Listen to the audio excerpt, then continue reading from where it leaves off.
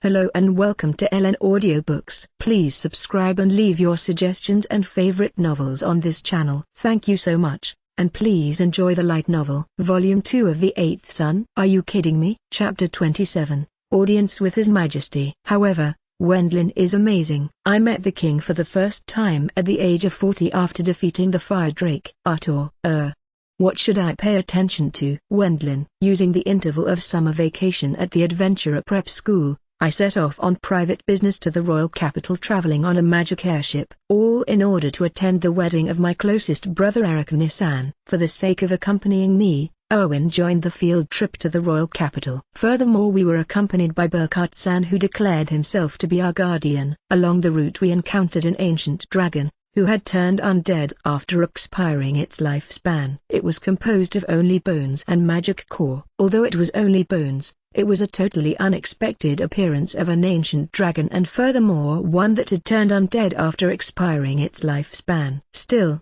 this was reality. Aboard the ship a gloomy mood began to spread. That huge dragon consisting of only bones, had it really been an ancient dragon? To begin with, what was the reason for an ancient dragon to turn undead? Moreover, it left its own domain to invade into the human territory. In any case, the opponent was an ancient dragon who lived for tens of thousand years. In recent years, there weren't too many eyewitnesses being treated to the view of an half-imaginary monster. It seems that even the scholars researching ancient dragons couldn't unconditionally confirm their existence. Seldomly being seen, ancient dragons were higher-ranking members within the dragon race, according to Burkhart-san, who had already defeated a drake before. Therefore they were a species close to half-spirits. Because they lived withdrawn deep in the back regions, it is said that humans wouldn't come across them. Despite being a half-spirit, it turned quite ferocious after changing into an undead. The finer details about that opponent, San, I don't know them. The various questions were endless, and yet,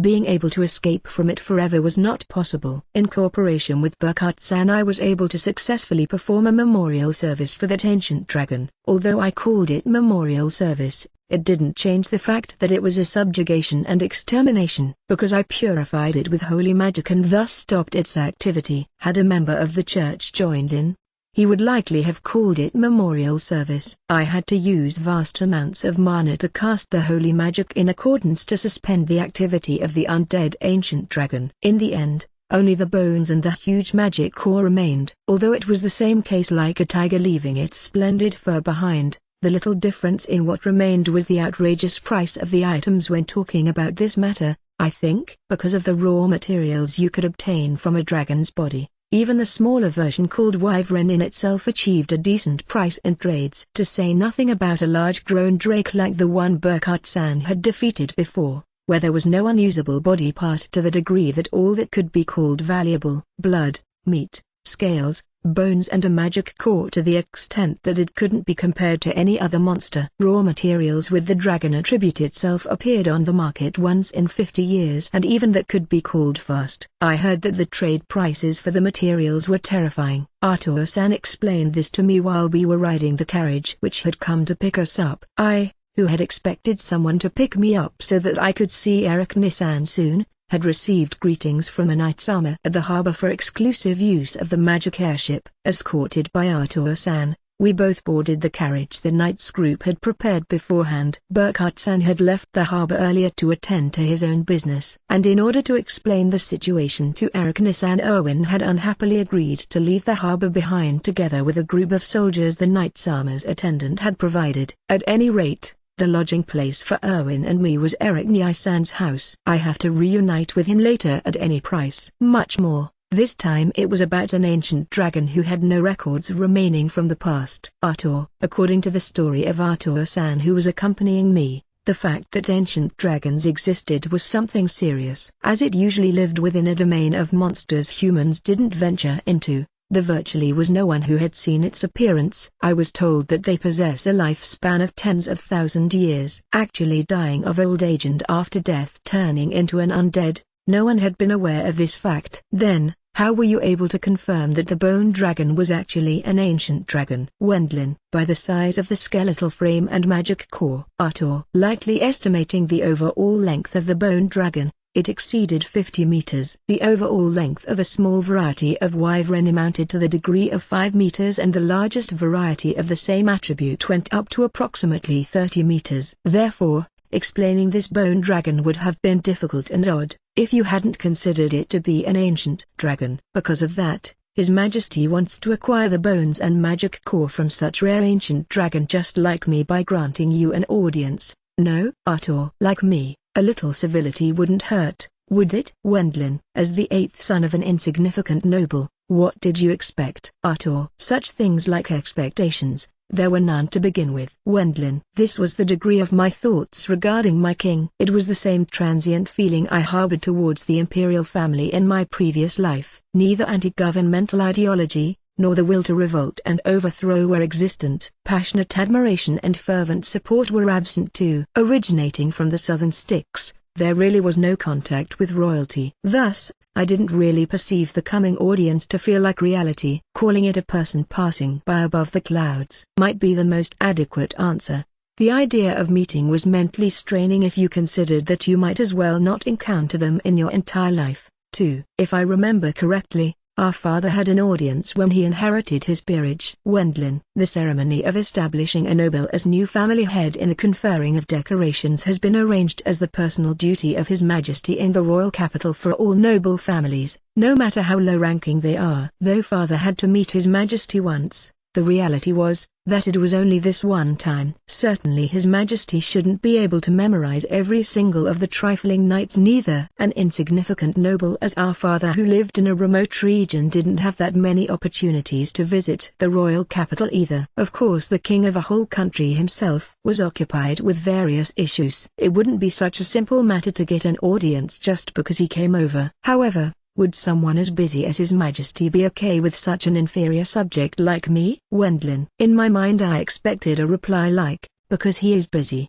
there is no need to meet after all. If I were to request for an audience with His Majesty, it would take time. Even if it's me, I would need to wait at the least a week. Arthur. Even a businessman with political ties such as Arthur-san has to wait for a week to have an audience with His Majesty granted. Is it okay for me to have an audience right away? Inside my mind anxiety began to gradually surge at this point. Don't worry, it will be fine because this time His Majesty himself has wished for the audience. Arthur. The knight, who wore an extravagant armor and served as a guide for Arthur-san and me up to the royal castle, began to explain the reasons concerning the audience this time. Wendlin Dono, you have defeated an ancient dragon of legendary class. Next, you also chose to protect the precious national property, the magic airship, as well as those having boarded it as passengers, which were many high-ranking nobles and merchants, from this situation. And lastly you obtained the bones and the huge magic core from that ancient dragon. His Majesty would like to borrow your strength on such occasion. Knight. Since there happens to be business from His Majesty's side, it seems to be possible to immediately have an audience. The knight in his extremely nice attire was giving an explanation in a way that showed his considerably close position to His Majesty. Because of that, Warren Dono, who is employed as the company commander of the Chivalric Order of the Royal Guards, came to pick you up personally. Arthur. The shapely posture is good, those movements leaving no gaps are excellent. I see. He was a person in a high position. Wendlin. Boy, Warren Dono has a similar birthplace like you. Therefore, being in his current position is only due to his confirmed true strength. Such is the difference. Arthur. Slightly exceeding a height of 180 centimeters, blonde hair, blue eyes, Ikeman. The very picture of a knight's armor. He seems to have been born as third son of a lower-class vestment aristocratic household. Merely hearing third son caused me to have a feeling of boiling affinity for some reason. In this world, with the exception of eldest son and firstborn son, there was a strict demarcation established. You are quite knowledgeable, Arthur-san. Wendlin. Well, yay. Warren also is a disciple of Burkhardt, more or less. Arthur. Is that so? Wendlin. Besides being my teacher, he even has a disciple in the Royal Guards Knight unit. Burkhardt-san has a larger, more diverse circle of acquaintances than I imagined. I can't use magic, therefore I am someone relying on muscle strength. Warren. Thanks to Burkhardt-san's guidance, I became aware of the circumstance of having a larger quantity of mana than most common people such as Warren-san. However, This amount of mana only equaled to shooting several fireballs a day at the most before resulting in exhausting it completely. In a fight you could call it a trump card for one thing, but in order for calling it a finishing blow or similar I didn't attain the degree of magic power necessary yet. That's why Warren Dono can't use magic art, or, to be precise, it seems to be the inability to emit the phenomenon of mana materialization externally. Instead he used his mana to enhance his body and weapons in battle. So to speak, he had the ability to be a so-called magic knight. This was the story of the serving company commander of the chivalric order of the Royal Guards told by Arthur-san. These types of swordsmen and martial artists who fought by using magic to strengthen themselves in battle had a fixed amount of mana. Compared to people who owned almost no mana, they had an overwhelming strength. People who possessed hardly any mana, no matter how much they trained their bodies, they wouldn't be able to use a common sword to split a huge rock in half and smash it into pieces. Well, even such ordinary people like everyone else held on to a small quantity of mana, unconsciously using it to reinforce their body functions. Although in regards to actively enhancing one's body, that would still be like comparing an adult with a child of the general public of my previous life. Burkhardt-sama taught me how to control my mana and how use the amount economically. I am greatly indebted to him. Warren, I see, learning about having a definite amount of mana contained, caused the children of important nobles to often take a haughty attitude. However, he interacted with a child like me in a polite manner despite being the company commander of the chivalric order of the Royal Guards. Certainly he is quite popular among the women. No,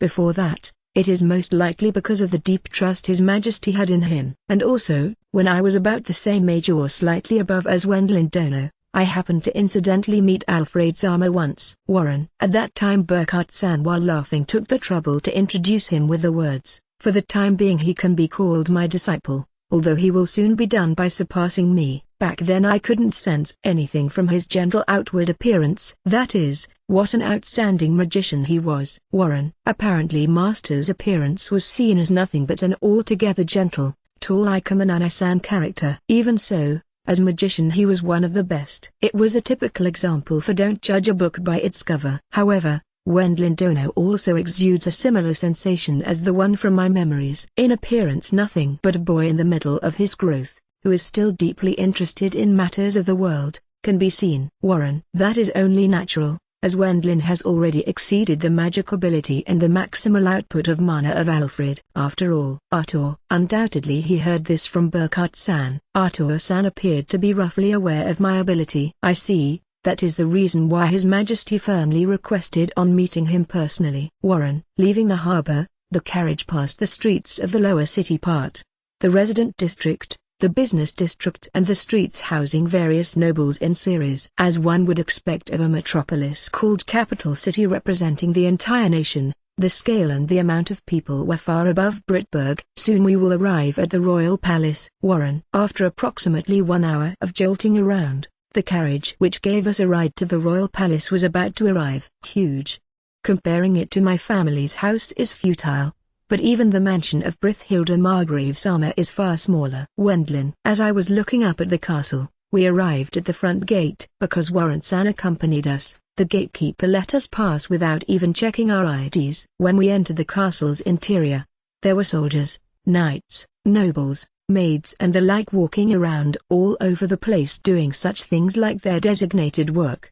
The inside of the castle looked to be full of liveliness. However, for some reason I felt uneasy about them paying attention to us. The story about the ancient dragon subjugation has already spread within the royal capital. Furthermore, that it was accomplished by 2 people of which one, which would be Wendlin Dono, merely is 12 years old. Warren. As Warren-san says, I felt uneasy because of the current situation of practically staring looks.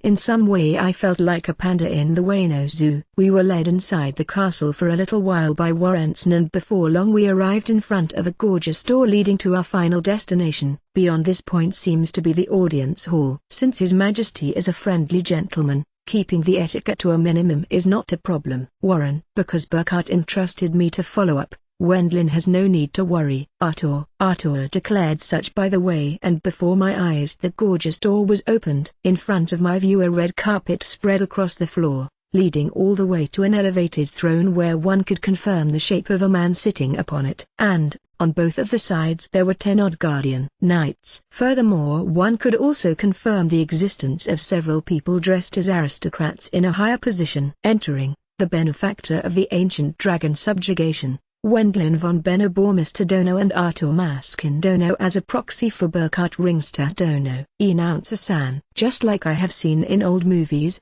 while we were entering, such could be heard being read out loudly in a governmental official person-like sonorous voice. We were led by Warren-san up to the throne, getting as close as in a position 3 meters away from it. Thereupon, Warren-san turned back and took position at the side of the Guardian Knights, leaving Artur-san and me behind by ourselves. Due to the nervousness I forgot what I had to do. Artur-san immediately kneeled and bowed his head. I somehow managed to copy his behavior, avoiding further problems. It must have been very sudden to be summoned like this. It's fine, raise your heads, King. Because of His Majesty allowing it, I raised my head. I could see an approximately 40-year-old splendid middle-aged man with a noble strong face floating a smile. As expected, it was a cliched royal family consisting of many beautiful women and handsome men, it seems. His Majesty as well, most likely he was quite popular among the women in his early days. Because I somehow was not popular at all, I had a feeling that I wouldn't be spellbound as much, to say the least. To put it simply,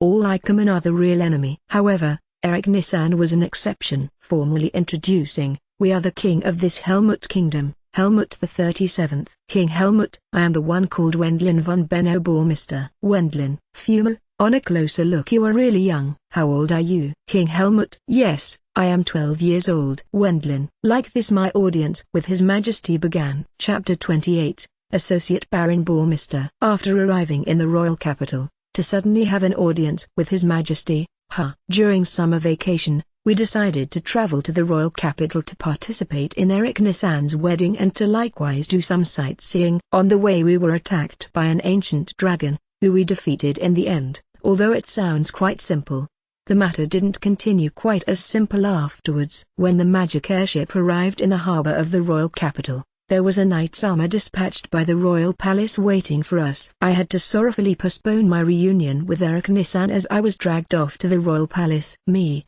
with the outward appearance of a child and the interior of a petty bourgeois. A quite cruel story indeed. To be frank, I was troubled how to properly deal with it. Tentatively speaking, I am the child of a noble. However, I didn't receive any education for such occasions. Our household was similar to commoners in comparison to the royalty and important nobles of the royal capital. You are indeed very young, although the talent in magic has nothing to do with the age. King Helmut, for a while polite greetings were exchanged, and now His Majesty was listening to me telling the story of how I defeated the ancient dragon. The duty to protect the magic airship from the ancient dragon's breath attack had been entrusted to Burkhard-san. Flying towards the ancient dragon while also defending myself with a magical barrier against the breath attack, I used holy magic to let the ancient dragon pass on in peace. I tried to tell the story as detailed as possible. Flight, magical barrier, holy light. Were those 3 magic spells deployed simultaneously? I see, you appear to be the possessor of a magnificent talent. King Helmut, that's right,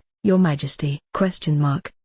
Thereupon a person who approved of His Majesty's word appeared. That close to 70 years old man was wearing gorgeously decorated priest's clothes. Undoubtedly he was a church official. Moreover, he was in a position of being able to freely enter the royal palace. He was sure to be quite the big shot at the head church. Does Cardinal Hohenheim think the same? King Helmut, yes. Furthermore, a magician to cast such amount of holy light is quite rare. Hohenheim, holy magic. The number of people being able to use it was quite few. Even without talent in magic, the clergyman of the church decided to proceed with disciplining oneself. Possessing a microscopic amount of magic power with the holy attribute didn't seem to be as unusual and unheard of. Naturally, evil spirits didn't approach someone who is following the scriptures in this world. To eliminate such beings, it also was possible to use magic tools imbued with holy power. Even so, most of the clergy were not as capable as magicians to cast holy magic of the strategical tactical class. There was the issue of talent in the long run, too. Particularly powerful holy magic was not needed for diligent honorable poverty for those clergymen aiming to support society. In reverse, Clergymen full of greed for money and lusting for power looked at the society with cold-hearted eyes. However, it was all just trouble to such a degree. Putting it like that, Wendlin Dono should receive the real baptism at the sacred assembly hall of the head church in the future. Hohenheim, real baptism. Wendlin Dono is still a youngster born in the southern lands. It is only natural that you wouldn't know about it. Hohenheim, to put it simply, you could call me a country bumpkin. According to the explanation by Cardinal Hohenheim, the real baptism was one rank above the baptism that was occasionally performed at the local church of one's birthplace.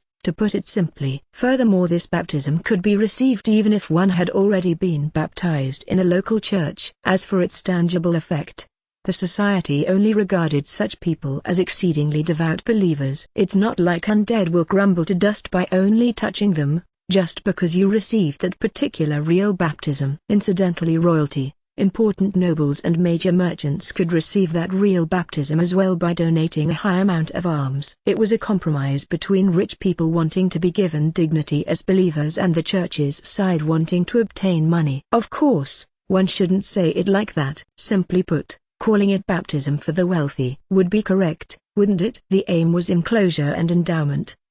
Wendlin. The endowment isn't the major aim. In short, it is the enclosure within the denomination itself. Artur-san informed me by whispering. Apparently the point was to scramble for believers for the denomination. The likes of famous and successful people within society, such person like myself, belonging to that denomination would be a very good advertisement. In addition, apparently Cardinal Hohenheim aimed for his denomination to become the state religion of this nation, just like a Catholic cardinal of the Orthodox Church. Besides, to increase the believers nowadays they return to the starting point of using the antiquated dogma of honorable poverty, just like the Protestants of the Protestantism. Moreover, this was the beginning of radical fundamentalism recalling the old days. This primitive religion of rural areas could be deemed to be connected to dozens of native schools each having its own faction. The statement that God was a single entity was disputed by people of various affiliations. Just to which world was this similar? Truthfully, religion was a bothersome matter. If you receive the real baptism once, other denominations won't try to approach you with ridiculous persuasion attempts anymore either. Receive it once you have some free time, Artur. Although the relations between denominations were bad, it was an unspoken rule that the act of poaching believers was prohibited. Artur-san confirmed this with a yes, whispered into the ear. Understood, Wendlin. I shall humbly accept your invitation during my stay in the royal capital. Wendlin Dono is a pious son of God as well? Good. Hohenheim. Since I accepted his invitation for the real baptism obediently, Cardinal Hohenheim beamed a smile on his face. However, to say one thing, the point of me being a pious son of God is wrong, isn't it? The other side shouldn't have too much expectations from me either, I'd like to think. With this settled. Very well, we happen to have a request for you. King Helmut. Yes, what does His Majesty desire from me? Wendlin. We wish for you to sell the bones and magic core of the ancient dragon you have obtained this time. King Helmut. I see. Now I understand the reason why Artur-san said there would be no auction for the items. It wasn't merely because of its high price and value. He saw through the fact that the royal family would definitely try to secure materials which could be treated as strategical resources. To tell you the truth, those bones and the magic core are a necessity to move the gigantic magic airship. King Helmut. Gigantic magic airship? Wendlin. According to His Majesty's explanation, with the exception of the current magic airships in operation, there also was a ship hull excavated from the ancient ruins. However, apparently that hull couldn't be moved with a moderate-sized magical crystal. Just how many ships are there? Within the suburbs of the royal capital there is an ancient ruin of shipyard remains from the era of the ancient magical civilization. King Helmut. 4 times as big as the magic airship we used to get here. The overall length was exceeding 400 meters. It seems such a super-gigantic ship was sleeping in the remains of a dock. There also was the idea to merge as many small magical crystals as possible together to move it. King Helmut. To decrease the extreme fuel consumption, linking up parts in an abnormal application of heat. It was not an awfully dangerous adoption. It seemed to be commonly popular in the era of the ancient magical civilization.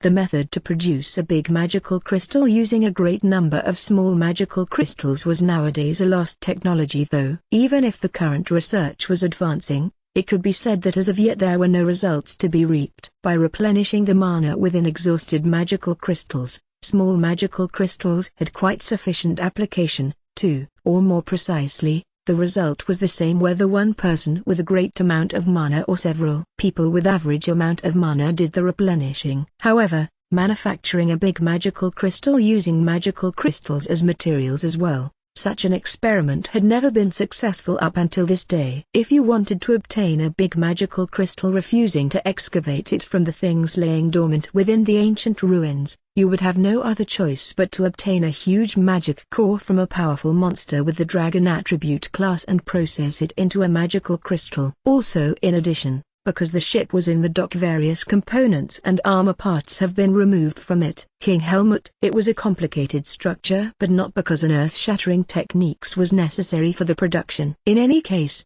power was necessary, and additionally the most suited material, the bones of an ancient dragon, was apparently necessary, too. The processed bones of the ancient dragon will be used to replace the missing components and armor parts in an effort to ensure the safe operation of the gigantic magic airship. Well, will you sell them, King Helmut? Yes, certainly so. It will be my pleasure to offer them to His Majesty. Wendlin. First of all, no matter how you think about it, a refusal isn't possible in such situation. Furthermore, even if I refused here, there would be no one willing to buy it either. If the kingdom marked me because of that, it would cause trouble for my parents' home, too. Even though that home didn't treat me with kindness, it still wasn't a reason to expose them to persecution. I should probably become independent without causing trouble at the same time. I see. That is good. In that situation we will buy the bones and magic core for 1,500 platinum coins. King Helmut. Your Majesty. No matter what,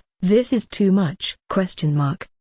An elderly noble standing next to His Majesty, who could be considered the chief vassal, yelled in protest against the amount of money for the purchase. Apparently this person was in charge of the financial affairs of the kingdom. Well then, what's the market price? Nu, Artur. Since you are a merchant who regularly sells items the kingdom requires, we are certain you know the correct price. Isn't that so? King Helmut. His Majesty inquired the market price from Artur-san, who was next to me. Yes. A magic core of such size will not sell for less than 1,200 platinum coins. The bones are about the same. Artur. The likes of dragon bones are rarely taken out of the ancient ruins as artifacts because they can't be reused after tearing them off. To obtain a complete set of bones of such size several thousand years later, I don't think anyone could have imagined that to happen. The bones too. I think 300 platinum coins are a proper assessment. Artur. However, the situation of the budget. Finance Noble Akin.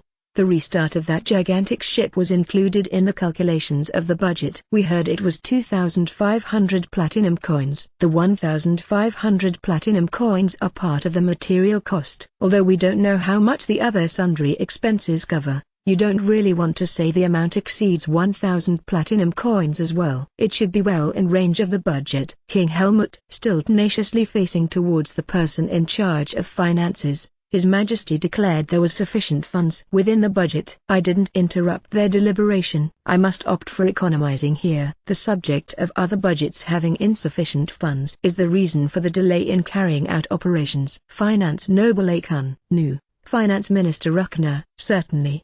The budget isn't infinite.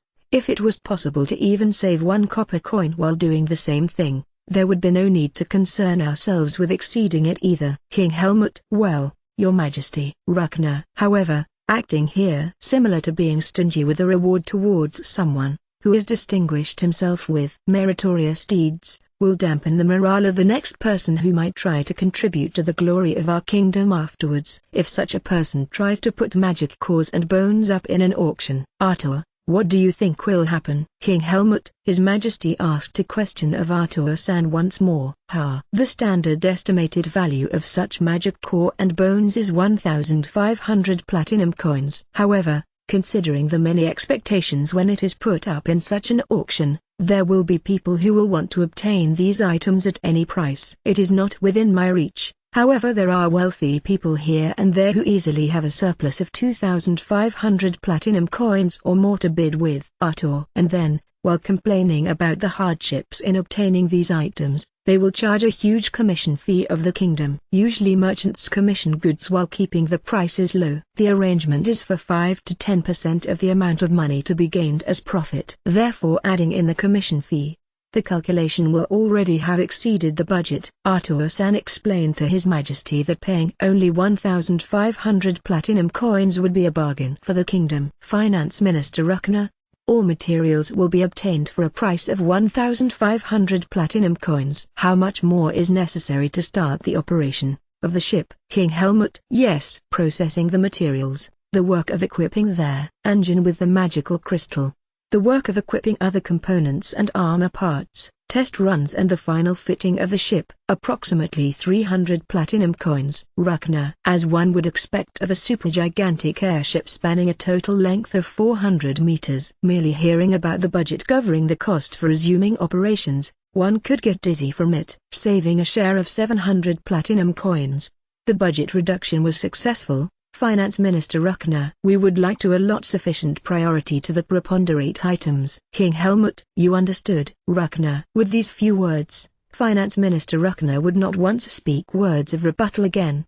The Minister of Finance successfully cut the budget for the restart of the gigantic magic airship. This budget reduction allowed him to distribute the funds to the previous priorities. The force of personality displayed by His Majesty was admired by the other courtiers as well, just like by Arthur-san and me, too. It became impossible to say anything else anymore. That's right. The matter of dealing with the raw materials is no more than pure business. In another matter, we haven't yet bestowed you a proper honorable reward as we ought to. King Helmut: an honorable reward? Wendlin: yes. You have protected the magic airship, which cost 800 platinum coins to restart operations, from the ancient dragon's breath attack. Hearing about it in the report, the contribution of Burkhardt of the Brithhilda Margrave area was large. But if you haven't been there, the ship would have sooner or later be sunk by a direct hit. King Helmut: certainly, as His Majesty stated, Burkhardt-san's magical barrier defended against the breath attack of the ancient dragon, while serving as defense against the ancient dragon's magical attacks. Dealing a lethal blow to it was impossible though. Since the magical barrier would gradually have been worn down due to the exhaustion of mana, the ship would have been destroyed by a direct hit of the breath attack at some point. Afterwards this royal capital would have incurred heavy losses by the following attack. Also, thinking about it normally, you definitely are a dragon slayer. Besides, we couldn't bear it to not bestow a suitable reward. King Helmut: while His Majesty stated such, a civil official appeared from the back holding a tray with something placed on it. For defeating the ancient dragon who turned undead in the meritorious deed of protecting the magic airship, we present Wendlin von Benno-Bormister this twin dragon medal. King Helmut: the audience hall suddenly turned into a conferring of decorations hall. I accepted the medal, which was an arrangement of two dragons made out of gold and emerald, from His Majesty and attached it to the left side of the chest. Thereupon a great applause resounded from the surroundings at the same time. Apparently it was a quite honorable medal. Given that I was not fated to receive a public awarding in my previous life, truthfully I didn't inquire about what to do in such case. Rather than spending time thinking of investigating about receiving a medal, I spent my time with special magic training, because that's who I am. Continuing, our Helmut Kingdom's King Helmut the 37th, grants thou, Wendlin von Benno-Bormister, the title of 6th rank Associate Baron grade to devote oneself to. Come, Bormister Q. King Helmut, Wendlin. Wendlin, the words of oath on occasion of a conferring of decorations. Since they are short, can you remember them? Arthur. Suddenly petrified by the current situation, Arthur-san whispered from beside me and thus throwing a saving lifeline. I shall wield my sword, for His Majesty, for the kingdom and on behalf of the people. Wendlin. Come to think of it, now I remember having heard these words from my mother. Thus I hurried to speak them. By no means I expected that there would ever come a time in my life to state these words. Simultaneously to not leaving any significant accomplishments by swinging my sword and such either. Even pondering about it, it was a quite ridiculous situation. Now then, with this Sir Bormister became a retainer of the kingdom. Be that as it may, We do not intend to particularly tie you down with civil service. It is fine to attend your brother's wedding, enjoy the royal capital and walk the path of an adventurer freely. King Helmut. Despite such unforeseen events happening in a row, I feel like I was just washed away by the flow. Anyway, I have obtained a large amount of money again, a medal and peerage as well, and for some reason Arthur-san was smiling bitterly next to me. This left a big impression on me. Chapter 29, Reunion with Eric Nissan. To put it simply, you received a medal and were ennobled into peerage? Wendlin. Well, yay, you could say that. Arthur. After finishing the audience with His Majesty, I was sitting in the carriage once again headed towards the noble residential area. Although of lower rank, another knight peerage household had adopted Eric Nissan, and currently their residence was located in the district. While advancing leisurely within the carriage along the stone-paved road, I inquired from Arthur-san about the various questions I was wondering about. First off, about the Twin Dragon medal. Arthur. There existed several other kinds of medals within the kingdom. Since there was no war for a long time, they were mostly given in turns to important nobles as a formality. Even within the military forces and the government office, members of the upper echelons who contributed to the organizational management received a deed of arms in turns. However, those were given out rarely. I haven't heard stories about particular contributions in my previous life. However, it seems to be identical to important politicians and high-ranking bureaucrats receiving a medal. Oh, and there also was a medal given to merchants who possessed a comparatively big amount of money. As for this case, as soon as they knew that they would receive a conferring of decorations, they donated money towards orphanages, charitable organizations and additionally to the church in order to adequately honor the nation, rewarding them for their services. The party to celebrate the conferring of decorations also required quite a lot money, as there usually were many invitees. Probably the aim was for them to spit out the money they had been stashing away. Furthermore, there also were lower-ranking medals for superior craftsmen and wealthy farmers who contributed by reclaiming vast agricultural land or by digging out extensive irrigation channels, and apparently even famous adventurers were targets for receiving a conferring of decorations. Actually, Arthur-san had received medals in his time as adventurer and more recently for being a fairly well merchant, too. In his adventurer time he received a conferring of decorations together with Burkhardt-san for exterminating the fire drake. Honor is prestige, but it takes a lot of money. Arthur. Thus, the money is distributed upon society. Wendlin. I guess you could put it like that. Well, looking at it in long term, they can make quite the profit. So there really isn't much of a choice except coughing up the money. Arthur. And on another subject regarding the Twin Dragon medal, I hear that medal is a deed of arms that hasn't been granted to anyone in more than 200 years. 237 years ago, the time when the kingdom was still at war with the Holy Empire Urquhart. Arthur. While both armies were glaring at each other in a deadlock, the military of the Holy Empire Urquhart had dispatched a unit of 10,000 soldiers, making them take a detour so they could strike the Helmut Kingdom army at the rear with a surprise attack. Noticing this movement, the great Commander General Bierhoff immediately moved with a force of 5,000 soldiers to intercept them. After crushing them, he followed the route the enemy unit took and successfully struck the Holy Empire Urquhart's army in the rear by surprise in reverse. That's how it was recorded in history books. Arthur. I happened to read those records,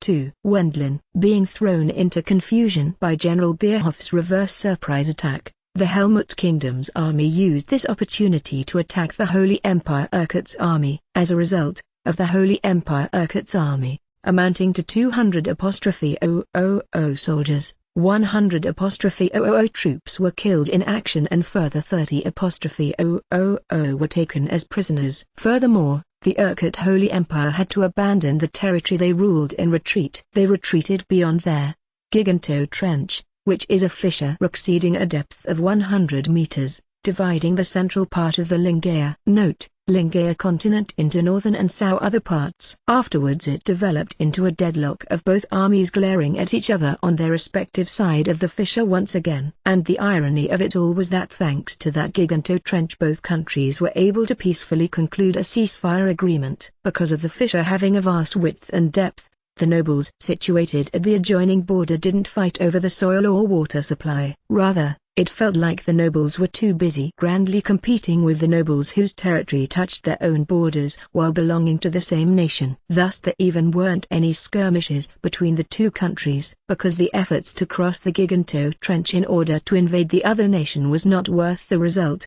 The followers of each camp abstained from attempting it. As the war lost its meaning, both countries changed their stance towards a ceasefire agreement. This is also the reason why there was no war in over 200 years. Since the time of General Bierhoff, there was no other conferring of decorations to award the Twin Dragon Medal.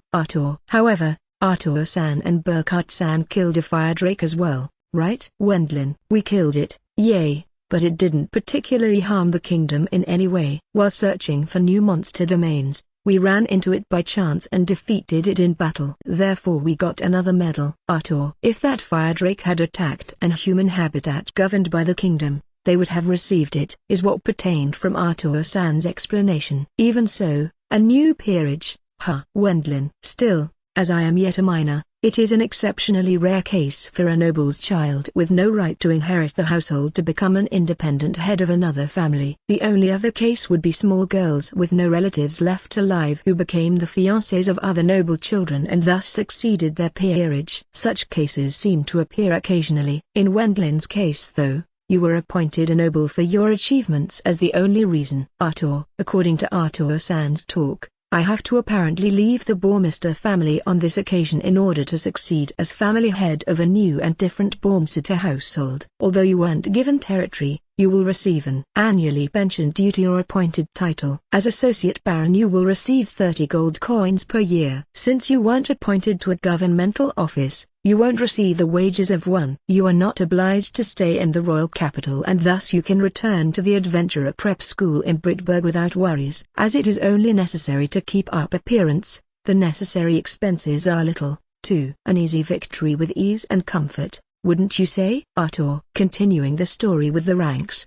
There were ranks from 1st down to 10th rank. 1st rank was His Majesty only, 2nd rank were the Queen, the 2 princes and the 2 princesses, 3rd rank were other royals and nothing else but dukes, 4th rank were marquises and margraves, 5th rank were counts, viscounts and barons. However there also were barons possessing the 6th rank, and then at the 6th rank there were associate barons and at the 7th rank was the knight peerage. By the way, from the 10th rank up to the 8th rank the authority of inheritance wasn't granted. A former commoner, who advanced in rank due to meritorious deeds, wouldn't go beyond baron in rank for lifetime and the rank wouldn't be passed on to their children neither, thus ending it in the same generation. Naturally the children would fall back to the rank of commoners as they weren't the cause of the advancement in rank due to the achievements. Incidentally, just until a while ago I didn't even hold such a rank. That's a gap in the system, or more precisely it might have been left unknown on purpose. The wives and children of nobles below associate baron,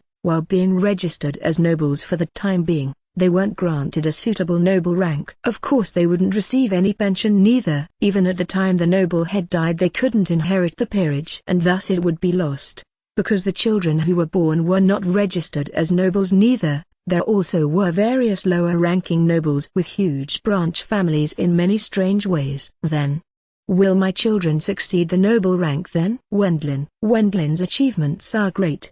Having said that, we cannot give the offshoot an excessive salary just because of their lineage either. In case the children are ordinary, we would keep useless people on payroll because they are an associate baron. Wouldn't you agree? Keeping an useless person on payroll will be viewed with quite the envy. To put it simply, if one didn't continue to contribute achievements in the future, apparently it wouldn't be that easy to go beyond the rank of baron. But, if you were to become a remarkable person, it would be a different matter altogether.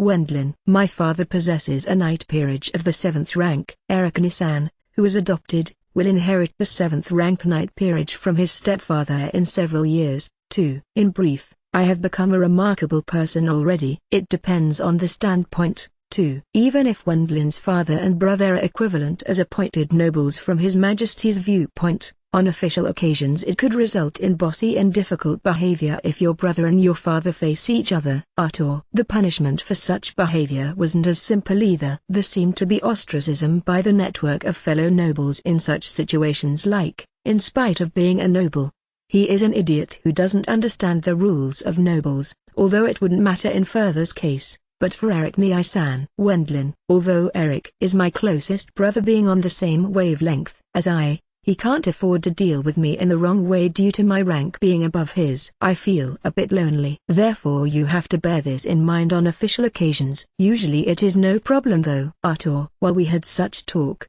the carriage arrived safely at the mansion where Eric Nisan lives. Somehow it seems to be difficult in various ways. Eric. Yes. Staggeringly difficult. Wendlin. Although it shouldn't be a problem meeting again after an interval of approximately 7 years and exchanging greetings, Eric Nisan suddenly using polite speech showing his respectful obeying would cause me to be bothered quite a bit, too. However, I am optimistic that it will work out just fine. As one would expect from the most rational and intelligent Nisan of the Bourmister family, I am sure he will understand the situation I was thrown into today. Which reminds me, Vol's friends are relaxing in the reception room. Eric. As expected of Eric Nisan Wendlin. Well then, I will excuse myself on this occasion. Arthur. I am sorry to have bothered you when you are busy, Arthur-san. Wendlin. What are you talking about? Personal connections are important for a merchant. Becoming an acquaintance of Wendlin on this voyage, there aren't many days you make such a great profit, at least looking at it from my point of view. Arthur. Just like Burkhardt-san. His way with words was a bit evil, but Arthur-san paid attention to me not making any careless mistakes in front of His Majesty in various ways. Likewise, during the talk with His Majesty, he sometimes very skillfully changed the direction the talks were going on a moment's notice as well. I think I can understand the reason why he is so successful as newcomer merchant in the royal capital. I am very grateful to you for looking after my little brother. Eric. As one would expect of Wendlin Dono's elder brother. It looks to me that you certainly have a good marriage partner. Arthur. They are a poor, insignificant noble, though. Eric. It might be like that now, but you never know what will happen in 10 years. Arthur. Because I was able to safely meet Eric Nisan, do you think that your own duty has ended at this point? In order to return to his own company, Arthur-san boarded the carriage again. The carriage started to move once more heading towards the direction of the business district. Well then, I will guide you. Eric. It was a noble street. In close proximity to the royal palace were the residences of many high-ranking nobles, while the residences of lower-ranking nobles were close to the streets of the commoners. This segregation was completely intentional. Eric Nisan's residence, or perhaps I should rather say the residence of the Brandt family, which adopted him. Of course the mansion belongs to the latter after all. Nonetheless, as one would expect of the residence of a noble in office, already the gate of our own family was no match in size to this one. It was to the degree that one might doubt it was a household holding the same rank of knight peerage. As I entered the residence guided by Eric Nisan, I was confronted by an approximately 60 years old, silver gray-haired man with a refined characteristic and an approximately 40 years old, brown-haired, middle-aged woman with a calm demeanor. And furthermore there was beautiful girl with the same brown-colored hair as the middle-aged woman growing straight down to shoulder length. She seemed to be approximately 20 years old, but that was at best an educated guess. Her pupils also had the same color and she wore a slightly less composed demeanor. May I introduce the family members of the Brandt household who adopted me into their family? Eric, the elder man, who acted as current family head, was called Rudiger Wilhelm von Brandt and would celebrate his 62nd anniversary this year. The middle-aged woman was his wife and was called Marion Wilhelm von Brandt with an age of 40 years. And finally the beautiful girl was called Miriam Wilhelm von Brandt and would become 19 years old this year. The former wife of the current family head Rudiger-san died from illness without leaving any children behind. The current wife only had one daughter who was now to be married to Eric Nisan. Such was the story of the Brandt family household.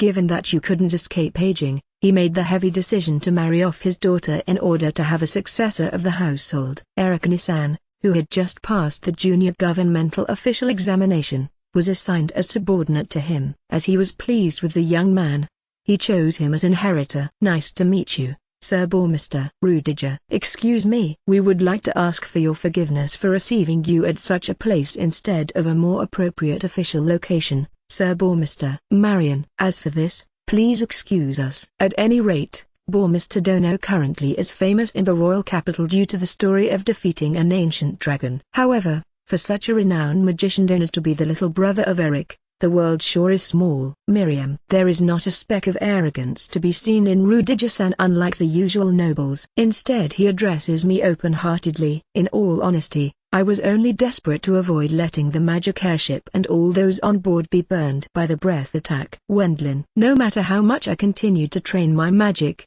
nor does it matter how many ferocious wild animals I take on while hunting, it remains a fact that my debut at monster killing was extremely harsh upon closer examination. Honestly, I don't remember the time and situation when I fought that bone dragon too well. Since I was exceedingly frantic at the time, my remaining memory of the event is blurry. 1. The contents of the story I told His Majesty afterwards were provided to me by what Irwin's group and Burkhardt-san had told me before. Darling, thinking about it very objectively, I will become Wendlin-san's sister-in-law. Miriam. That appears to be the case, right? Eric. My best regards to you, sister-in-law-san. Wendlin. As I am an only daughter, having a younger brother-in-law is quite novel. Miriam. Eric Nissan's bride gives off a feeling of what you would call a soothing beautiful girl in my previous life. Having such person as sister-in-law, I have a hunch they will lead a fortunate life, though they don't comprehend yet that I can frequently meet them. My teleportation magic is already set and will allow me to move to the royal capital freely as I please. That possibility is certainly existent now. Oh, you have already returned? Is it true that you were appointed as a noble? Considering the overwhelming tension, did you make a mistake when you were in front of His Majesty? While I was talking with each of the Brandt family members, the shape of Irwin's group showed up from within the residence. It appears they also know about me receiving a peerage at the Royal Palace, the Twin Dragon Medal, as well as the 6th rank position of Associate Baron. Wendlin. Really? I want you to make me your retainer. Irwin. In case of you got enough skill that you could enter governmental service with room left though. Wendlin. Even so, it is not such a simple story. You know? Irwin. It is as Irwin-kun says. No matter how skilled one is with the sword, to be employed by a noble as retainer it is important to have connections. Rudiger. Nobles needed a powerful group of retainers in preparation for wartime. This seemed to be the official stance. Nowadays the impact of war had ceased for more than 200 years. No matter how excellent one's physical strength was, it wasn't as easy anymore for a novice to enter governmental service. Rudiger-san explained the circumstances. For example, in the case of some nobles' households suffering shortage of people. First off, such nobles' households' children would be made to found independent branch families. If that was no good either, priority would be given to the children of the current retainers. If even that didn't solve the problem, it would be sufficient to employ talented commoners from within the own territory. Thus the act of getting novices for such situation was non-existent. In times even that is no good, they will agree to more flexibility in relationships of close relatives and grown children. Therefore a letter of introductions is indispensable. Regarding that letter of introductions, if the person using it to become a retainer falls into disgrace, the evaluation of the one writing it will fall as well. Therefore they won't write a letter of introductions for a person they don't know well enough in the first place. Rudiger. In other words, either one took up some kind of employment within the territory of their family, or one reclaimed uninhabited and undeveloped land with perseverance in order to open it up as new territory for oneself, or one followed the path of an adventurer. Aren't you going to prep school currently in order to become an adventurer?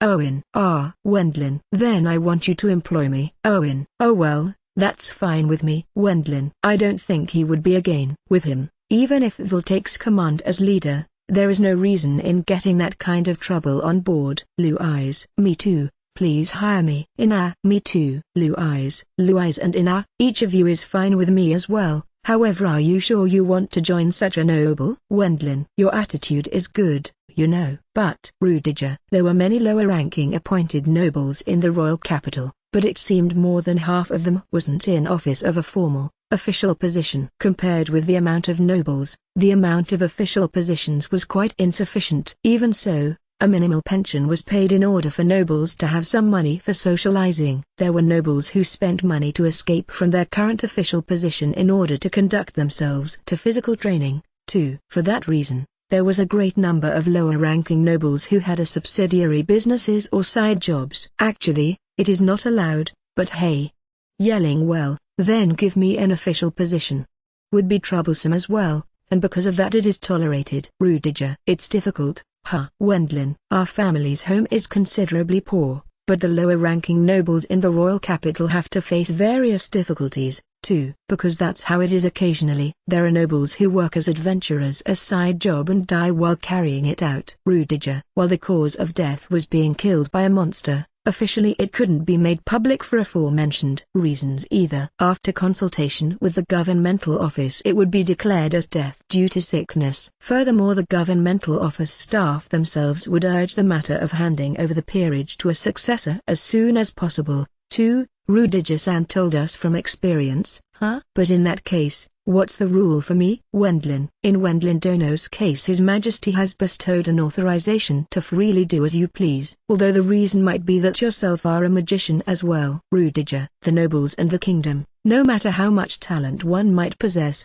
an inexperienced young magician wouldn't be hired by either. It seemed. In reverse, it would become a struggle between both sides once one became widely known as an adventurer. Such a magician could freely choose their governmental service post once they retired and started their second life. However, magic alone wouldn't be enough. It was a fact that the cultivated experience and personal connections during one's time as adventurer would be very useful as well. This perfectly applies to our master, Burkhardt-san. By His Majesty's decision, Wendlin Dono has already been reserved in advance. Rudiger. Reservation. Wendlin. Which reminds me, as I received a conferring of decorations by His Majesty, I already am a noble of the kingdom. Later on, as I retire as adventurer it will end in well, you can assume your official position now. On the contrary, there also is the possibility to be employed by the household of the Brithhilda Margrave. What a despairing situation. Even if there is a difference between peerage and rank as well,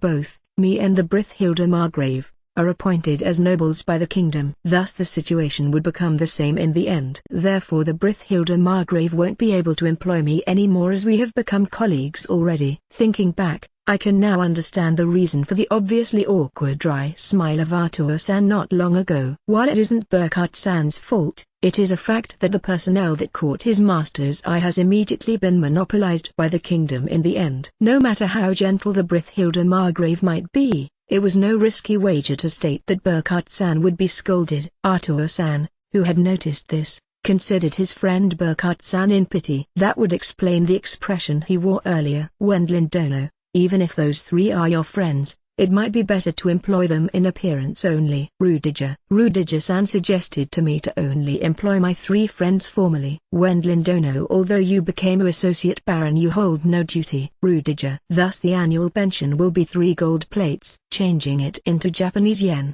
that would be about 30 million yen. However, as I currently have no residence in the royal capital to maintain, there naturally is no particular need to employ any people either. After over 200 years, the first person to receive the Twin Dragon Medal is Wendlin Dono. Furthermore, the matter of conferring the rank of Associate Baron. This news has already spread in the royal capital. Rudiger. Naturally, the unemployed young nobles being neets while wishing to become a retainer will begin to promote themselves towards a currently highly praised person. Furthermore, even commoners wishing to become guards or servants will intrude on me in the future. Such a scenarios is easily imaginable. There exists an economical reason for the kingdom, too. Currently it isn't easy to increase the number of noble households. Rudiger. Half of the appointed noble households resided within the royal capital. Thus the reality was that there were nobles whom you could call neets, who do nothing else but receiving their annual pension. Although the amount of annual pension was known to the general public, living idly and eating for free while not speaking of anyone specific,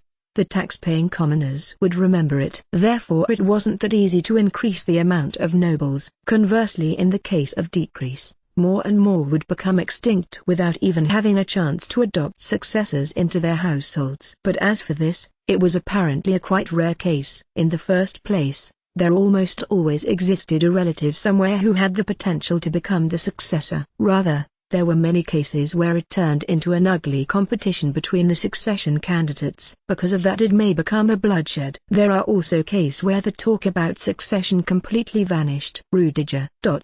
Wendlin. Next would be the case of taking up the peerage to the extent of committing a crime. However, There were cases like this as well. Important nobles accepting bribes and such, and there also were many issues with swindlers. In the case of accepting bribes, there were many instances which were settled by paying a penalty and thus closing the case. Occasionally there were cases of profligate sons of nobles killing a commoner. In such a situation it was often solved by paying a huge load of money to settle it out of court and thus putting an end to any legal claims. Once in a while there is an unlucky noble who gets in the crossfire of opposing factions and ends up receiving a severe punishment to be made an example of. Rudiger. However, that seemed to be rare as well. If one went too far, the noble community would become brutal. The reason why noble household increase is similar. First off, the case where someone contributes matchless achievements like Gwendolyn Dono. Rudiger. But due to war having disappeared nowadays, that could be considered almost hopeless. Even if one performed peerlessly in the occasional outbreaks of strife at the border of the territory,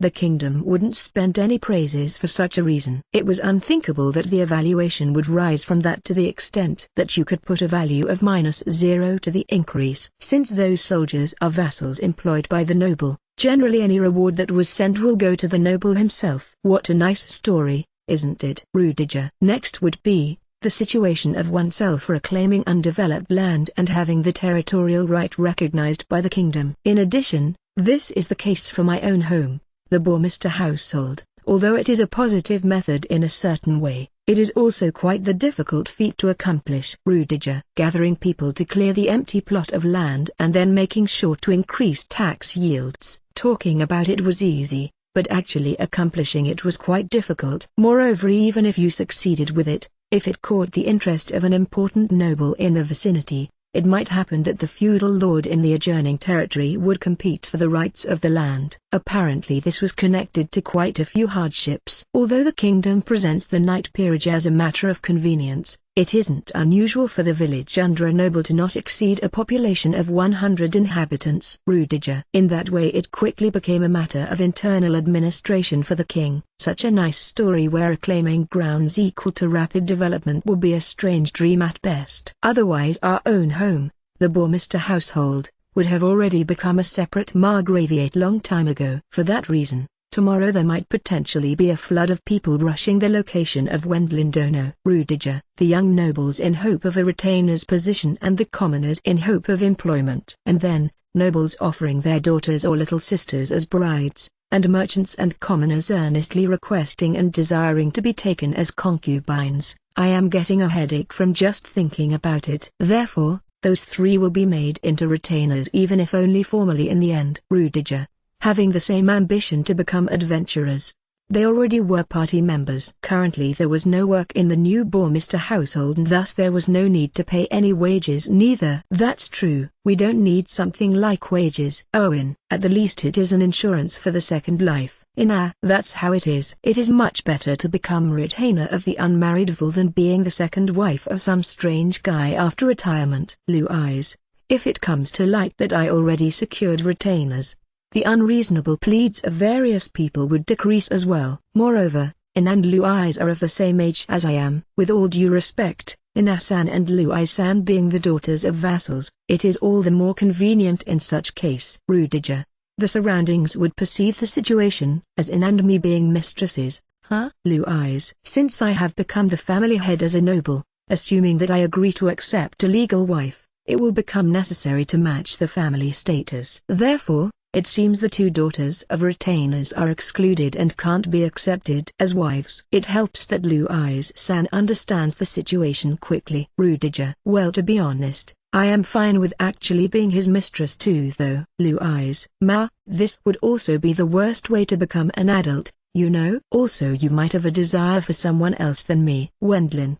If Vol says so. Just that the difference would be that I will have become an attractive woman at that time. I would do my best to seduce you as much as possible. Lu-Eyes. Afterwards, we ate dinner together with Eric Nissan and everyone from the Brandt family. We spent the evening talking about various other matters. Half of the chat was about me suddenly becoming the family head of a new noble household.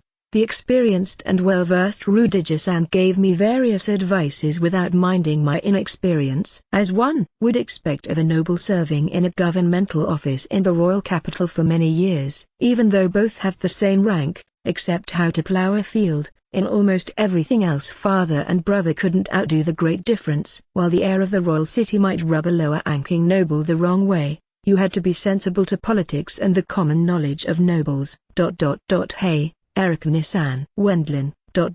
What's up, Eric? Rudiger-san is several tens times more reliable than our father and our other brothers. Wendlin.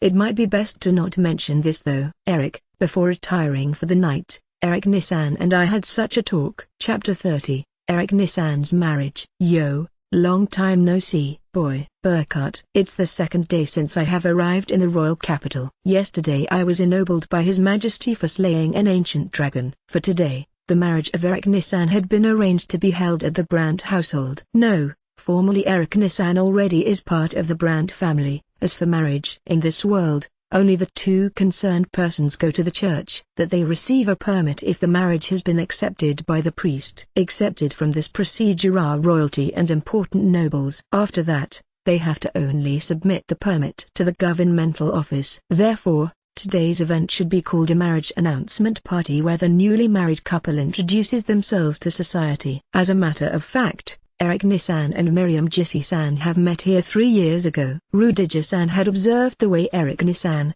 who passed the exam for junior government officials at the age of 17, fulfilled his duty for approximately 2 years. He then judged that he could leave his only daughter in brother's hands without having to worry. I hear that it took this long to lay a firm groundwork. The reason Rudiger-san worried was the power struggles between members of nobility and the envy of the other relatives of the family. Since there was no other heir to the Brandt family, besides their only daughter, there was no other choice except that the man who would marry her was to be adopted into the family and succeed it. As that news spread, a mob aiming for the peerage and governmental office, namely the relatives and the self-proclaimed relatives of relatives, such as Viscount Mungerard, approached the parents. Thus there also were many in the society who blamed Rudiger-san with words like even though you already have such a groom candidate. For example, even if that candidate was completely useless, that didn't have to apply to the person recommending them. Therefore, if one were suddenly to speak of that person as no good, then it would worsen the relationship with their mentor. There was no other way but to listen to their arguments for the time being, since those approaching the parents were apparently quite important. Being in dire distress by the appeals, it might have been close to how it felt for politicians in my previous life. In such situation, Rudiger-san chose Eric-san. Naturally, there were quite a lot people who didn't find this amusing. Dealing with these troublesome interferences took time, which caused the official marriage to be delayed. Although now those complaining about it have diminished for the most part. Rudiger-san. Going by Rudiger-san's words, I play a big role in this too, for having received the Twin Dragon Medal for slaying a dragon and procuring a rank of Associate Baron. Beforehand Eric-san was thoroughly criticized with words such as lowly person, such as the fifth son of a poor peasant knight.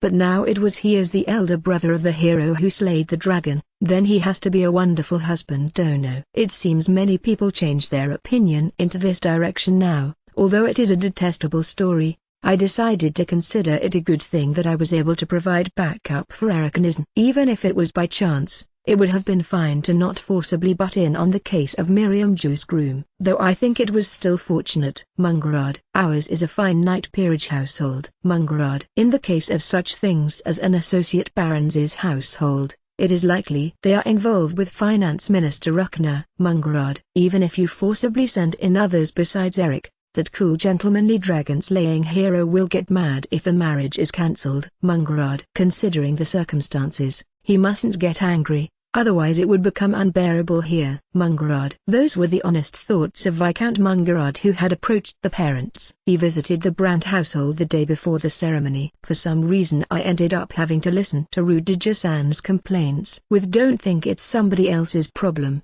it could very well have been yours, Sir Baumsitter. He gave me a moral sermon, lowering my spirit at the same time. The final word on the selection of the groom technically lies with Rudiger-san as the current head of the Brandt household. But, depending on the circumstances, there have been more and more cases occurring where a groom is forcibly pushed upon the parents. This time they could breathe a sigh of relief and joy, as fortunately it did not happen. Today is the ideal weather for a party. Burkhart. In Burkhart-san's case, rather than the whether your motivation lies with getting drunk on sake. Wendlin. To reach the point to say such things, Associate Baron Dono Burkhardt. The party would be held in the garden of the Brandt family estate with approximately 300 invitees. This number of people seems to be the standard for lower-ranking nobles on such occasion. The invited included relatives, friends, superiors, and colleagues from one's workplace. Also, the Brandt family was closely related to Viscount Mungrad parents, and thus they were invited as well. From the same faction as those parents, several nobles of not less than intermediate rank were invited as well. In case the person themselves cannot attend, they are sending their eldest son as their representative. Apparently this was the case for half of the invitees. 1 hour before the party would begin, the madam of the Brandt family and the maids working at the mansion were humming with activity inside in order to prepare everything. I started a conversation with Burkhardt-san at the established venue in the garden. This reminds me, the Margrave of Brithilda was pleased with the character of Eric Nissan as a civil officer, just as I was. Burkhardt-san seems to be partaking in the party as his representative. It's been a long time after just 2 days. Wendlin. Don't mind the minor details, but for you to be ennobled as an associate baron, huh? Burkhardt. I was the one most surprised by this development, you know. Wendlin. That means the achievements you obtained were just this valuable. Burkhardt. Burkhardt-san arbitrarily nodded his head by himself while agreeing with an even though Burkhardt-san had distinguished himself in that situation, too. Wendlin. Look, I was just an extra, don't you agree? Burkhardt. And yet you accepted 10% of the reward for the magic core and the bones of the ancient dragon. Wendlin. Burkhardt-san protected the magic airship so it wouldn't sink. Counting this as my achievement was extremely unfair, and as a result I was struck heavily. Besides, Artur-san advised His Majesty that it would be appropriate for Burkhardt-san to receive 10% of the reward. His Majesty assumed this stance, too. Thus, Burkhardt-san was to receive 150 platinum coins. For that reason, it is 150 platinum coins. Don't you think half would more appropriate? Wendlin. I already am 48 years old. As funds to pay for alcohol at old age, that is more than plenty.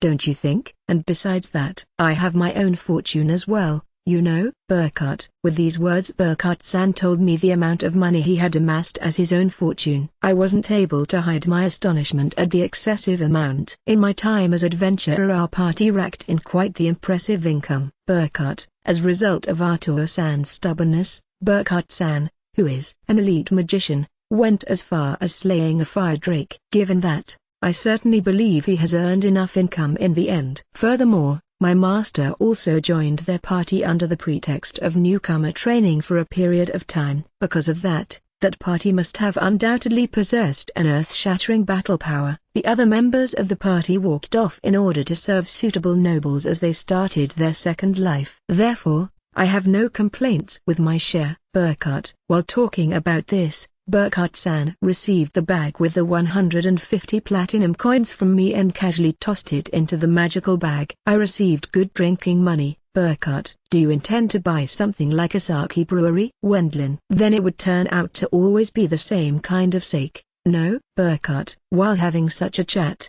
the time for the party to start was steadily drawing near. A table was placed in the garden of the mansion with many splendid dishes and alcoholic drinks lined up on top of it. As one would expect from a noble's party to celebrate the announcement of a marriage, but since they invited close relatives, who also are nobles of intermediate rank, it was natural. Being a noble is a serious matter. Wendlin. What noble would be stingy on important ceremonial occasions in family relationships? Such person would be seen as a fool. Burkhardt. Usually they lead a modest life, earnestly saving money to use it when the time has come where it counts. But proper conduct as noble has to be protected after all. Generally nobles below intermediate rank had to keep up appearance in such manner. Whoever you invite is important as well. Burkhardt. Following Burkhardt-san's gaze, there was a pile of celebratory gifts in the room connected to the garden where he had placed 5 celebratory gifts earlier himself. As one would expect, there was no bag with money in it.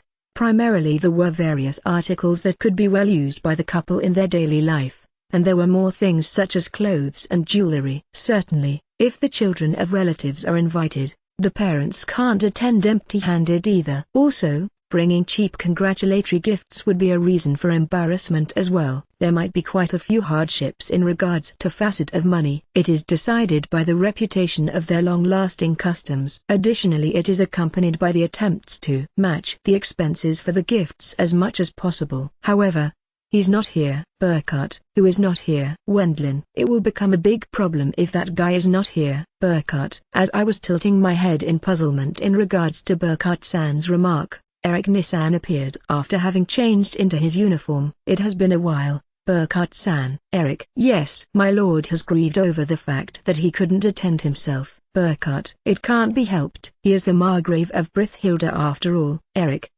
It's also to keep the balance as to not get too close to the Brandt household. Burkhart. That's correct. This time the Brandt household's side holds the leading part in this marriage ceremony. If the Margrave, who has a fairly close friendship with the son-in-law, were to attend as quest, it would influence the balance badly. Although I could understand it, I actually feel like there are too many bothersome issues with all the requirements of nobles. By the way, weren't there any congratulatory gifts delivered by the Bourmester household's side? Burkhart. Well, yes, actually I urged them many times over in letters, but Eric. Oi, is that really true? If this matter became known to my lord Burkhart-san, who usually had an easygoing attitude, currently wore a very anxious facial expression. What's this about? Wendlin. Eric's and your father didn't send any dowry. Burkhart. In the case of marriage between fellow nobles, the bride's family pays betrothal money to the family that accepted her as bride. The bride also brings furniture and clothes and such things, which are necessary for the life of a married couple, as dowry from her home. The estimation of the betrothal money is generally decided by both parties depending on the pedigree of the families. Explaining the smaller details now would be troublesome, so I will leave them out. Also, in the case of the groom being adopted into the family of the bride, like Eric Nissan, the family accepting the groom relieves the family of the groom of its duty to provide a dowry. Of course, it was still a common custom for the groom's family to send congratulatory gifts as a return favor. However, it seems the congratulatory gifts from the Bourmester household, that should have been sent, had not yet arrived for some reason. Very crude, isn't it? Wendlin. Obviously. Such rude behavior cannot be excused. Burkhart. Eric Nissan's reputation will also suffer a great blow. The attitude Burkhart-san displayed was totally understandable. After all, it would even affect the closely related Margrave of Brithhilda's reputation in a large manner in the end. However, up until now, the Bourmester family wasn't able to read the situation, nor were they able to properly judge it. Should I say, as one would expect in regards to the kingdom's southernmost isolated poor noble's household. It's probably because it is far away. Such things as goods probably won't reach. Wendlin. No, that's not possible. Burkhart. There are cases where bulky goods from distant places won't be delivered, so usually someone from the relatives brings along money, jewels and such. It seems the likelihood of father himself coming is rather low. Normally one of the siblings, with the exception of Eric Nisn, who isn't independent yet, would come to deliver the gifts. Normally that is. As of yet no one has arrived here. I am troubled by this. Eric. Certainly, such situation was totally unexpected. However, Eric Nissan didn't feel compelled to voice his guess. Besides, while the Bourmester household is ordinary and also poor peerage, they surely wouldn't be frugal with money on such official occasion. What the heck has happened? As I was pondering over this situation, a pair of two young men approached our location. They were the Bourmester's third son Paul and the fourth son Helmut, who were both invited by Eric Nissan. Both of them had already resigned from their succession rights for the Bourmester household. They now work as guards in the royal capital. Their age was respectively 26 years old and 24 years old. Both were still single. If they had a wife, it would have been only natural to attend together with her. Congratulations to your marriage, Eric. Paul. Congratulations. Helmut. Thank you very much, Paul Nissan. Helmut Nissan. Eric. I had hardly ever spoken with those two elder brothers. Although they congratulated Eric Nissan, somehow their facial expressions didn't match the celebratory occasion. Is something wrong, elder brothers? Wendlin. To tell you the truth, the reason is slightly embarrassing. Paul. Currently you are the hot topic of the royal capital. We came to hear about it even if it is blown out of proportion. Helmut. Honestly, because I haven't had a proper talk with them yet. Their calling out to me caused some uneasiness, though it doesn't seem that my two elder brothers harbored particular reservations towards me. At the time when I still was at my family's home, the timing to speak with them was difficult due to our big age gap. And in regards to these two, a certain worry does exist. To be honest, this letter has arrived from home. Paul. Eric Nissan began to read the letter, which was taken out by the third son Paul. Although there was a tense air as he looked at it for a little while, he breathed a sigh before long. Eric Nissan. Wendlin. I am troubled. Eric. Eric Nissan, let me read the letter, too. The content written within was outrageous. To summarize it, they really didn't consider Eric Nissan to be adopted into a family of an equivalent knight peerage household. Furthermore, all the money they had saved up until now was almost completely used for the eldest son Kurt's marriage. In the end, honestly speaking, they had no money to spend on him. Moreover, there is no one who would take a congratulatory money to the royal capital either. Therefore, they left the loaning of money to you, is what was written there. Written in the appendix was that they had paid their reserve funds for independence in the first place and thus had no further money to spend on them. Thus, them loaning out the money would be the expected way in this situation. It was a considerably irritating letter. Besides, the pages were strangely filled with only hiragana and katakana, thus was quite difficult to read. Judging from the handwriting, most likely it was written by the eldest son Kurt. By the way, regarding the "you" in the letter, I was told Paul and Helmut were meant by that. Absurd and beyond the limit. Wendlin. Towards the excessively irresponsible contents of the letter, I was unable to be anything else but just shocked. To begin with, the salaries my elder brothers received for their work as guards are at most trivial amounts. It was annually 3 to 4 gold coins. This amount of money would be sufficient to live an ordinary life in the countryside, but the costs of living in a big metropolis like the royal capital forced them to just barely scrape by with what they had. Moreover, the funds for their own marriages were included in that. To loan out money as congratulatory gift was impossible in the first place. Kurt Nissan and father, what do they expect from someone like us who are just regular members of the guard troops in the royal capital? Helmut. No clue. Eric. Furthermore, it had to be mentioned that my elder brothers had left our home as they came of age on the condition of resigning their rights of succession. Worrying about the money, they had only received the nominal reserve funds for self-support from father. In other words, they already cut their relations to the family. To pay out money for the sake of the Bourmester household was completely unnecessary for them. They likely spent too much money on Kurt Aniki's marriage. Wendlin. Accordingly, Eric Nissan being adopted into the family of a bride was a totally unforeseen event for them. There was no money to pay out. By the way, you received reserve funds on the condition of resigning from the succession rights, too, Eric Nissan, isn't that right? Therefore, we can stop thinking about this matter with this, no? Wendlin. No. Such reason won't apply in this case. Burkhart. Burkhart-san immediately rejected my thoughts. In case of a marriage between noble families without the succession on the line, there is no particular need to send congratulatory gifts. However, Eric will become the next head of the Brandt household. So to speak, the household will be transferred to him. Usually, even if one has to take up a loan, they will send a congratulatory gift by all means. Burkhart. Didn't the Margrave Sama of Brithhild refuse that loan? Wendlin. Certainly not. If they had asked him, he would have absolutely lent them the money. If the Bourmester household can't send any congratulatory gifts because he didn't loan them the necessary money, the Lord would also lose face. Burkhart. I see. Wendlin. Even though there were many people who agreed with Burkhart-san's opinion, this talk had nothing to do with the current situation. Instead of blaming the stupid conduct of the Bourmester household, time could be spent on better endeavors. At any rate, it was necessary to get those 5 congratulatory gifts so that Eric Nissan's reputation wouldn't pummel for not receiving any congratulatory gifts from his home. Then, I will put out the money. Wendlin. That's a good idea.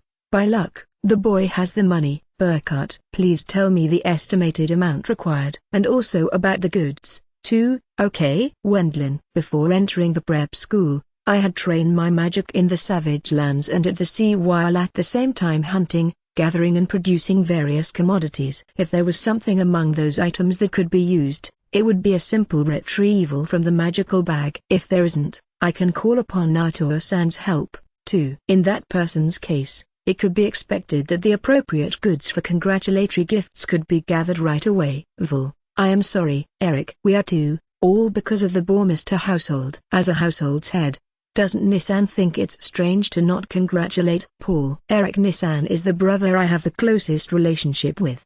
But this doesn't just finish as Eric Nissan's problem. It will turn into a huge blow to the honor and reputation of close relatives to the Margrave of Brithhilde as well. The future of the remaining two elder brothers will be severely influenced by this, too. In this time's matrimony, Eric Nissan will become a member of the Brandt family. The lower-ranking nobles working at the governmental office involved in financial affairs, their superiors, the close relatives and the nobles of intermediate rank in the same faction within the upper echelons, all of them will have a connection to him. Since it seems like it will become impossible for my other brothers, unlike Eric Nissan, to be adopted into noble households as well, it might be possible that they can only be adopted into the households of branch families or of retainers. Or more precisely, there is a chance to tie connections to the central government. No, Owen. Up until now, having kept quiet about the overwhelming degree of stupidity of my family, Owen leaked his thoughts absent-mindedly. The Knight Peerage household of Owenbu is low-grade, too,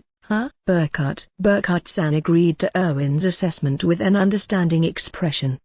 You can easily establish normal relations by socializing here. If something then goes wrong, wouldn't you, as a noble, be able to request the central government as intermediary? Owen. On rare occasions the central government appealed to the small countryside feudal lords to solve troubles, too. However, because the requests for such assistance from the central government were so numerous, one had to wait in a queue for a long time before their own turn would come up. Even when, at last, one's turn came around for their petition to be processed, it often happened that they were rejected with simple words such as "it's impossible." Therefore, the central government made the relatives of low-ranked state-employed nobles, who were bound by marriage connections, socialize with each other. In the case that such a relative requested some assistance from the central government, they entrusted to the other close relatives of the lower-ranked state-employed nobles and the intermediate-ranked nobles of the same faction. Indeed, you can't stress enough how important personal connections are. Naturally, to maintain these relationships, it takes a small amount of expenses, too. As the nobles are by nature stingy, I think these costs are a problem. That only applies, if you consider normal nobles though. However, the Bourmester household is somewhat of an exception. Burkhart. What do you mean by that? Owen. They have a staggering preposition to be hikikomorous over there. Burkhart. Even though Burkhart-san answers Owen's question, it also seems to succinctly points out the reason why the Bourmester household doesn't flourish either. The founder was a poor second son of a Knight Peerage household who never once able to hold a governmental office in the royal capital. Hating these circumstances, he apparently headed to the south. He reclaimed uninhabited and undeveloped soil, eventually founding a village there. He then received the kingdom's recognition granting him that area as his own territory. The hardships were not ordinary in the least. However, for a second son and downward, this method was their best chance to attain the status of a feudal lord. Crossing the mountain range and reaching the basin where he founded the village, the founder discovered just the right plot of land. The area was separated from other fiefs by mountain ranges in the northern and western part, while to the east and south there was a vast tract of undeveloped land spreading all the way to the sea. Just speaking of the extent, the size of the area equaled a middle-sized nation. There were no neighbors either, so it was also convenient that he hadn't to worry about pointless conflicts over territory and concessions. The founder, who identified this place as his stronghold, used his family's connection to invite the poor people living in the capital to immigrate there and personally worked diligently cultivating new land until they were covered in mud. And that's what happened more than 100 years ago, with the fourth generation being father, who is the current feudal lord. By the way, I only knew this because had checked on the family tree in the past. However, they spent 100 years and the population is currently around 800 people. There are 3 villages, right? Is that a lot, or is it few? Considering it is a Knight Peerage, you could call that a lot. Additionally, they seem to have recruited immigrants. In that case the financial affairs should have a much better state, if the bitter expedition to the Demon Forest didn't happen. This problem originated with the head of the Bourmester household by neglecting to keep close relationships, I suppose. At least he hasn't had to frequently meet someone this way though. Burkhart. Because close relations are required, it couldn't be helped that he had to rely on the one closest to his territory, the Margrave of Brithhilde. But, since the territory is physically separated by the mountain range, too many connections aren't possible either. Even though the founder was able to live self-sufficiently by being a hikikomori, he became an excessive hikikomori in the end. Forcing the previous lord to join the expedition wasn't agreeable either. Burkhart, desiring the ingredients for the unusually effective medicine to cure his beloved son and heir from his illness, the previous Margrave of Brithhilde put a huge strain on the Bourmester household. That became the final push onto the road of excessive isolation in the end. Up to that point is all I've heard from my lord regarding the current circumstances. Burkhart. And that's why they didn't borrow any money from the Margrave of Brithhilde? Owen. Since he remains a hikikomori, there is no particular need for him to have close relations with the central government. They have no money and they absolutely refuse to borrow money from the Margrave of Brithhilde. And even if the reputation of the Bourmester household will plummet because of this case, they don't really care as there is no punishment for it. Since there is no violation of the law, the nobles living in the royal capital will immediately forget about the breach of noble manners of the Bourmester household, which is located in a remote region at the border. Given that the Margrave of Brithhilde is a high-ranking person, Bourmester household can extend their thanks for this forgetfulness to their lord. Most likely that's what they are thinking. They could care less about us. Paul, me, Owen's group, Burkhart-san, and my elder brothers. There were no words left to be said about the attitude of the Bourmester household. That's quite the cruel story. Owen. Burkhart-sama, can't the household of the Margrave of Brithhilde dispatch a punitive force to the Bourmester household? Helmut. That's no reason to dispatch soldiers. Burkhart. However, there is one thing bothering me that I can't understand. Nobles treasure their honor and pride above their own life. Dispatching troops to pass over the mountain range is quite difficult and it is obvious that it will end in failure. Crossing a mountain is quite different from advancing in the demon forest. Upon arriving, they would have to face a defensive force of 800 villagers and the battle would turn into a tragic event. Assuming they win the battle while sacrificing many lives, the resupply of goods on site would still be impossible. Thus they would have to rule over occupied territory across the mountains while trying to revive it. If you were to enact such an endeavor, the finances of the Brithhilde Margraviate could hit rock bottom. It's only natural to see such things through. Owen. Well, even an ordinary mind would realize these problems. Also, even small children should have the ability to understand the strange obsession of the eldest inheriting son. If they had seen his response. Burkhart. Given that insular territory, such considerations were conservative. The eldest inheriting son was only concentrating on keeping up the structure of the feudal lord being at the top of the pyramid. That system was quite cold towards the children and abandons any potential they had. Even though there was no persecution and abuse, it also was far from giving them the maximum of affection as it considered any further kindness towards the young children as being unnecessary. Now that it has come to this, the old man within me was troubled, too. Surely I had distanced myself from my family because of being seen with pity. In the case of Eric inheriting, that village would have certainly developed far more for the better. Or, boy, in your case as well, Burkhart. In the case I had become the head of the household, I could have used magic to further the development. Actually, the village chief Klaus had asked me to just do that. Also, if Eric Nissan had become the head of their household, I would have assisted him. Wendlin. Rather, the potential of that feels frightening. You seem to get along well with others after all. Eric. I have confidence in my magic skills to some extent, but the ways to govern territory were mostly unknown to me. You won't understand such things if you don't give them a go, though. Therefore, if Eric Nissan were to become the feudal lord, I would have been happy to become his vassal. Huh? But magicians mostly appear from ordinary children. Wouldn't you feel like hiring them? Blue eyes. That matter is quite easy. That's because it's impossible to do so. Burkhart. Burkhart-san downright denied Blue Eyes' opinion. No matter how many children the boy produces,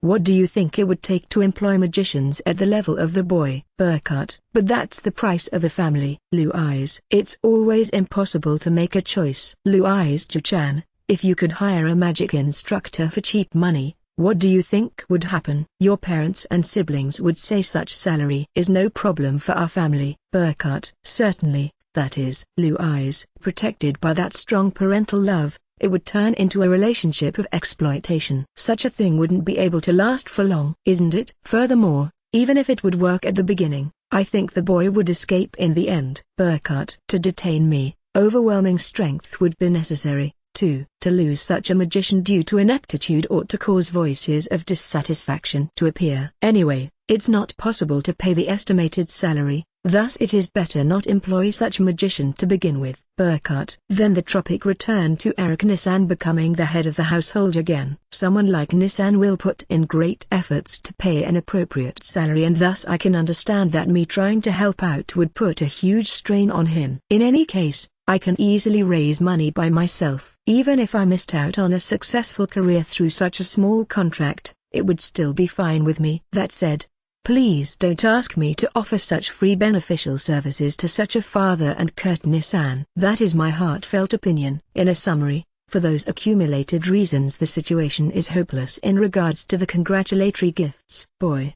The only choice is for you to help out here. Afterwards my lord will refund the total amount to you. Burkhart. I understand. Wendlin. Not returning the money is fine with me too though, but I couldn't say that because it would impact the honor of Margrave Sama of Brithhilda, and I decided to accept only a portion of the refunds with the exception of the share of the newborn Mr. Household Head. I am sorry, Burkhart Sama. Eric. We have no money. Paul. No. In this case it's the fault of your family's home being weird. Asking the sons who were already paid out their independence reserve funds to then pay the money for the congratulatory gifts in advance, that's something you will hardly, if ever, hear about. Burkhart. Although my elder brothers were apologizing to Burkhart's, it would certainly be unfair to blame them for this whole situation. Furthermore, my elder brothers had already gone to a great extent to buy their own congratulatory gifts for Eric Nissan's marriage. Ito. How much will be needed to buy the congratulatory gifts? Wendlin. In the case of a knight peerage household,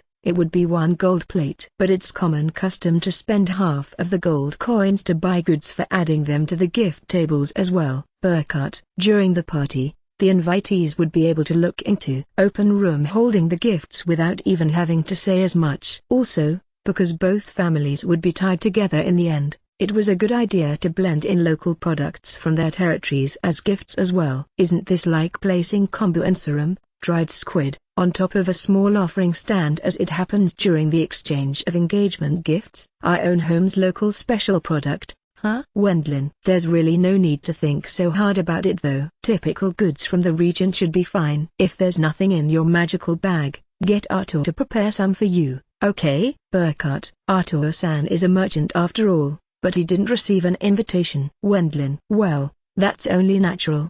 He was able to make some connection to the Brandt household since you are related to them, boy, but it's not even at the level of them knowing each other's faces yet. Furthermore, Burkhart. In reality, there were quite a few nobles and the merchants wishing to participate in Eric Nissan's marriage at the last minute. It went so far that it was necessary to deal with it carefully as to not trigger incidents. Apparently the main reason for this was me. A lot of people are rushing in to have a chance of forming connections with you. However, this is Eric's marriage party nonetheless, so I also asked Rudidono to handle these issues to avoid such impolite arguments happening. Burkhart. That's quite some work. Wendlin. Of course. Or perhaps it would be a good idea to have them treat me to sake as fee for their impoliteness. Burkhart. Sake? I actually do have some. Wendlin. Because I hesitated to place something so dull next to the place adorned with all those congratulatory gifts. I had put the bottles of sake into my magical bag. Now I began to take it out. Those were the fruits of my reproduction experiments with distillation and fermentation magic. I used such ingredients as strawberries, mountain grapes, sugar, rice, wheat, and so forth. For the time being I piled up wine, fruit liqueur, rum, shochu and ale on the table. You are able to use quite the variety of different types of magic. Let's see. Burkhart. Burkhart-san started to sampling the drinks right away. There was no reason to use odd failed creative works as congratulatory gifts even if they were just fine. Since I still was a minor, I couldn't drink sake either. Very good flavor. Even if it falls behind the most famous brands of sake, It is sufficiently good enough to drink at home with the evening meal. Burkhardt. Although Burkhardt-san ended up putting all the bottles I had taken out at the beginning into his magical bag, I still had quite a lot left as there was no space to actually place them all in the open. Did you use magic for the sake bottle as well? Burkhardt. Yes. Wendlin. You. Just how many more types of magic are you actually hiding? I am quite jealous. Burkhardt. Because a glass bottle had been impossible, I made all the bottles with earthenware. Rather than calling it a bottle, it was more like an earthenware container to be precise. To seal the containers I used cork wood which is growing in the savage lands. I also put in a lot of work to shape the containers into practical forms as far as it was possible. The sake didn't really leak out more than was acceptable either, but I can guarantee that there was no artistic quality. Next I took out about 10 earthenware pots filled with salt which I had made in huge amounts as well. Given that I was planning to raise the available amounts for sale in the inland areas around the royal capital, I am sure the people will be glad about this. I continued with taking out the same amount of earthenware pots again, but this time filled with sugar. This was mainly produced in the south and thus the market price for it was slightly high in the capital. Furthermore, there were bags filled with wheat and rice, and some tanned hides I had processed from the bear and deer pelts I previously received from hunting. And also, there were the bow and arrows I had ordered at the shop in Brittberg for Ericne-san, placed inside the magical bag. For the bride I had previously purchased silken clothes in Brittberg as I didn't really know what was a good gift to present a woman. I also went and gathered agate and jade ores in the savage lands. I think that's all of it. Wendlin. As you became the master of a household now, boy, that is a plenty enough amount for 2 households. Burkhardt. The space designated for the congratulatory gifts appeared to be entirely buried altogether at last. If I didn't place it on the side of the congratulatory gifts from the groom, the space would have been left empty which would have caused Ericne-san to be publicly embarrassed. Whatever father and elder brother are doing, doesn't really matter to us at all. Paul. If they live as shut-ins in their territory, they won't hear about the bad reputation from outside anyway. After all. Helmut. Although I haven't spoken with Paul Nissan and Helmut Nisan about this matter either,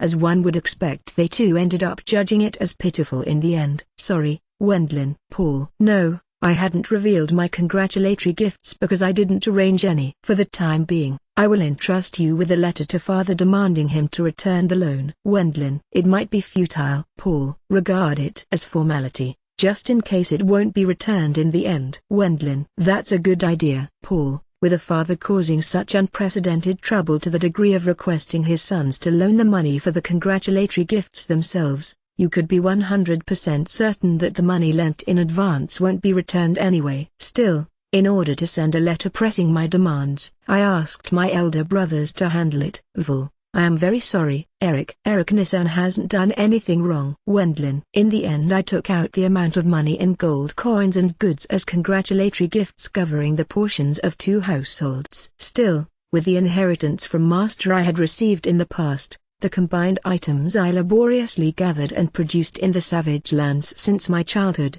and the 1,350 platinum coins I received just 2 days ago from His Majesty, such a degree of expenses wasn't even worth mentioning to me. No, that's not it. Eric. Eh? What do you mean? Wendlin. I noticed that somehow Ericne-san's apology wasn't about the issue with the congratulatory gifts. As the ceremony was about to begin, the invitees started to gather. Chapter 31. Circumstances of the Helmut Kingdom Aristocracy. I'm tired. Wendlin. It was now evening and Ericne-san's marriage announcement party had safely ended. Including the bride, Ericne-san had received various words of congratulations and blessings from his friends and co-workers from the town hall. Erwin and Anlu eyes busied themselves with having a good time while mixing with the crowd. You had it rough. Viscount Mungerard was quite persistent.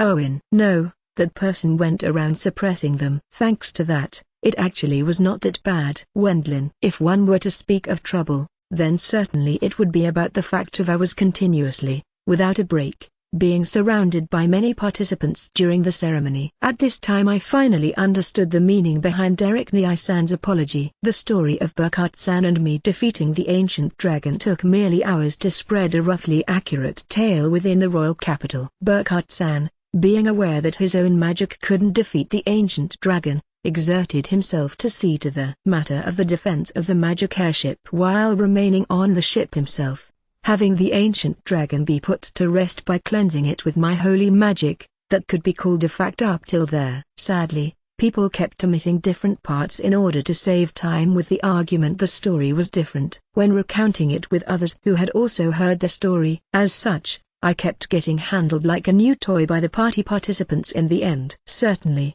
they didn't expect the one in the rumor about defeating an ancient dragon to be participating today in the marriage party they attended. Furthermore, I was actually the bridegroom's own little brother. Some of the sharp-sighted fellows noticed it, and apparently quite a few nobles and the merchants were scheming in order to try participate in the party just to contact me. Skillfully, without raising any strife, Rudiger-san, Burkhardt-san, and the patron of the Brandt family, Viscount Mungerard, took care of refusing their unreasonable petitions. With a height of about 190 centimeters and a slender body with a white skin, Viscount Mungerard, who appeared to be about 40 years old, indeed had the countenance of a typical bureaucrat. Although it turned out that I took the leading part of the marriage announcement party of his precious vassal, which also caused me to feel as if I was being quite impolite, he periodically came and dispersed the latest group of people, hanging on to me for longer than was polite. Indeed, such attentive concern could be also seen as appropriate for a household serving as bureaucrats for generations. I am thankful towards Viscount Mungerard. Wendlin. During the ceremony, the cruel fellows didn't even turn their gaze towards the appearance of Eric Nissan in his uniform and the bride in her dress they had painstakingly prepared for this occasion. They continued to singularly talk to me. Apart from retainer and servant candidates, there were children introduced to me in order to make an acquaintance. Daughters were introduced to me where it was even fine for them to just be a concubine, and it turned even more extreme when they talked about suspicious investments and proposed loans. Owing it to them, I was beginning to feel full of guilt towards Eric Nissan. However, while my side was troubled, Owen's group fully enjoyed blending in the crowd at that time, too. Seeing this, my guilt lessened quite a lot. You guys apparently had quite the fun. Wendlin. Well, yay. Owen. After the party concluded without any problems, I lay sprawled on top of the bed in the guest room that the Brandt household had prepared for me while talking with Owen. Eric Nissan had arranged it for us so that we could stay in this room during our visit in the royal capital. Owen and myself, as well as In and Louise, were each assigned a double room. Although you are theoretically a retainer, you didn't come to help me either. Wendlin. As of yet it's only on paper, and I haven't received any wages yet either. Owen. Since that is a sound argument, there is nothing I can retort to. Wendlin. Owen's group had become retainers in name. This was all in order to avoid having annoying job seekers swarm me. For now there was no one but my party members, who shared the same ambition as me to become adventurers. After we retired from being adventurers, the plan was that they would become true retainers accompanying me. However, it will become difficult for you from here on.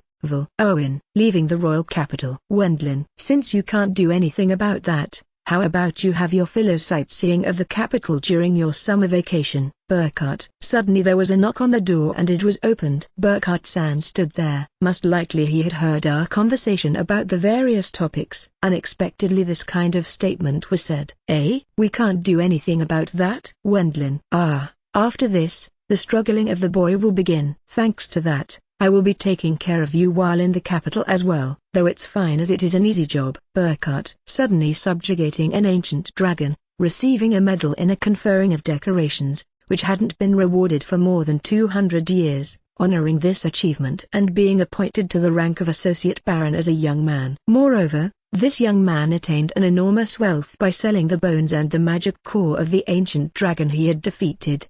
In such case, there could be only one thing that the nobles of this kingdom, who only cared about wealth and the authority to rule, would think of. The strive to become your retainers, wives, or concubines is only the beginning of it all. To start with, this case will become a competition. Burkhardt, who will make him their vassal, isn't it? Owen. Owen boy's unexpected wisdom has come round. Burkhardt. I am slightly hurt here though. Owen. Sorry, with this you should understand the reason why I will stay at the boy's side, right? Burkhardt, patron and vassal. Summarizing this system in a single comment, this was the real aim of the aristocratic community, from the knight peerage to the dukes, as they were all appointed to their peerage by the royal family. They likewise serve the royal family. If we assume that this is the official stance, the economic strength of a single village stems from the collected taxes and the military strength comes from the dozens who can be mobilized in a night peerage. Such a territory can be compared to a small country in regards to its economic strength, but the earls and dukes at the border, which can mobilize over 10,000 soldiers, are in no way the same situation, though this might be part of the real intention. Even so, there are too many knight peerages, associate barons and etc., for the kingdom to control. Thus the central government leaves the management to the local high-ranking nobles. With the kingdom having such a motive, this system has continued its function since the establishment of the kingdom. The patron of my home, the Bourmester household, naturally is the Margrave of Brithhilda.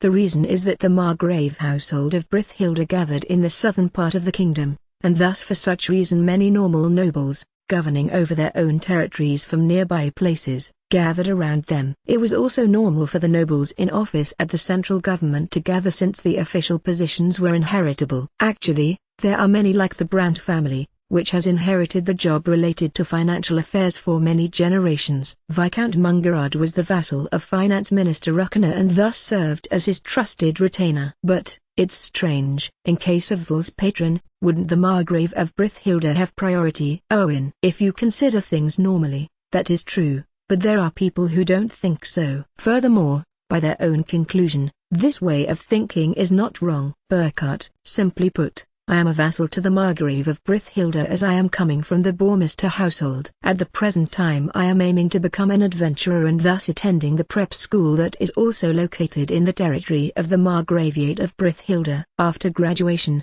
the southern area, which contains the territory of the Margraviate, will become my area of activity. Thus, thinking about it normally, the Margrave of Brithhilda naturally has the privilege to take me in as their vassal. In reality, my master had decided to employ the boy before he was swarmed. Due to the interference by that shrewd king, the boy was raised to a direct retainer instead. Burkhart. Thus, since I am a noble of the kingdom as associate baron, in the same way as the Margrave of Brithhilda, it would not be possible for me to become a retainer of the Margrave. However, if we assume that His Majesty made me a noble with such a hidden agenda, then His Majesty apparently is an extremely shrewd person after all. Even if the boy became a vassal of someone, His Majesty wouldn't say anything in particular. However, in the off chance that an emergency occurs, at that time the royal family would have the priority in ordering him. Burkhart. Other than following the orders of the patron, I would also have to follow the orders of the royal family as they are my masters. Well, I guess that is just natural. Well then, given that situation, has Margrave Sama of Brithhilda decided to become his patron? Owen. On the contrary, there is no reason for such a conclusion. Burkhart. First of all, it seems there will be difficulties in dealing with the nobles in office as I have no territory of my own. In the same way as the boy, there have been many examples of people obtaining achievements and getting a similar conferring of decoration in the past. Burkhart. Because their achievements were great.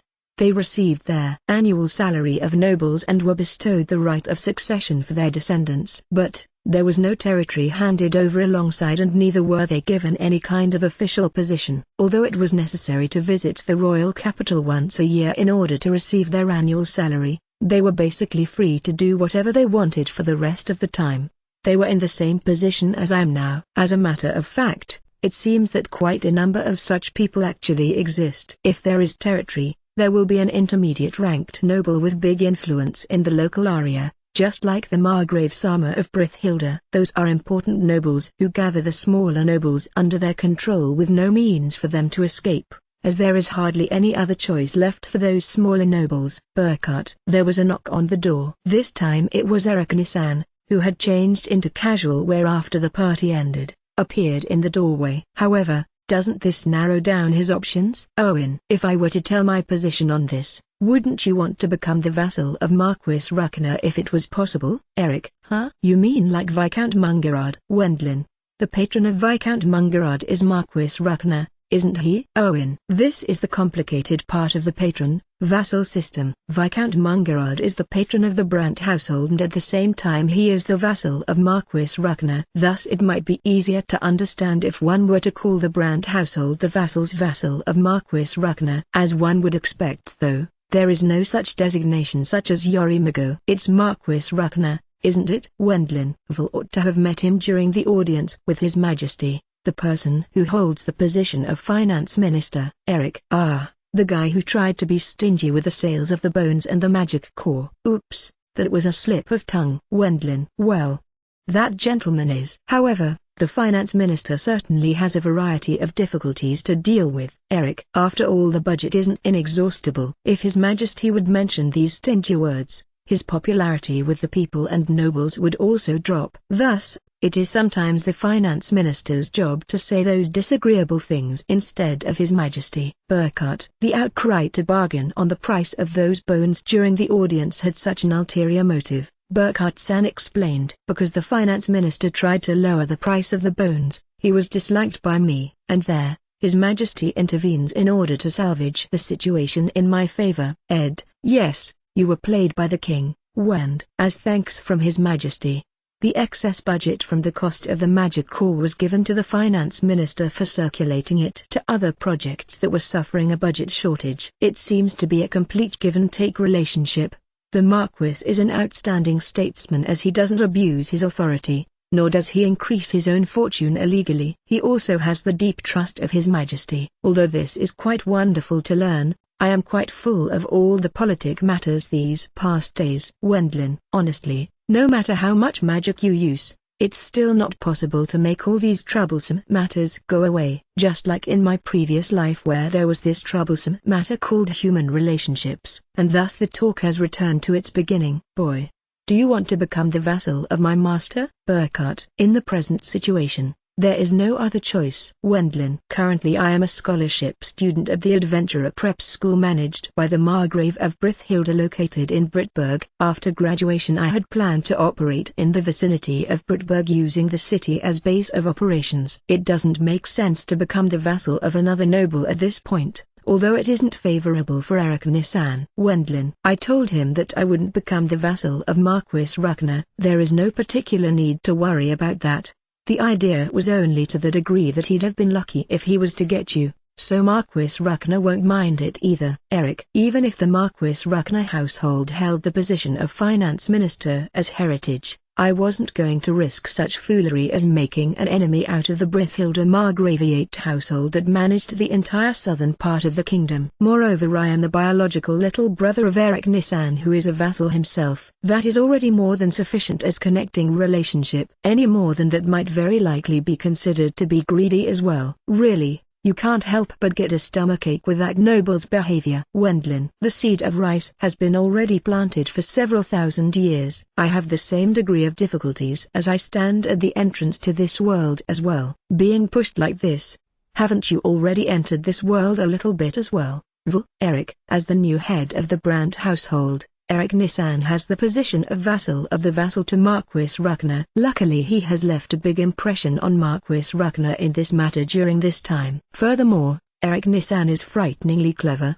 Perhaps he will be appointed to a responsible and trusted post by Marquis Ruckner in the future. If Eric Donner has a successful career, the impression of his close little brother will improve as well. When this happens, Eric Donner will very likely be able to request various things of the boy. Burkhart. Huh? What would he want to request of me? Wendlin. I don't know if it will be in 10 years or even later, but that fellow, Armstrong, might become aware of your circumstances and the Paul Kinnear grasslands problem might start to move, I guess. Burkhart. I wasn't aware of that person who is called Armstrong. If he is a noble, it won't probably be any decent experience, I began to think in the end. If possible, I didn't want to get involved with him. I have no clue where the Paul Kinnear grasslands can be found, but I am a minor. Lately, although I guess it shouldn't really be a surprise, I have been dragged into weird power struggles between nobles which usually invites misfortune. For the remaining vacation I plan to enjoy myself with normal activities such as sightseeing of the capital,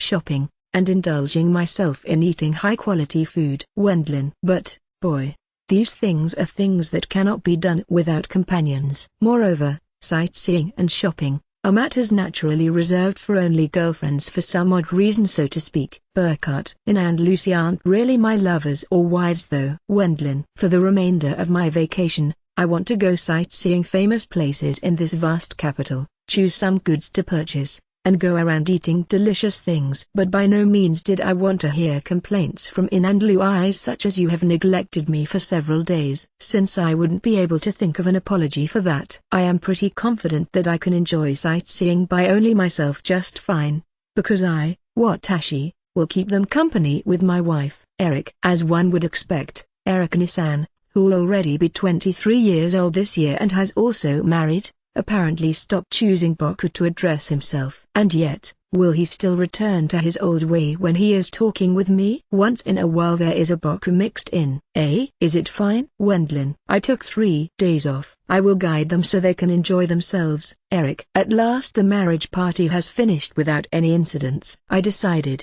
with solid determination, that from tomorrow onwards I will fully enjoy my regular summer vacation. Chapter 32, Royal Head Magician, Klimt Christoph von Armstrong. Oh, Your Majesty. I wish to express my gratitude for reserving your precious time for someone like me. It was 5 days after a mere 12-year-old boy subjugated an undead, ancient dragon, causing a huge uproar in the royal capital. The place was the audience hall of the royal castle, where King Helmut XXXVII granted his nation's head magician, Klimt Christoph von Armstrong, an audience. Armstrong Doushi I had the appearance of a younger 30-year-old on a first look, but in reality the true age of his youthful physique was actually nearing 40 years. He was a genius who has worked as the kingdom's royal head magician for about 10 years. Furthermore, he possessed a rather large build. He is 210 centimeters in height and weighs over 130 kilograms. In other words, you could call him a bear of a man. Because he was a magician, he wore a robe, although the inner part of the robe was filled with steel-like muscles. Furthermore, the wand he held in his hand was also amazing. It was nearly as long as his own height, difficult to be held by a magician. Usually a wand is made out of wood, but this one was completely made out of mithril. At the tip there was a deep red magic crystal attached with the size of the degree of a watermelon. Based on his appearance, rather than a magician, he could certainly be labeled as a martial artist, warrior, or something along those lines. Even if you assumed him to be a magician after all, he would be categorized as the type specialized in combat. He had trained his body to the limits to use the vast amount of mana he possessed. With his ultra-high-speed flight magic, which allowed him to freely maneuver in all directions, his enemies were pulverized. Moreover, Armstrong Doushi's magic attribute of the emission system was nothing to sneer at in regards to its power. Its shape wasn't spherical, but appeared in the shapes of a snake, and he was capable of controlling up to 8 such bodies, freely and all at once, which were made out of fire and ice. There was no need to talk about its obvious power. Since this world has not had a war in quite a while, this combat-type royal head magician was appointed to his position because of his peculiar, offensive magic in these times of pursuing a balance and peace. At the military exercise, which was performed once a year, he was endowed with a strategic class fighting strength which had earned him the title, Match for 1,000. If a war was about to start, an unskilled invasion with an army corps, with a troubling composition, could be easily massacred by Armstrong himself without concern for their numbers. Those were the honest opinions of the Holy Empire Urgerhart's army top brass. To meet you, we don't mind spending some of our time. King Helmut. I am extremely honored. Armstrong. An audience for the royal head magician might seem weird, as the king of a whole country certainly was busy with various issues. Thus, no matter how much he was a royal head magician, it wasn't a simple feat to have a long conversation with His Majesty.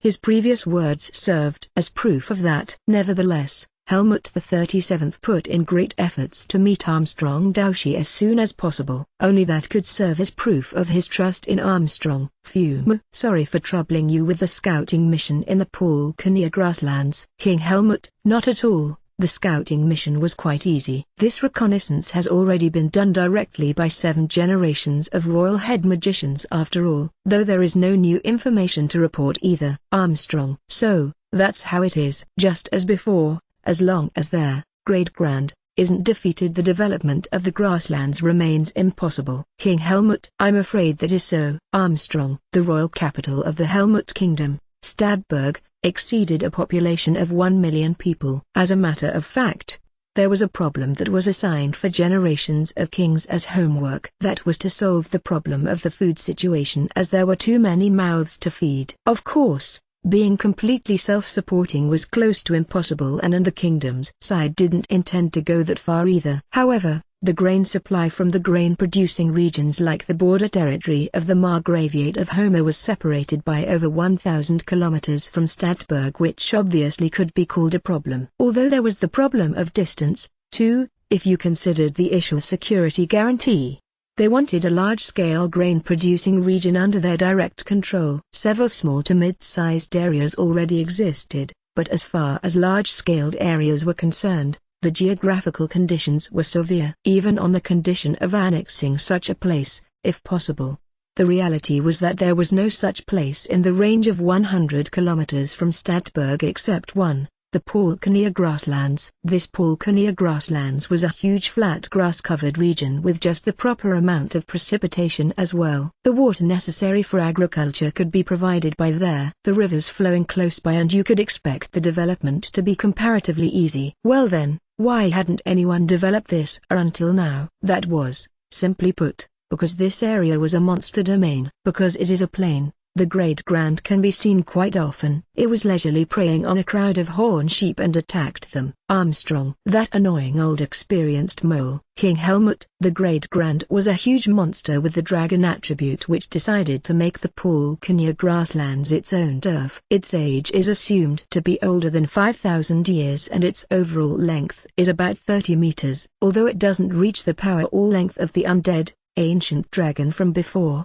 it was a monster, Bakemono, categorized as calamity class by humanity. In the case of the Polkania grasslands, if only the Great Grand could be defeated, it would be possible to have the adventurer forces to exterminate the other monsters in one go. King Helmut: the majority of the monster domains were forests, mountains, plateaus, deserts and rocky areas, all the places where it would be difficult to completely exterminate the monsters living there. Most of the areas weren't worth the time and labor to expressly clear of monsters. However, in the case of the Polkania grasslands, if the Great Grand was defeated, they could immediately start to develop the area for agriculture. Also, if the monsters' domain in the grassland area, which was about 100 kilometers away from the royal capital, disappeared, then the access to the outer regions would improve, as the need for a large detour around it would also disappear. Considering the point of view for the distribution of goods along the roads, the economic effect would become immeasurable. That's why I thought, for generations of majesties. Armstrong: well, there will be heaps of corpses around. King Helmut: gathering a great number of adventurers, it was possible to aim for the head of Great Grand.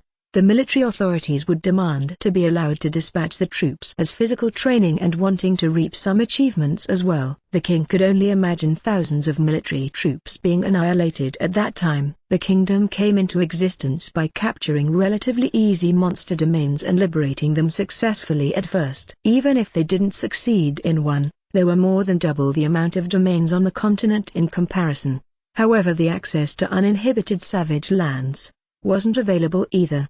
But since then, the practice of liberating a monster domain has hardly succeeded in the last millennium. The locations that were fairly easy to liberate now were those that were already prepared by the ancient people. What remained were either areas with difficult and rough geographies, or areas where the monsters are organized by greater monsters whom reigned at the top of the food chain as kings and are difficult to defeat. Very well. All that remains is the king of the domain with the dragon attribute. King Helmut: the domain is not fully explored yet, and if we're unlucky then there might be earth turtles and birds of paradise that have become kings as well. Armstrong: haste might not be the best course of action either. Previously, there was a grand army sent to its death by someone who wanted to obtain the ultra-rare ingredients for an unusually effective medicine, all to cure their ailing son. King Helmut: the Margrave of Brithilda: no. Armstrong: his predecessor, the current generation's head, won't imitate such reckless behavior. One way or another, We will be busy with the reorganization. King Helmut. The annihilation of the previous Margrave of Brithhilda's army in the Demon Forest was received with a shock in the royal palace. If it was the arbitrary action of someone on the level of a baron,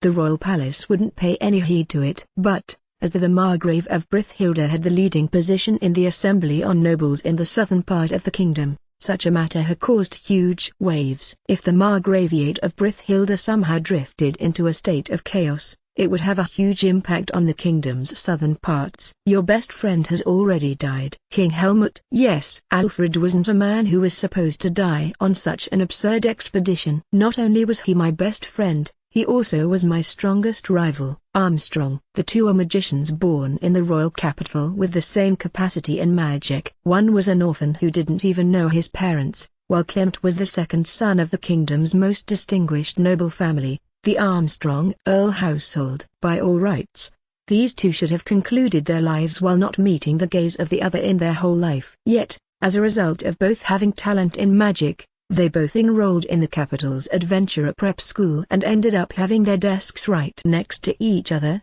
driving both to further master magic and martial arts. His mana was slightly above mine, and the same can be said about his level of physical ability enhancement magic. My method of using magic of the emission system to gain power originally was from Alfred's discovery. Furthermore, Alfred skillfully mastered the usage of multicolored magic. As I am an awkward person, I thought it would be impossible for me to become the royal head magician. Armstrong. As he had become that royal head magician himself, Alfred, who didn't have any nice memories of his childhood as orphan in the capital, soon ended up being employed by the Margrave of Brithhilda after retiring from his work as adventurer. Even so, that choice let the young talent leave behind the land for eternity. I looked forward to having a serious magic duel with Alfred someday. Armstrong. Regarding the circumstances of Alfred, I also feel sorry for his master, Burkhard, who took care of him. King Helmut. Armstrong Doushi could still clearly recall the matter of Burkhard becoming Alfred's master. Although his mana fell short in comparison to those two, he was a person who had ought to be respected for compensating with his intelligence,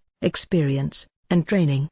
It was just slightly ironic that he occasionally stained this respect with his excessive drinking. But now that Burkhard seems to be taking care of Alfred's disciple, they are currently in the royal capital. King Helmut. About what you've just mentioned, please tell me more. Armstrong. He ended up using a loud voice, but there was a good reason for it. The one rival he had recognized as such had a disciple. Alfred even went as far as becoming a talking corpse to convey his techniques to him. Moreover, that disciple, on the way to the royal capital in order to attend his older brother's wedding, had defeated an undead, ancient dragon almost completely by himself. The chances of the appearance of such a beast and his actions were close to a miracle. At the time Your Majesty summoned the boy, I was still at the Palkania grasslands. Armstrong. What a bad timing. Armstrong Doushi ended up thinking. Therefore he had considered to participate in the older brother's marriage party, but his family ended up stopping him. As that disciple had obtained such a level of achievement, he was granted the title of Associate Baron. It seems that there were many who greedily wanted to use the opportunity of the wedding to form a connection with him. You shouldn't ruin the elder brother's long-awaited marriage announcement party with such boorish conduct, was the warning given by the Marquis Finance Minister Ruckner. In the end, I want to meet that boy. Armstrong. I can very well understand that feeling, but it should be fine to wait for a few more days. King Helmut. A few more days? Oh, so you have approved my strategy. Armstrong. No matter how strong you may be, that, great grand, is not anything you should fight by yourself. We are not overly eager to lose you to such a gamble. King Helmut. It didn't matter how elite the army facing that dragon was, it would still be an act of recklessness. The vast range of its breath attack alone would end up causing pointless losses in the long run. In the worst case, all of them could end up being annihilated. In order to defeat the dragon, they decided to use magicians who were capable of using ancient flight magic to attack, since it proved to be effective. Flight magic was required as the attacks with regular weapons from the ground wouldn't be able to critically injure it due to its sheer size. No matter how sharp and nimble a soldier could move, it was impossible to avoid the swings of the gigantic tail that could crush them instantly. In the end, it would be a battle for a few powerful and elite magicians. Rather than using thousands of unskilled military troops, the chance to win would increase manifold by having extremely powerful magicians fight it in small numbers by themselves. However, having Armstrong Doushi fighting by himself was quite disadvantageous as well. I am extremely honored, Armstrong. And that's where you are allowed to laugh at the plan of an amateur in magic. Then, how about having Associate Baron Bormister and Burkhard Ringstadt join you, King Helmut? Armstrong Doushi emitted a smile from the bottom of his heart, that hadn't been seen up until now, towards the strategic idea of King Helmut the 37th. Associate Baron Bormister and I will keep Great Grand busy with attacks while Burkhard Donner will provide support from the rear. There are plenty of chances to win this, Armstrong. Then it is decided. We will order the subjugation of Great Grand by our authority. King Helmut. One by one, the retainers of King Helmut the 37th proceeded to run off to execute the order given by the composed ruler. The Minister for Agricultural Affairs Bruckner advanced the project of cultivating the new land, and the Minister of Military and Naval Affairs Edgar prepared the systematic erasure of the monsters after the subjugation of Great Grand. Furthermore, in order to recruit the people to reclaim the new land to be cultivated and the adventurers sent by the guild to hunt the monsters in a joint operation with the army, Finance Minister Ruckner was appointed to prepare the necessary budget for these expenditures. For some reason, all those involved held an unshakable confidence in the strategy of Helmut the 37th to subjugate Great Grand. It won't be an overly great amusement, Armstrong. That seems so. With this, it will be fine to do a showy salute of guns for Associate Baron Bormister. King Helmut. Like this, without Wendlin even being aware of it, an outrageous battle plan was forged, and he was nominated as participant by Helmut the 37th. Chapter 33, A Brief Holiday. Isn't that an earth-shattering crowd of people? Wendlin. It's because there are various stores both large and small lined up in this shopping street. There are many different people from the capital, other domestic places, and the Holy Empire Urquhart who come here shopping for goods. Miriam. The next day after Eric Nissan's marriage announcement party safely concluded, we were guided by Eric Nissan and Miriam Jissi-san visiting the shopping streets of the royal capital. As one would expect of the shopping streets in the capital representing an entire nation, they exceeded the scale by far in comparison to the shopping streets in Brittburg. Comparing it to my home village was quite unnecessary. At any rate, there was not even one shop in the Bormister territory. I am sorry to have you expressly guide us, Miriam Jisses. Wendlin. Don't worry. I will have a 3-day vacation with my husband after this. Miriam. It seems that you usually receive a holiday of 2-3 days upon marriage. In this world, apparently it only took 1 day of the holiday to report to the church. Thus the rest was reserved for the married couple to spend some quality time with each other as they wished after the hectic and exhausting preparations and execution of the marriage announcement party. Even so, going on a honeymoon was mostly for no one else other than nobles and wealthy merchants, as it required one to have quite a surplus of money to spend. The lower-ranking nobles in the urban areas and the commoners living a standard-level life took a holiday of about 3 days, but they passed their time sightseeing and shopping within their local cities. In addition, those living in a rural area like our home didn't take any days off at all. Our elder brothers, who had married, continued with their usual work the next day as well. That was one of the differences between living in an urban area and living in the countryside.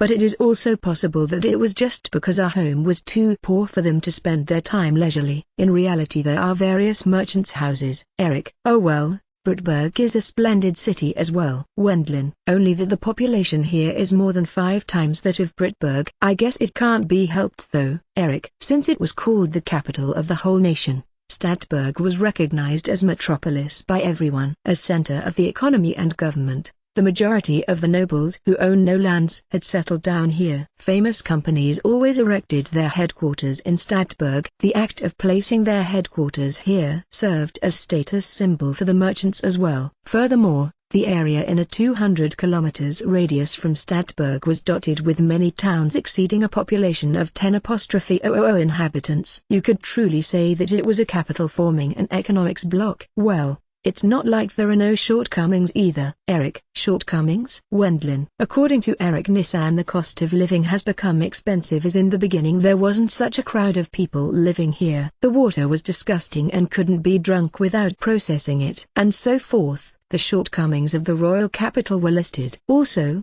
There is the hindrance called the Palkania grasslands, which hinders any further development among other things. Eric. Going by the words of Eric Nissan, the Palkania grasslands were the last monster domain remaining in the outskirts of the royal capital. An old mole called Great Grand was the top in that area. Up until now all attempts to subjugate it by groups of adventurers and the military ended in failure. If it becomes possible to develop the Palkania grasslands, the capital will also become able to further expand. Eric. The possibility of developing a large-scale, grain-producing area and establishing a road to the neighboring districts by dividing the Palkania grasslands into parts will have an immeasurable economic effect, Eric Nissan explained. Even a petty official in a governmental office related to the financial affairs was able to easily recognize the importance. But who will defeat such troublesome dragon? Wendlin. In the end it's nothing more than a hypothetical talk. Now come, let's enjoy the shopping. Eric. Like that, Eric Nissan put a close to the serious talk and we decided to devote ourselves to enjoying the shopping. Iryu, would this sword be fine? Wendlin. Since it uses a relatively fine steel, though you wouldn't expect from its price. I wonder if I should purchase this one. What do you think, Eric-san? Owen. That one is a bargain. Eric. You understand the quality of swords, Eric Nissan? Wendlin. Just a bit of self-studying. Vul. You also practiced with the sword, didn't you? Eric. Because I have no talent in it, I shifted to using the bow as I am better with that. Wendlin. You were. That part is just like our brothers. Eric. In my time at home, I didn't forget to practice the sword every morning for about an hour, but no matter how I think about it, I don't have any talent in wielding one after all. Instead I still had some hope in using the bow. Given that practicing magic rewards one in proportion to the time spent, I don't feel like practicing the sword these days at all. Which reminds me, I had received a sword which can turn its blade into any attribute. I was completely keeping it stored away as is. Is there still room for growth in your magic capacity? Eric. Yes, I can feel it quite clearly every day. Wendlin. I followed the words my master had left me and before I knew it I became comfortable doing my meditation in a cross-legged position every day. I didn't miss even a single day of my practice to refine the mana within my body. Since it has become too disconnected from reality, you won't hear anything from me. Eric. But too flashy magic can't be trained in the royal capital. Wendlin. If this was Britberg,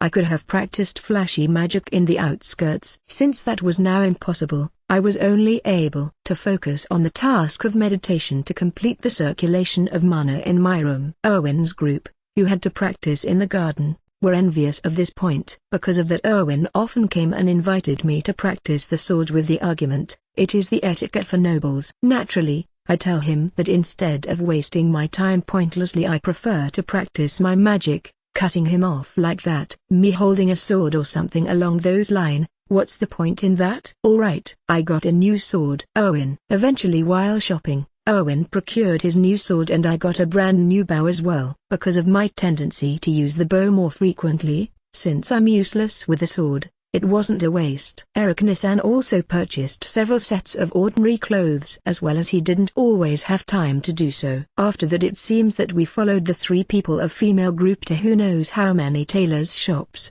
accessory shops, etc. Why I am speaking of it seems here. Honestly, keeping woman company while they are shopping ends up wearing down your body. Eric Nissan. Don't you go out with Miriam Jissi-san frequently enough? Wendlin. I accompanied her once before. Because of that I learned from experience. Eric. Because Miriam Jissi-san was born as lower-ranking noble, she doesn't seem to be a person who squanders overly much. Instead she searches for a bargain article by foot. Moreover, I got the impression that keeping her company made one wince. Using a previously precious day off to walk around the shopping street, for more than half day, caused him to be totally exhausted at his desk the next day at work, Eric Nissan explained. Truthfully, housewives go berserk at the idea of bargain sales. Eric. Miriam Jissi-san is usually a gentle and kind-feeling woman, but as far as the single word bargain is concerned, women should be avoided at all cost. Also words like limited sales and clearance sale should be the same.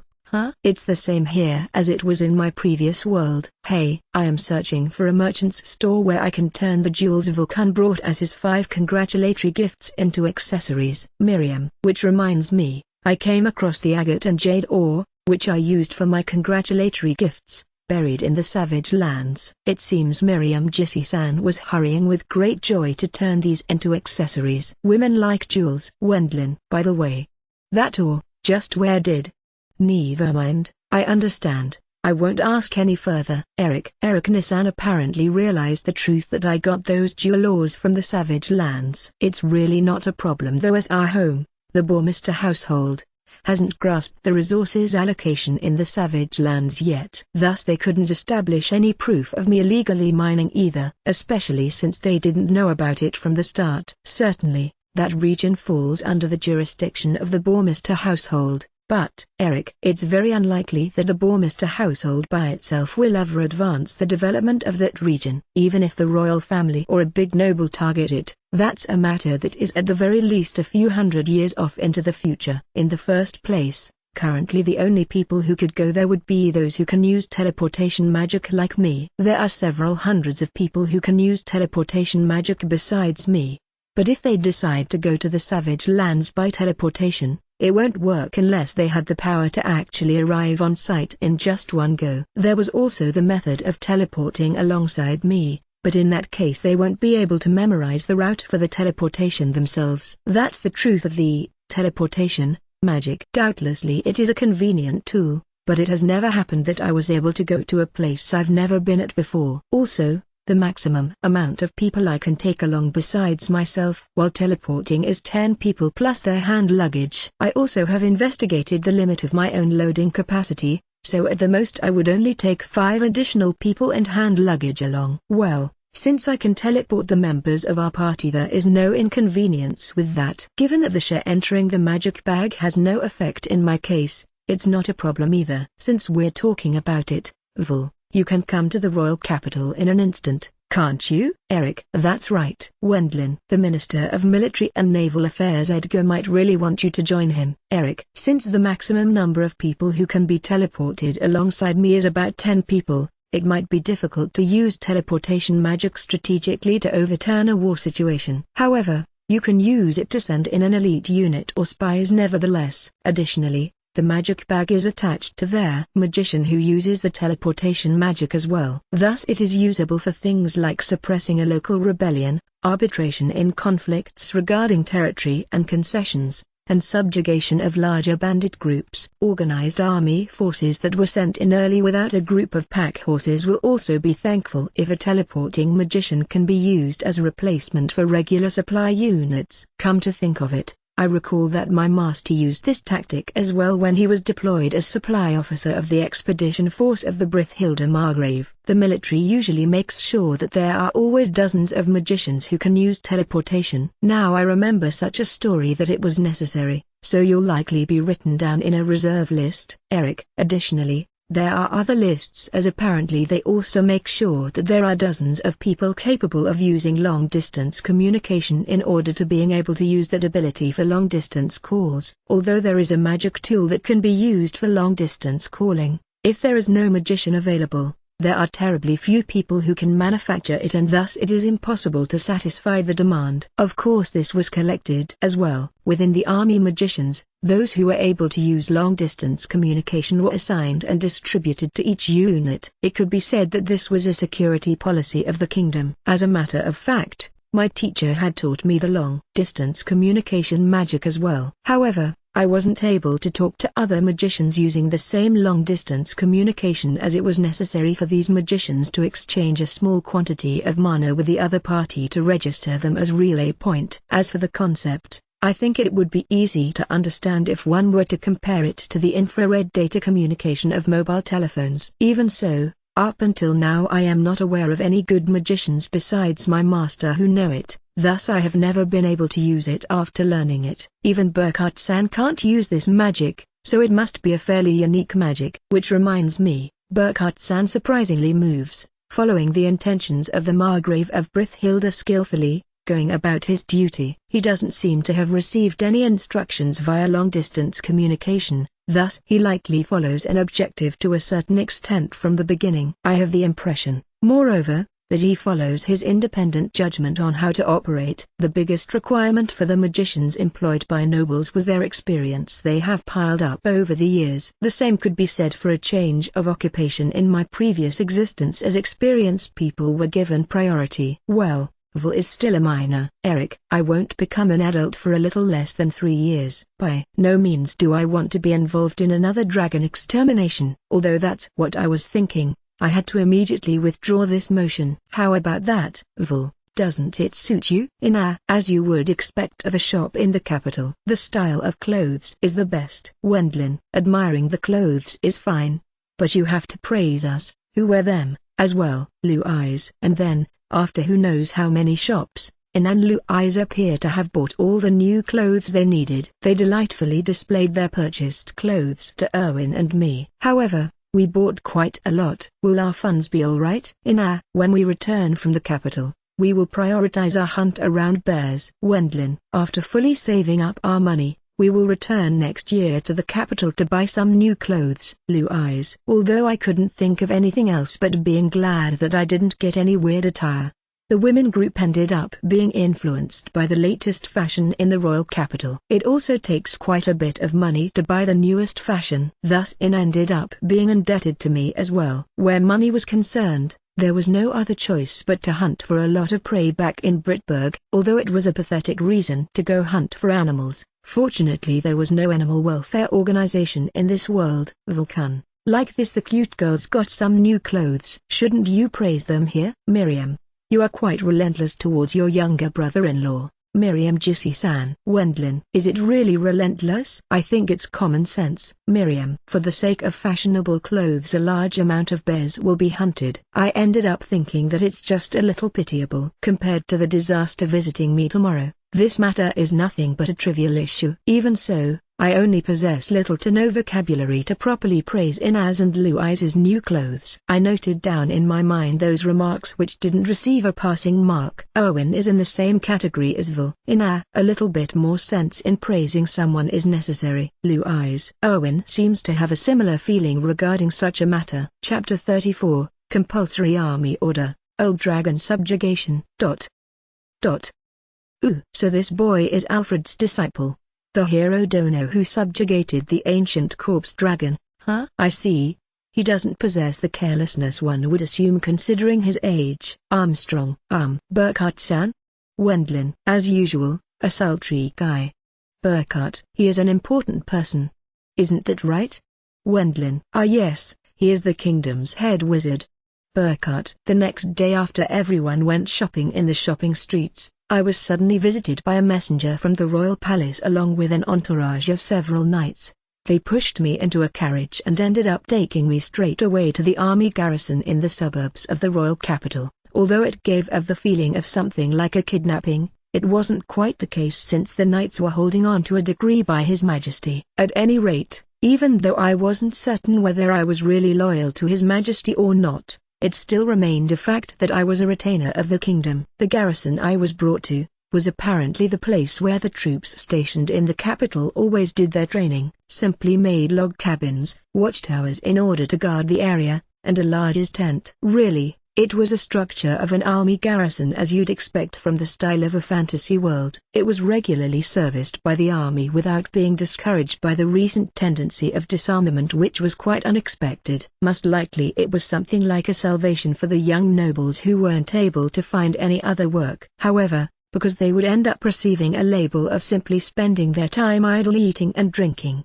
apparently the training was constantly strict and severe, as it would be unreasonable for the entire army at once to practice though.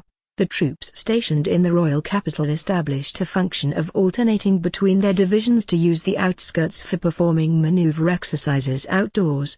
The carriage I was stuffed into arrived in front of a log cabin within the garrison. When I entered it, after being urged on by the guard standing at the entrance, I immediately recognized Burkhardtson waiting inside. Furthermore, there was another person next to him, a muscular middle-aged Osn who easily exceeded a height of 2 meters. Moreover, this Osn, despite being a lump of muscles, the clothes he wore was a robe and he held staggering large unrefined wand in his hand. In other words, rather than calling him a martial artist or warrior, he was a magician. Other than being able to use magic as well, He seemed to be the type who likewise could easily beat his opponent to death with that wand. Fortunately, it was affirmed by Burkhardt-san's earlier talk that he was a magician. Furthermore, he was named as the kingdom's head wizard earlier with certainty. Due to the sudden appearance of such magician loaded with muscles, I involuntarily ended up being struck speechless. It was mostly because that person was the exact opposite of my master, the kingdom's head wizard. Burkhardt-san?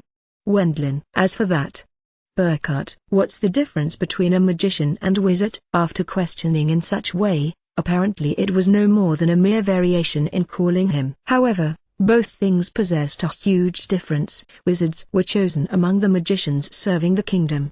They were the ultimate elite. Considering the person himself didn't put any value into the huge significance of serving the court, it was quite a ridiculous story. Nevertheless, from the viewpoint of the society, a wizard was no less than a person with a very high social standing. Even though the kingdom's nobles such as the cabinet ministers held an exceedingly high social standing, one could think of a wizard being a cut above them.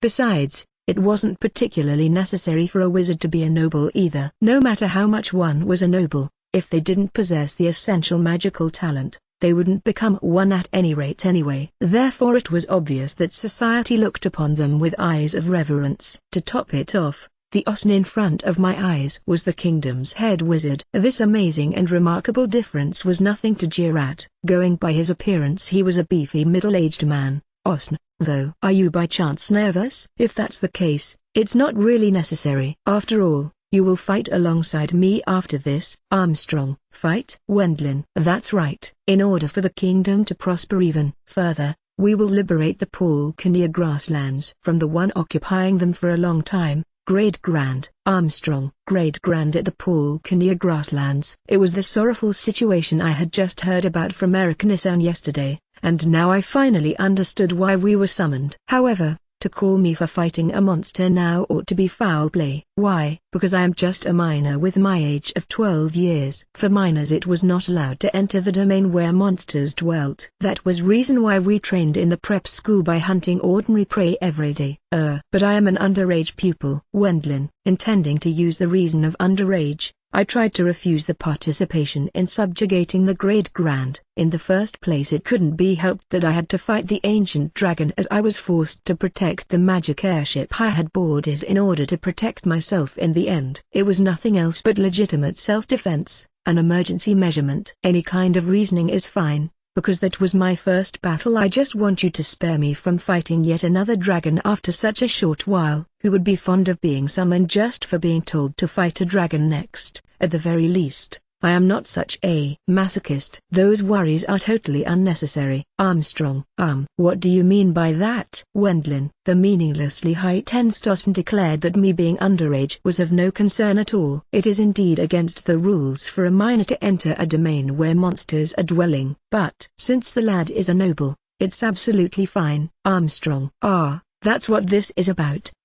Burkhardt. It seems like Burkhardt-san, who was to participate alongside as well, had some kind of an idea. For no more than an instant he faced towards me, displaying an expression of what a pity. Lad, you are the head of the Associate Baron Bormister household. Even though you are an underaged noble, it has never happened before that a decree for a campaign by His Majesty wasn't followed. This time His Majesty ordered the military troops stationed at the royal capital to subjugate the Great Grand. Armstrong. Wendlin.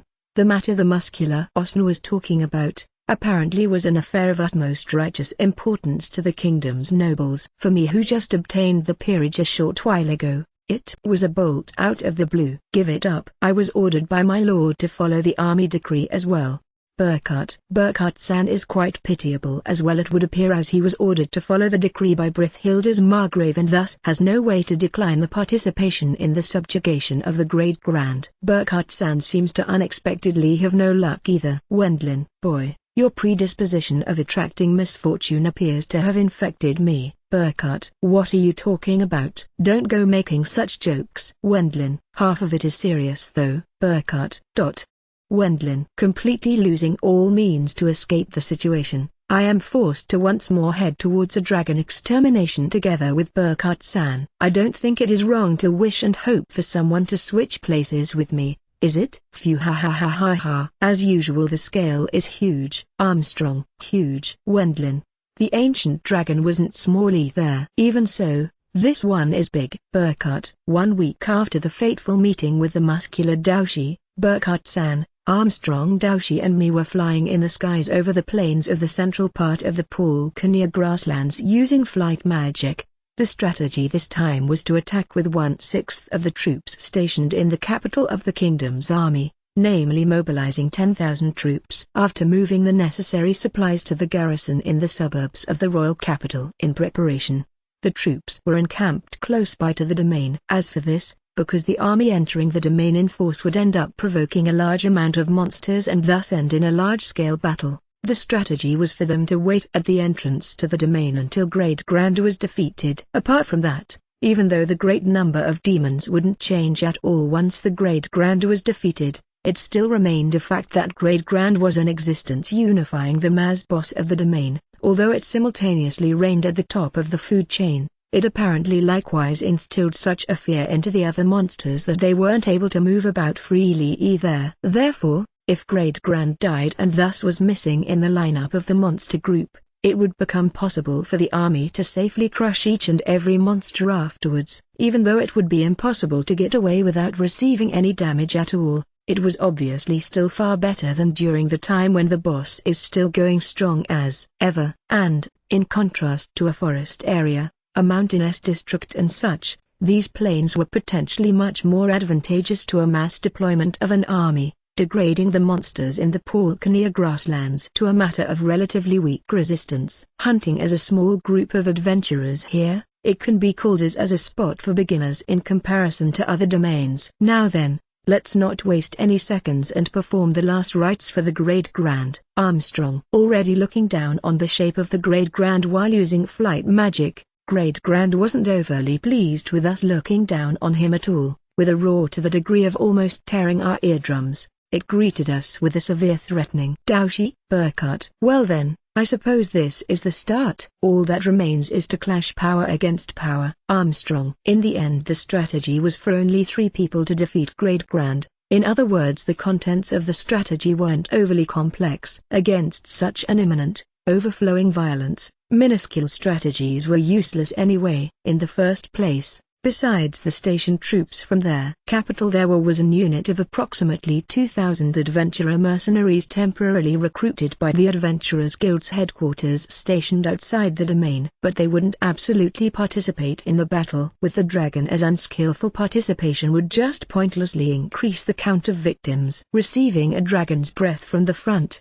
it would spell instant death for most people. Therefore, people who weren't able to prepare for several such breaths would just pointlessly increase the corpse count if they participated. Thus it was arranged that the few of us would challenge Great Grand to a fight as elite assassins. As an after effect, the poor group of Erwin, in their duty as my retainers, participated in the assembled forces to subjugate the monsters as the Associate Baron Bourmeister Household's armed forces. As for the reason, it was apparently due to the peculiar complicated circumstances of nobles. During the sortie preparations in the garrison, Ericnison visited claiming that the sortie of the Associate Baron Bourmeister Household's armed forces was indispensable and begging to be allowed to provide the necessary funds for that. Afterwards, given that Ericnison was likewise participating, holding both roles of being second in command in addition to being a staff officer, I was at ease in trusting him with a treasure of the degree of 100 platinum plates. If it's Ericnison,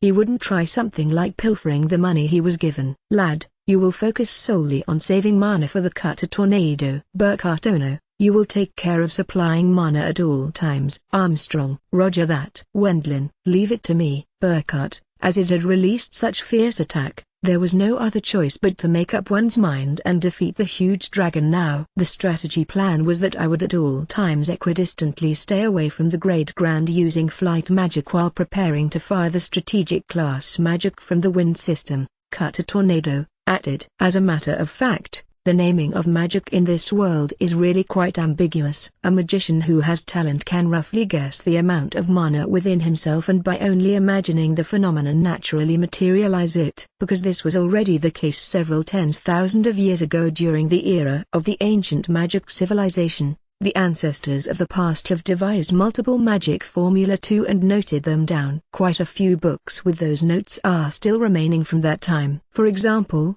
in the case of magic from the fire system, there would be only few magicians who wouldn't be able to think up a fireball. Furthermore, there are such things as fire arrow, firewall and fire snake. Those possessing magic power left a great number of documents behind which only differ slightly in their description. A master is just a human as well. He will only teach the magic as reference, which is the easiest for him to obtain and use. At the time you are casting magic, there are people who don't chant, there are people who use only the spell's name for chanting, and there are also people who chant something like a spell formula in a way of resembling short sentences in a semi-poetic manner. And there are even more dreadful people who perform a flashy dance and strike poses. The point is, the method of how I materialize the magic is entirely up to me. By the way, I am in the chantless group. Previously there was someone who used such things as embarrassing flashy poses and thought up Chayunabu-like wordings for the spell incantation imitating what he has seen before. But because of the power of embarrassment was quite strong, he now doesn't use these anymore. Something like heed my call of guidance and burn the opponent to cinders, crimson flame tilde. Well, I am still only 12 years old, but the record of that itself would deem me as a splendid Chayunabu patient. Being chantless is the best. Without wording out the spell, the opponent won't be able to perceive what kind of spell is going to be used. Alfred, saying such embarrassing words like that, the power of magic will drop. Burkhardt, because I met Master and Burkhardt, it was the correct choice to become their disciple. We all belong to the so-called faction of chantless, except that I don't know whether such a faction actually really exists. Returning to the situation at hand, this time the opponent is the Great Grand, whose name originates from being an old-aged dragon with an earth attribute. The magic in this world has the basic 4 standard systems: fire, water, earth and wind. In addition to that there is holy, which can only very few people can use. There is also darkness, now treated as a legend, which was used by demons, Mizuku. Excluding the unique systems, the standard 4 system each have their own respective strong and weak attributes. To put it bluntly, the relation between them is like rock paper scissors, Janken. Fire is weak to water, water is weak to earth, earth is weak to wind, and wind is weak to fire. Because Great Grand is a dragon with the using the earth system, we have decided for me to bury it in one go using the high power of the wind system's strategic class spell Cut to Tornado. Or to be precise, it was Armstrong Daoshi's strategy. Just speaking of magic capacity, the lad already surpasses me many-fold. After all, the lad's magic capacity is even a little bit more than Alfred's was. Thus, we shall entrust the finishing blow to the lad. Armstrong. Before the military operation started, I was told the contents of the strategy by Armstrong Daoshi at the field where the troops were encamped. Lad, you will be using the highest class of wind magic in order to consign Great Grand to oblivion in one go. Armstrong. That's the appropriate way considering the intense holy light the boy used to perish the undead ancient dragon. There are plenty of chances to win this. Burkhardt. I am happy to receive Burkhardt Dono's agreement. Armstrong. Burkhardt-san approved the strategy laid out by Armstrong Daoshi. Still, preparing that spell completely will take time. Wendlin. If it was poorly constructed, it wouldn't be able to finish off the opponent, which would be like putting the cart before the horse. I declared that I would need at the very least a span of time of 2 minutes. Considering the case of storing mana, it definitely was easier to accumulate mana aboard the magic airship the last time. A span of 2 minutes.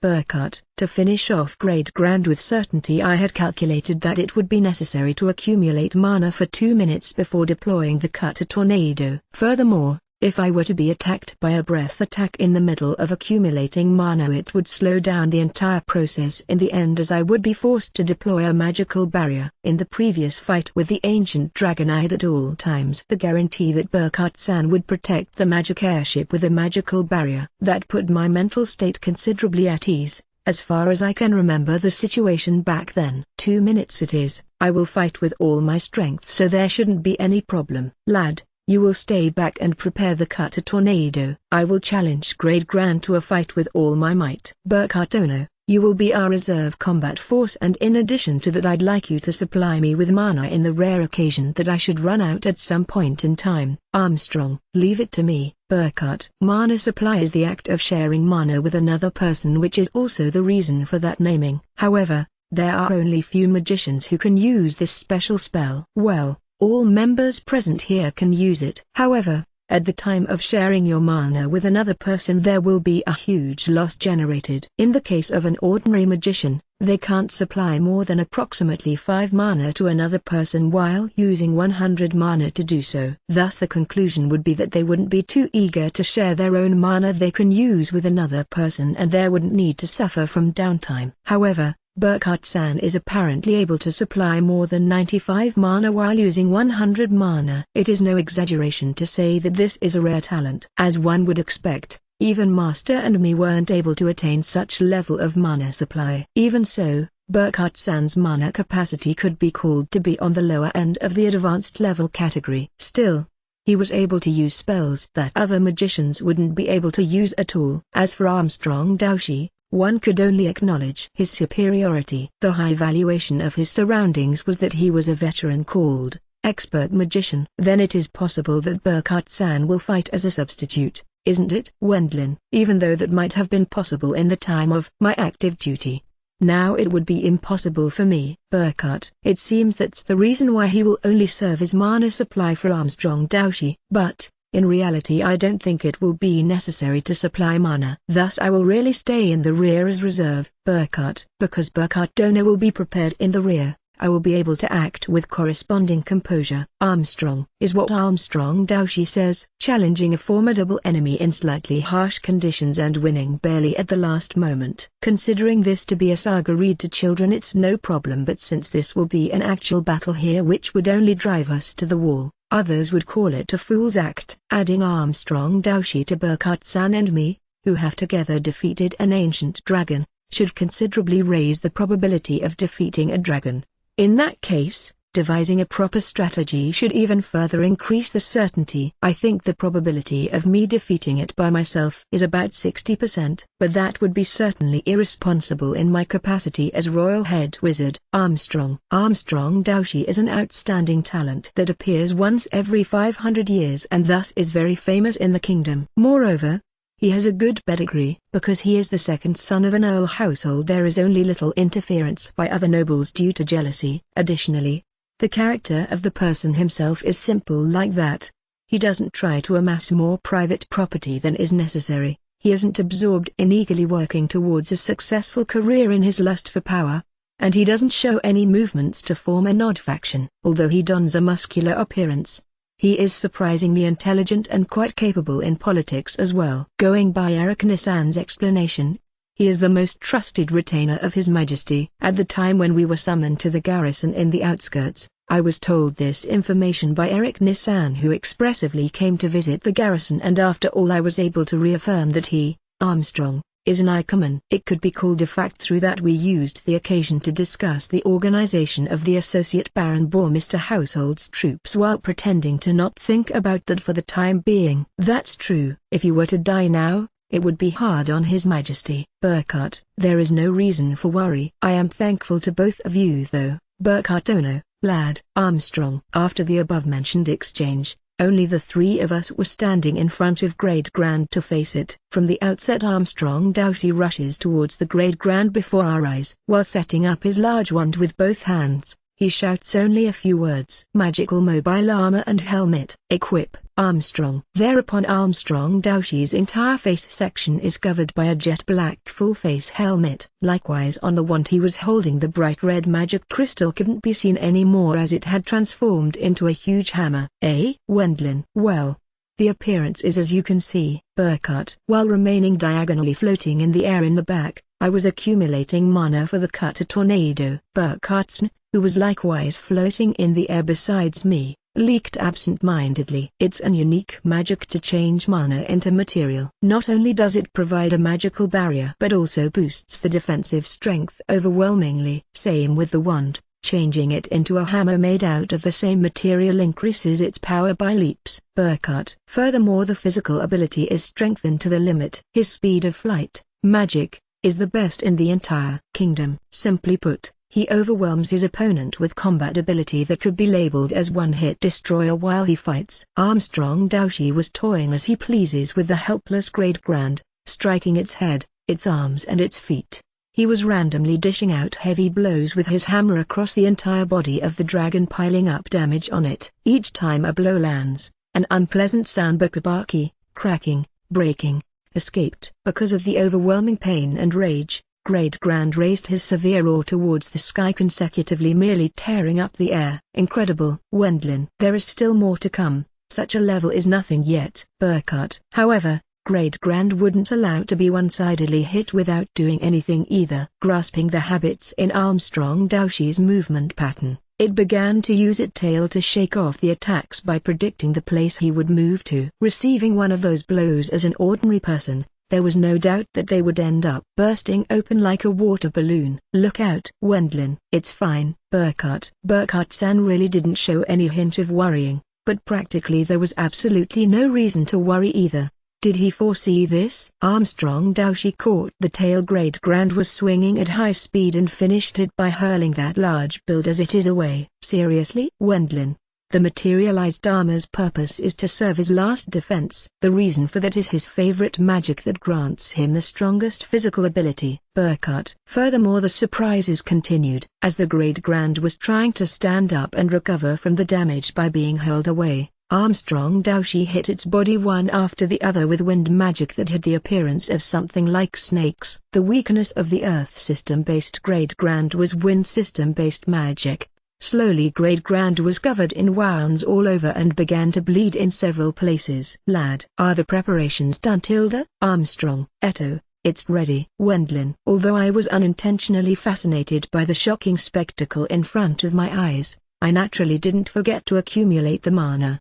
The time had slightly passed the 2 minutes and thus the necessary magic power had been gathered. After making sure that Armstrong Daoshi had evacuated the area quickly, I released the Cut-a-Tornado magic. As the name implies, this Cut-a-Tornado magic was a spell that engulfed the first target within a tornado. Continuing, the tornado will produce one by one sharp blades as it held the dry wind attribute. The target will end up being continuously injured by the blades. Each time its wounds increased, Great Grand raised a roar. As the tornado continued, its color began to tainted in a red color. The streaming blood was dragged into the tornado. Gradually that red color thickened. And then, as the red color was thickening, Great Grand lost the blood from inside its body. Is it slain? Died due to losing a huge amount of blood. Huh? Very well done, boy. Burkhardt. Is it your master's technique? Armstrong. He was also a person who nonchalantly had absolutely no mercy for monsters. Burkhardt. A few minutes after that, being exhausted of almost all its blood throughout the body, Great Grand collapsed to the ground accompanied by a great tremor. No matter how strong a living being might be, if they lose all blood they will end up dying all the same. As one would expect of a dragon, it didn't die from the cuts. Ha. Burkhardt. That's true. Now then, Wendlin. Just because Great Grand had died, it didn't mean that it all was finished with this. As I approached the still whirling red tornado, I began to use magic from the water system this time. What are you doing? Burkhardt. The blood of a dragon is expensive. Wendlin. As a matter of fact, there would be no reward for the subjugation of the Great Grand by the kingdom this time. Reason being that it was a noble's obligation to fight at the front. Because they usually got their profit from the annual pension and their territory, it was inevitable to return those favors with public duty. For that reason it often happened that nobles were pillaging the battleground. Even if it is a bad thing to do, the kingdom hadn't a surplus of budget to the degree of always being able to pay the nobles a salary, and thus this pillaging was tolerated. Since there was no war for more than 200 years, pillaging itself didn't really occur. This time the opponent was a monster. Pillaging from a monster was strange in itself as well. Instead, now, after the subjugation of Great Grand, the soldiers participating in the strategy to exterminate the monsters in the Palkania grasslands would be given a reward. That was the privilege to collect the raw materials of the monsters they had hunted themselves. The monsters' raw materials are well known to be very expensive. Therefore, the soldiers participating in the military operation had heard such rumor and thus were greatly looking forward to it. Because the adventurers had this time gathered en masse as well, They possessed a pointless fighting spirit and their competitive awareness had been awoken. As it would get bloody, victims would turn up. For the soldiers, the high-selling raw materials of the monsters far surpassing the usual income, would allow them to live in luxury with their families or lover. The procured raw materials would be used by merchants and the guild to produce various goods which they could sell. The kingdom's tax revenue would rise as well. But above that, by liberating the Polka grasslands from the monster's domain, the kingdom would obtain a gigantic grain-producing region. In such situation the development of agricultural land would advance and thus increase the grain production output even further.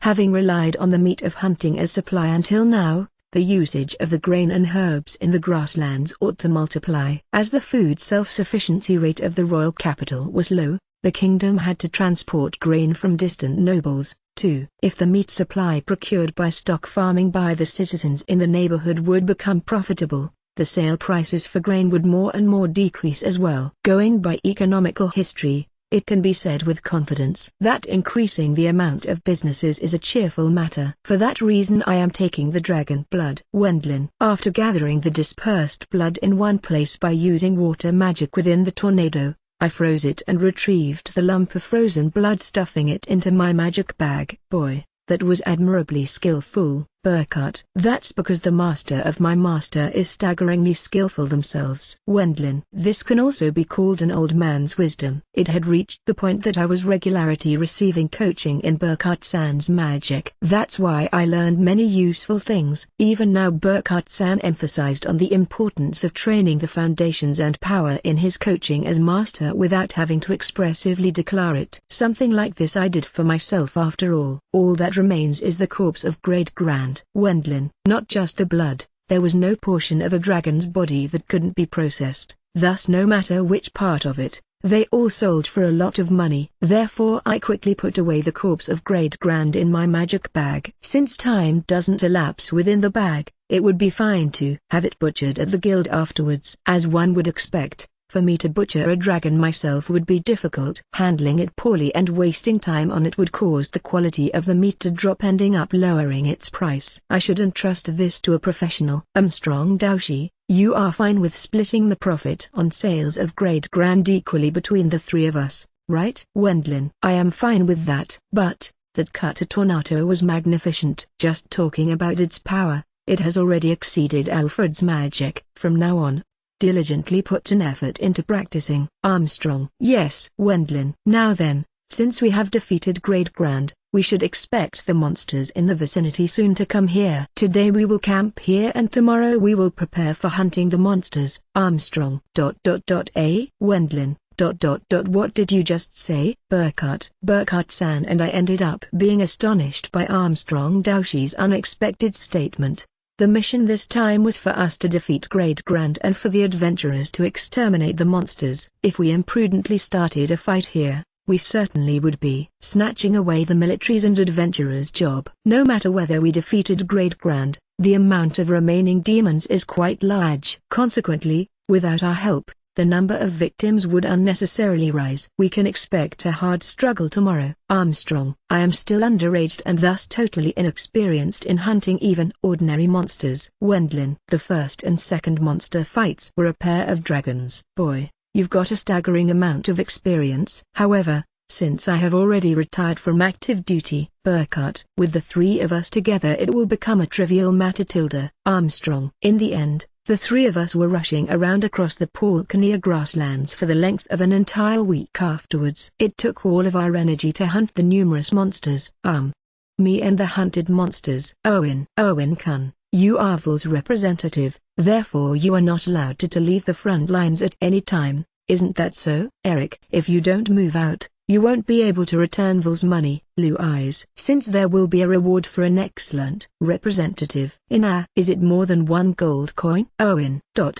Eric-san. Don't be silent now. Owen. In the meanwhile, Owen's group didn't manage to become accustomed to their post as Mikoshi within the Associate Baron Bormester household's troops. Every day they departed while experiencing stomach pains. Note: Japanese Mikoshi is a type of activities where a lot of people, mostly males, Drag a portable shrine from one sacred location to another for some certain spiritual purpose. There are a lot, forming front group and back group to drag it, and it's pretty much taboo to let the portable shrine fall to the ground or for it to be damaged. The context is that the retainer group of Wendlin should have been, supposed to be situated in the center of their army, letting others fight for them, and not expose themselves to danger no matter what, as said in the following interlude. But Inandlu eyes are full of fighting spirit, so they don't let Erwin remain behind and continuously advance to the front lines. Chapter 35, Fiancé. Armstrong, Burkhardt,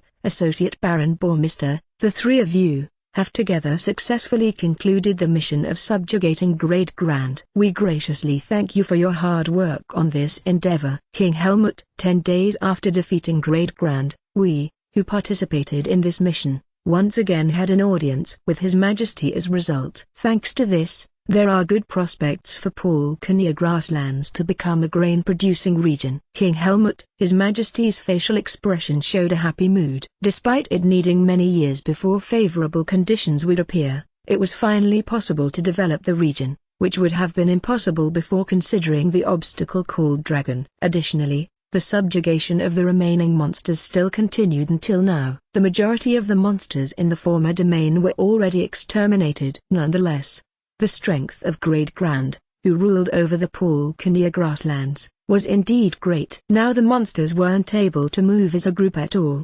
The soldiers and adventurers thus hunted them down undecidedly. The amount of casualties was up to 200, but that was most likely something that couldn't be avoided. As for the victims, we have arranged abundant reparations for the bereaved families. Although it might be considered as hypocrisy, it is still better than nothing. King Helmut. This Armstrong is deeply moved by the kindness of His Majesty. I admire you, Armstrong. You could certainly call it hypocrisy, but it was still better than ignoring it completely. Besides, such was the work of soldiers and adventurers to begin with. Particularly the adventurers. It was said that there were about 1,000 casualties yearly. Given that they weren't able to do any other work in order to make a living, just because they failed in obtaining the gratuity of money and prestige in their life, it didn't mean it would be reasonable for them to complain about it afterwards. There also were many adventurers, after judging their own skill calmly, decided not to participate in the military operation this time. Furthermore, considering the scale of the dispatched troops for this military operation, the number of casualties could be called few. His Majesty had also ordered the church to provide as many healers as possible for this campaign, especially those clergymen who were able to use holy healing magic, in contrast to the water-healing magicians the church usually deployed outside of office. Practitioners of both healing magic systems in large quantity were summoned by the church using its powerful connections in order to deploy them for this campaign. That in itself wasn't surprising, as the church would profit by constantly establishing new churches as the development of the Pulkania grasslands advanced.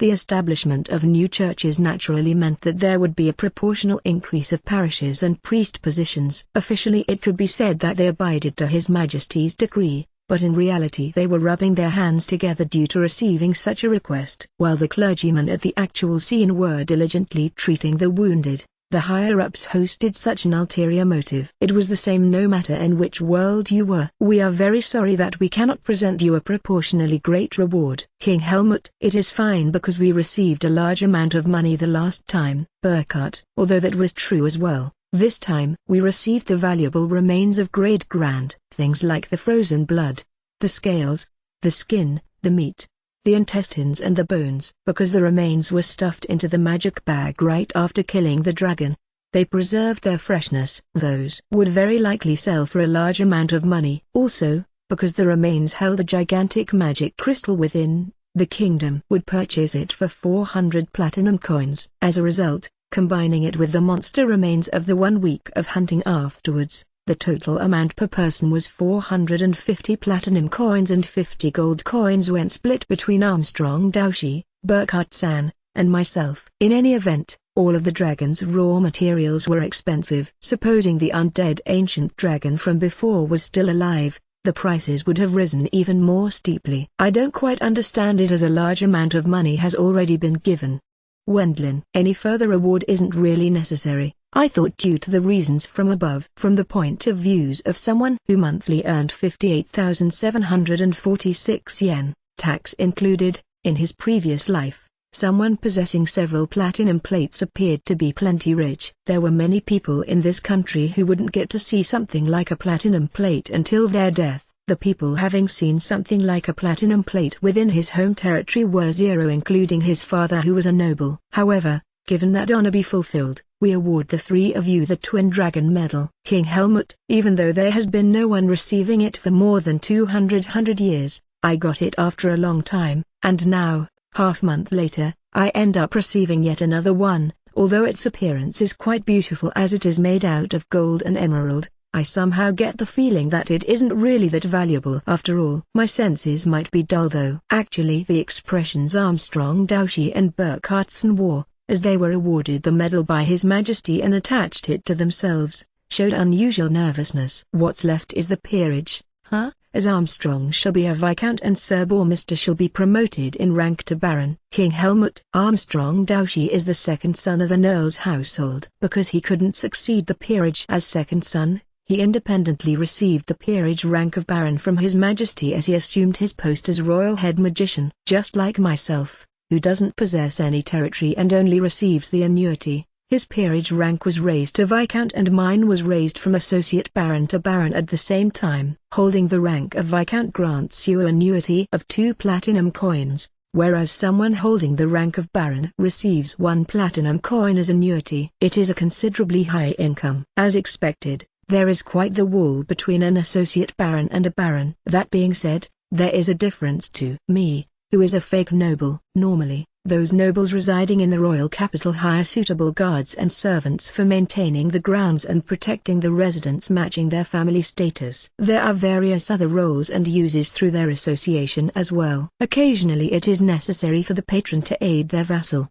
as at the time of Eric Nissan's marriage for example. It is necessary to present appropriate, to the family status, congratulatory gifts at important ceremonial occasions in family relationships. Thus you can say that the money spending increases as well. Indeed, in the end I can understand Eric Nissan's remark about the higher-ranking nobles usually being tightwads unexpectedly. Also, normally a medal only equaled something like honor, but apparently just the Twin Dragon Medal is different, because there was no one receiving one for more than 200 years. The governmental official in charge ended up forgetting to give an explanation about it.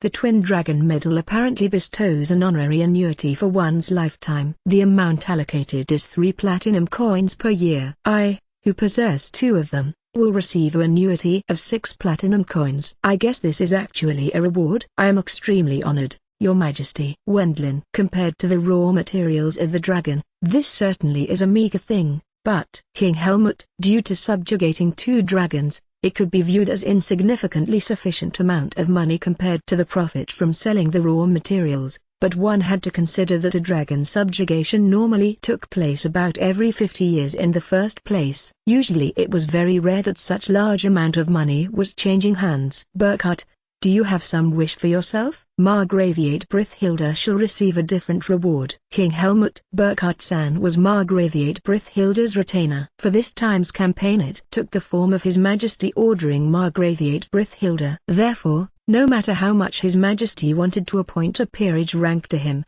it was no good due to that reason. Given that the person himself didn't desire such a thing either, he would receive such things like gems and treasures from Margraviate Brithhilda instead. Still, as one would expect, without even that there would be rumors about His Majesty not recognizing his achievements decently in the end. Also, although it was the Twin Dragon Medal, it was still just a medal and you couldn't just not bestow anything simply because the target was a retainer either. Normally Burkhard-san should receive something as well. Like this, there appeared to be various difficulties between peerage connected directly to royalty and retainers serving different nobles. On this occasion we are very satisfied with discovering such a young talent. We would be very glad if thee could diligently serve the kingdom from now on. We have high expectations of thee, Baron Bourmester. King Helmut. Understood. Wendlin. Rather than such expectations, I wish to spend my summer vacation peacefully and soon. While I bowed towards His Majesty, Such was my eager request. "Another serving please." "Wendlin, you really eat a lot." Blue eyes. "I am hungry since I didn't get to eat anything decent for about half a month here." Wendlin. After the audience had finished, I immediately returned to the Brandt household and ate a late lunch there. The maid prepared such things as stew,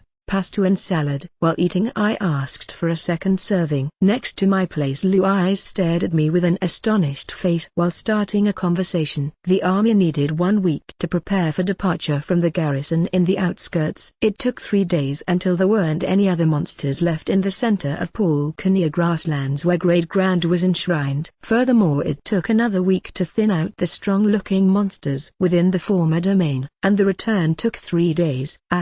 Our precious summer vacation." Blue eyes. After I arrived at the royal capital, it was almost impossible to follow my own intentions. Although I planned to enjoy the long-awaited sightseeing of the capital, mostly my impressions of the capital were the formal audience at the royal palace and the garrison in the outskirts, which smelled of sweat and was covered with dust. Therefore I only had quite an amount of unappetizing meals so far, and to top it off, I had to fight for my life with dragons that looked like special effect monsters. And at the end of the fight, just like in some famous manga, a muscular Osn, who you wouldn't believe to be a magician, came and concluded the battle climax. Although he surpassed its scales, striking the dragon with his bare hands, landing several kicks and throwing it after grabbing its tail, you really couldn't call that a magician. Afterwards, he proceeded to subjugate monsters, claiming it to be what a proper adult noble is supposed to do. To put it bluntly, in comparison to the dragon these monsters were weak. Just,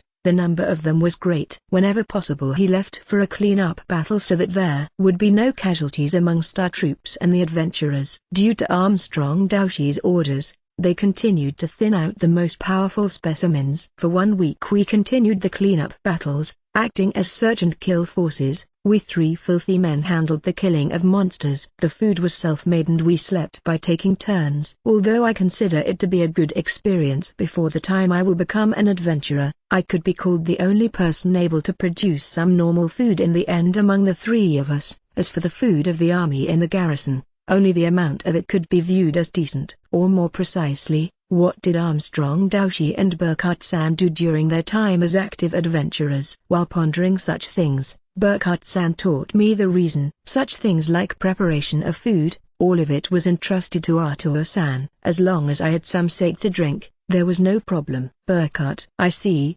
Apparently it was Artur-san who had the thankless task in that party. After retirement, he attained success as merchant for that reason. Putting that aside, I think it would be better for Burkhardt-san to stop only using salty jerky or their likes and sake as replacement for a proper dinner. Your liver will deteriorate. That's one of the adult diseases you shouldn't want to have. I ended up thinking to that extent. And then, the other person, Armstrong Daushi, was even more outrageous. While he was on duty we only ate monster meat which he prepared by draining the blood, cutting the meat into slices and then roasting it above open fire. Although it was interesting and got a feeling of wildness on the first day, it got rather tedious quickly after it being the same every day. Or rather, what kind of meals does Armstrong Daushi, who bears the title of a noble, usually eat? Monster meat, which has been drained of its blood and grilled with a sprinkle of salt, has a staggering amount of nutrition. Armstrong. Honestly, he is a person I can't really call a noble at all, because we got filthy due to the monster subjugation without being able to wash it off in a bath. We might have ended up being mistaken as bandits if things didn't go well at that time. Likely, we would have to be prepared facing death if we were caught on a mountain trail during the night. Boy, you are actually able to cook. Burkhardt. It tastes good. I have decided to leave the cooking to the lad from tomorrow onwards. Armstrong. Somehow coming up with something like soup and zhaozui using rice, there was still a lot of room for improvement left for me. However, inadvertently the second half of the meal preparation duty was pushed on me by the others. Being the youngest in the group, I had no other choice but to obediently consent to it. A summer vacation smeared in sweat, dust and blood.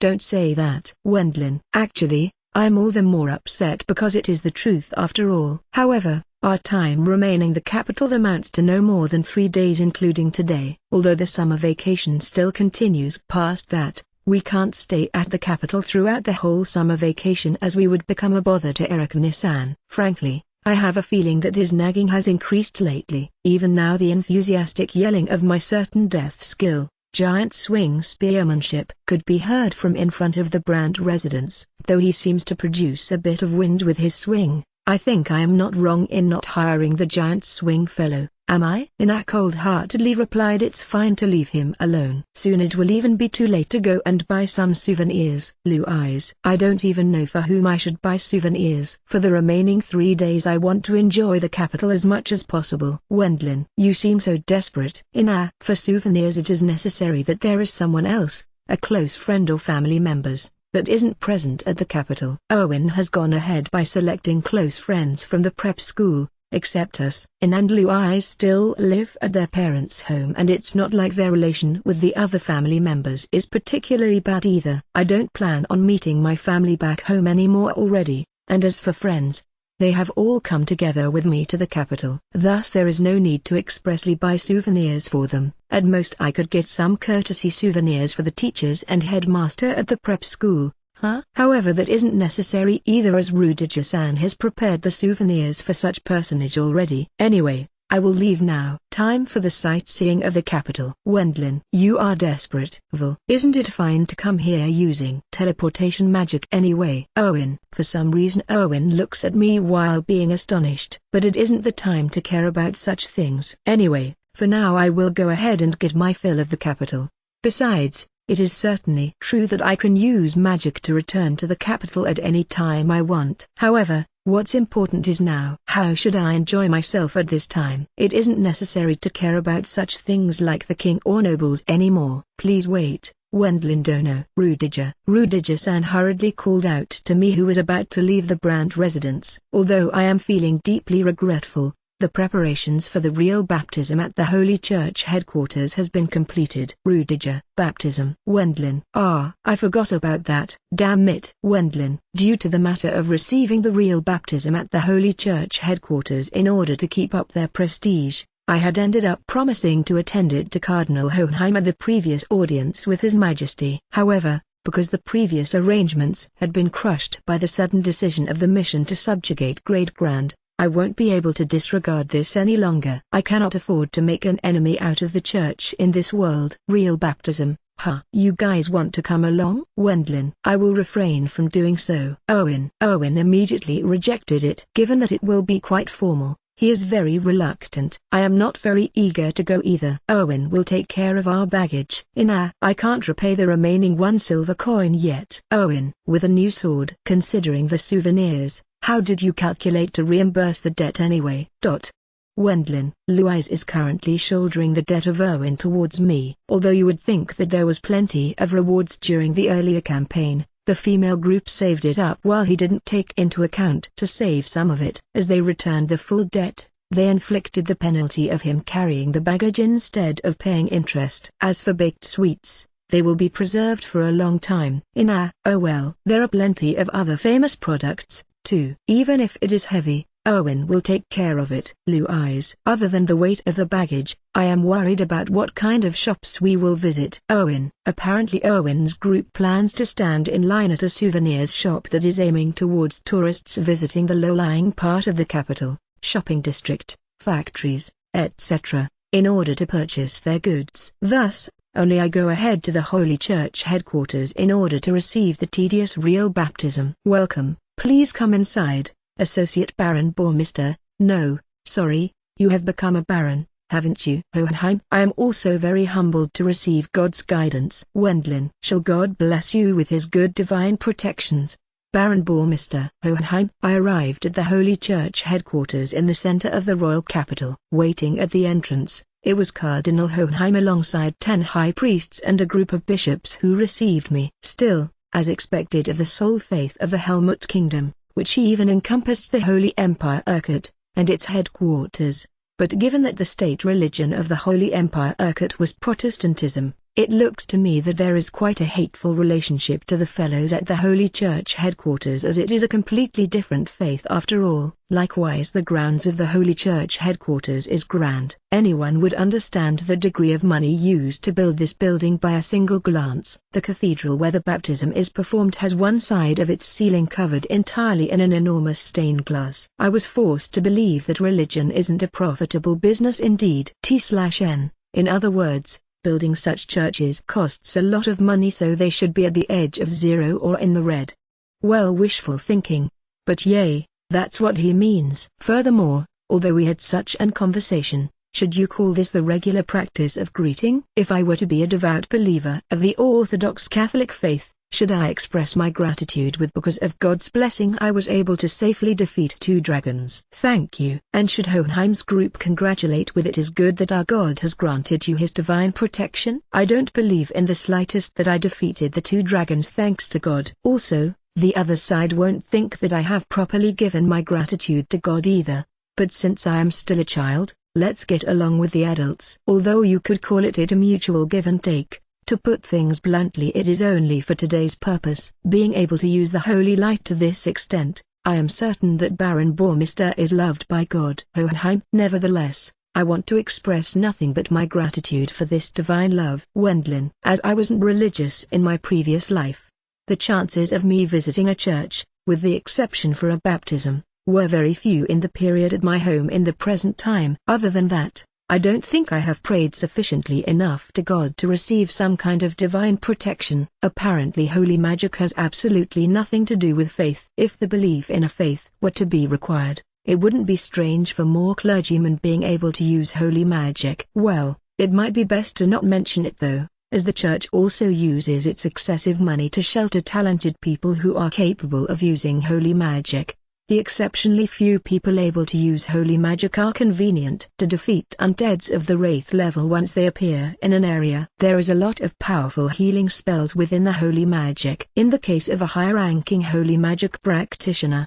apparently they can reattach a torn-off arm, able to cure cancer, and they are also capable of reviving someone whose heart has stopped beating within a few hours. Although within my holy magic only holy light has such a high power, I am only able to use water healing magic.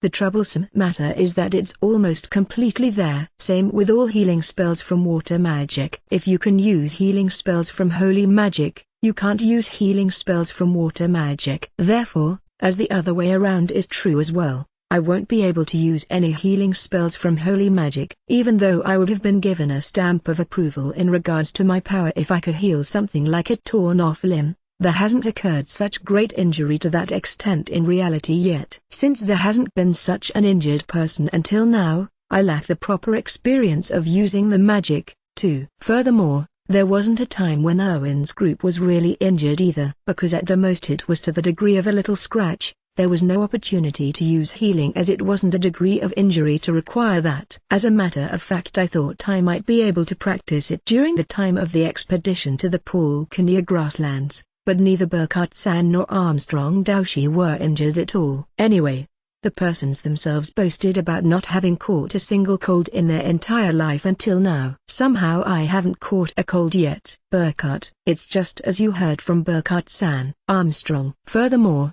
although I tried to give medical assistance after joining up with a friendly unit, I was mainly reminded by Armstrong Doushi that we should constantly be deployed at the front. Entrusted to the unit dispatched by the church, they are plenty prepared for support. Certainly our hunting of dangerous monsters at the front will lead to the best method of decreasing the victims. Armstrong. Though it was a reasonable argument, I just once wanted to take a break in the rear. Read the mood, you muscle Doushi, was what I ended up screaming within my mind. Well then, let us begin the real baptism right away. Hohenheim. Although I had anticipated for the real baptism taking a lot of time at the beginning, it only took 30 minutes to finish in reality. As for the aspect differing from the regular baptism, I think it was mostly to the degree of Cardinal Hohenheim taking the role of the priest and the other high priests additionally taking care of the various chores. Since I was a valued client, the high-ranking clergymen weren't stingy. The real baptism has finished safely, too. Hohenheim. Thank you very much. Please take this as gratuity. Wendlin. Although I was told it isn't necessary, There is no priest who isn't happy about receiving donations. I passed the donation to Cardinal and he put it into his beautiful silken pouch. It was 10 platinum coins. Even though it was a large amount of money, I expected the priests of the church to become my allies if I gave them such an impact here. After all, I still have more than 1,000 platinum coins which I can't use up anyway. We thank you very kindly for this generous donation. Hohenheim. Just as I thought, seeing the coins taking their place amongst gold coins within Cardinal Hohenheim's pouch, he casually passed that pouch to a nearby high priest. As expected, I shouldn't be caught in the action of seeing the contents at this place. I probably wasn't surprised knowing it afterwards. Well, since I can't really estimate the donations from nobles, it might actually be quite normal. Well, since the real baptism has finished, how about some tea? Hohenheim. Given that Cardinal Hohenheim has invited me to some tea, I decided to take him up on his offer, leaving this impressive church and walking for a little while.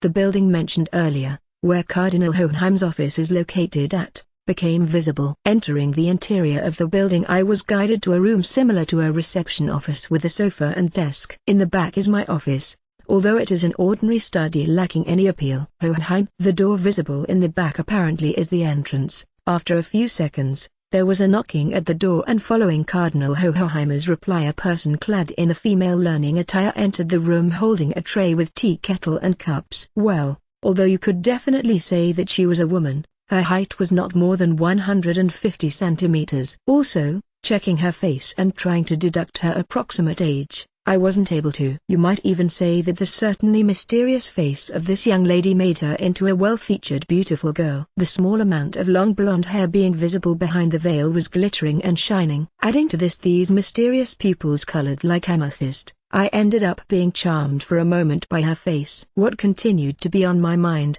were those bulges of a certain part which weren't adequate at such a degree considering her age. Although it would be rude to keep staring at her, there was no one in the same generation like Ina who could win against those two hills. The originally inconspicuous nun's habit was pushed up by her breast portion. Well, there existed such things as 11-year-old gravure idols with F-cups in my previous life. There are many people in this world who resembled Europeans and Americans in shape and appearance. Therefore it might not be too strange for an approximately 12-year-old girl with above F-cups to exist here. Considering it like that, Inanlu eyes might have various difficulties without me being aware of it. Huh? And then I also noticed one more fact. Her magic power is strong, isn't it? Wendlin. So you can tell after all. Huh? Although I let her serve tea as greeting today, she is in reality my granddaughter. Hohenheim. Nice to meet you, Baron Mr. Sama. My humble name is Elise Katharina von Hohenheim. Elise. So this beautiful girl is Cardinal Hohenheim's granddaughter. Although I have certain feeling that her face among other things doesn't resemble him at all,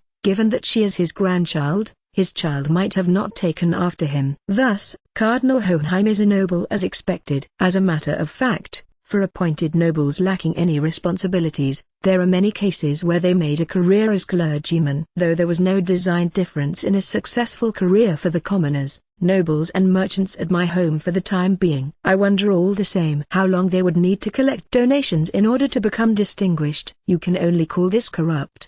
The top brass positions in the church are all held by former nobles and merchants. After all, the commandments are quite loose. Marrying as it pleases you, and also there are no restriction regarding the consumption of meat and fish. At most it is to the degree of not drinking alcohol and smoking tobacco in public. In short, the thing called freedom wasn't overly frowned upon by the clergyman in regards to society. Nonetheless, apparently the amount of corrupt priests has been increasing here lately. Because they want to amass wealth, they resort to things such as loan sharking in order to get money. As it is wrong of them to officially have a mistress as you would expect, they secretly surround themselves with lovers, and due to excessive drinking of alcohol they become alcoholics. Apparently experiencing this for several hundred years here, the faith of Protestantism was born due to that. These circumstances also sprang forth the antagonism between both sides. However, even the fundamental beliefs of Protestantism were lost in the several hundred years of history, and now there is no great difference between them and the Orthodox Catholic Church. Although there was another faction born in reminiscence of the old days, in order to correct this again, history will just repeat itself. For this nostalgic faction, such things like the common clergy remarrying, consuming meat and fish meals, and indulging in luxury items such as tea, alcohol and tobacco are prohibited just as it was thousands of years ago. Protecting the former rigid doctrine, they aim to create a foundation returning to the original faith. Therefore,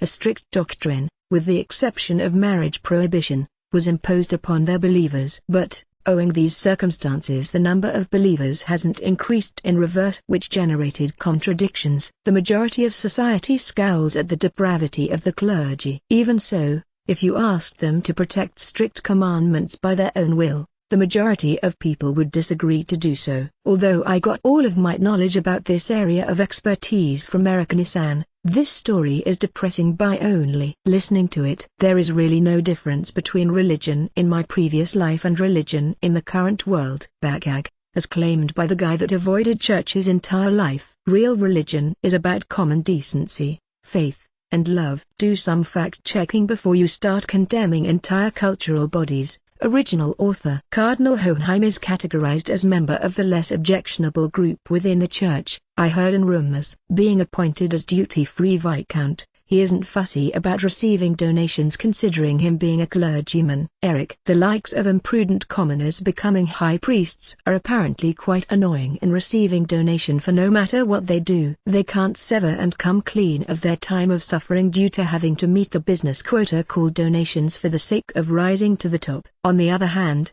because former nobles and the merchants don't go through such hardships in collecting the necessary donations for advancing in rank, there are unexpectedly quite a few generous people around in the church. Watch out for high priests that were commoners. Eric. This seems to be the common sense of this world. I am very proud of my granddaughter. Because she can use holy healing magic, she is allowed to practice as a nun in this manner. Hohenheim. Since the clergy, women as well as men, can marry as they please in this world, the clergy's family members are also free to come and go as they wish. Even if they aren't proficient in holy magic like her, there are many children entrusted to the church. Because there are many nobles who have time for teaching and so forth, they receive an education. For the girls it is training to become a bride in case they get such an offer. Holy healing magic, huh? I can only use holy light of the holy magic. Wendlin. Only being able to use it is already a significant quality. Moreover, can't you use water healing magic? Hohenheim. Well, yay. Wendlin.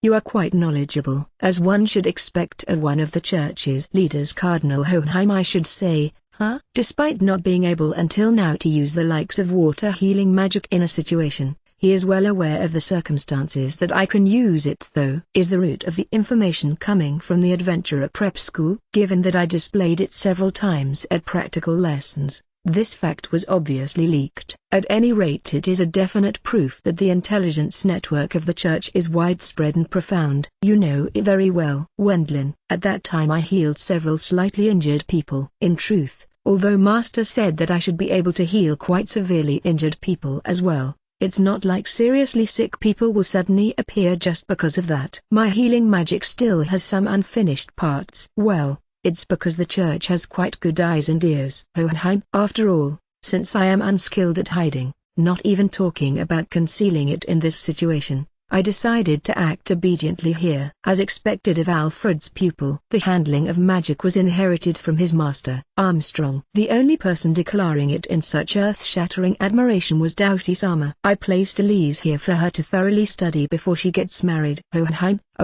But she can use holy healing magic. Isn't that right? Wendlin. Yes, and in addition to that she is quite talented at it. Hohenheim. As for magic skill, she can use from intermediate up to advanced magic. Although you might call it a flaw that she can use nothing but holy magic. At the Palkania grasslands liberalization a few days ago, she was able to help with first aid treatment for the several hundred severely injured people brought in for medical treatment. According to Cardinal Hohenheim's story, as grandfather of this girl, I wish for her to marry normally. In relation to her healing ability, it shouldn't cause any difficulties in her wedded life and be fine if she were to be called upon to receive work. Hohenheim. Obviously Cardinal Hohenheim had at the very least no intention to put his granddaughter into the clergy. Since she can use healing magic anyway, it seems that she can simply receive requests from the local church and the Adventurers Guild for medical treatment. In the end there won't be any real changes.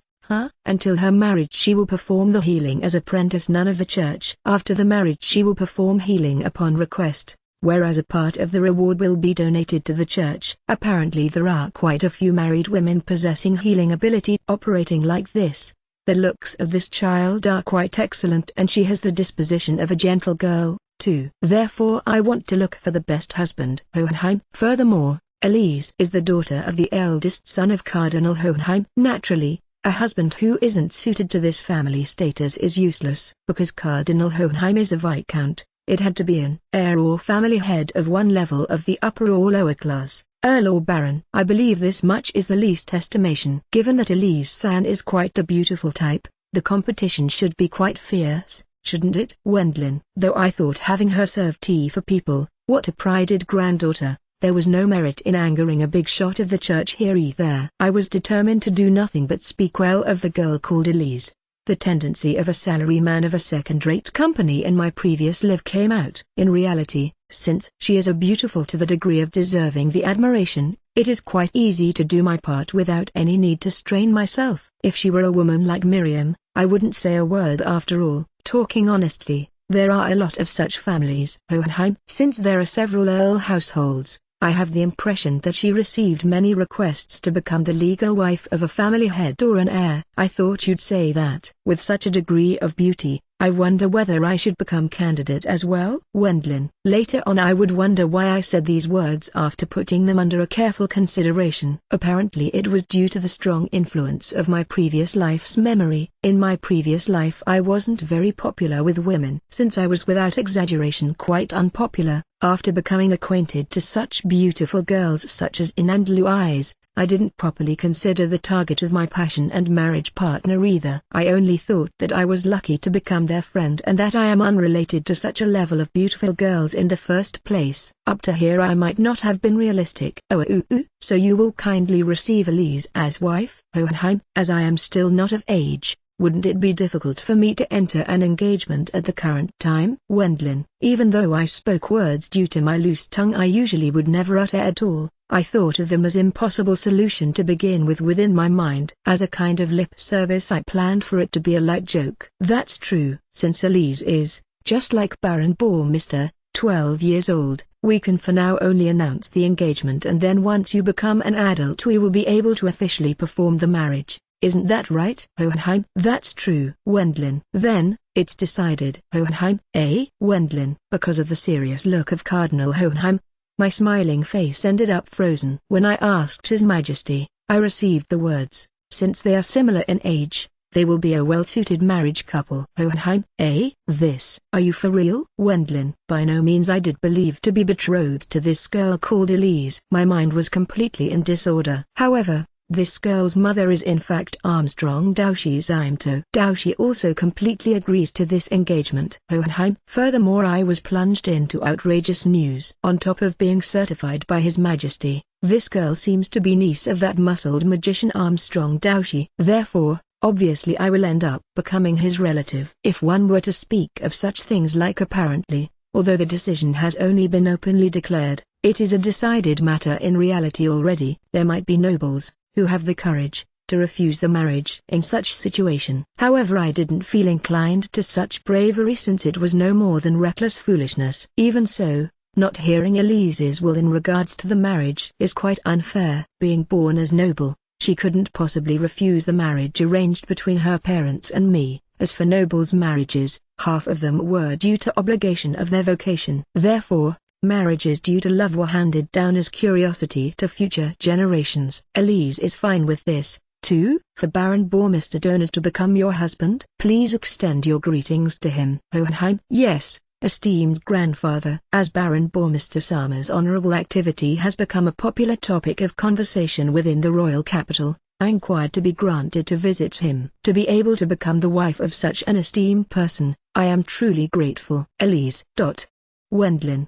Baron Bourmister Donor. Hohenheim. I am Wendlin von Benno Bourmister. Please treat me well after I become an adult and officially marry you. Wendlin. It is I who should say so. Please treat me well. Elise. No matter how much memory I possess from my previous life or how strong the magic I can use is, after all, I am still me. Deceived by the experienced Cardinal Hohenheim, I ended up having decided upon a fiancé at the early age of 12 years. Chapter 36. My fiancé is nicknamed Saint. There is no alcohol. Burkhardt. This is a coffee shop, Burkhardt-san. Wendlin. I know that, but, Burkhardt, most of my precious summer vacation had been wasted on monster extermination. Although I finally got some time for myself in the remaining 3 days, I was once again met with a turning point in life. I went to the headquarters of the religion holding a large influence on the entire Lingaya continent, to say nothing of this Helmut kingdom, to receive my real baptism there. For some reason I was tricked into being betrothed to the granddaughter of a big shot over there. Furthermore,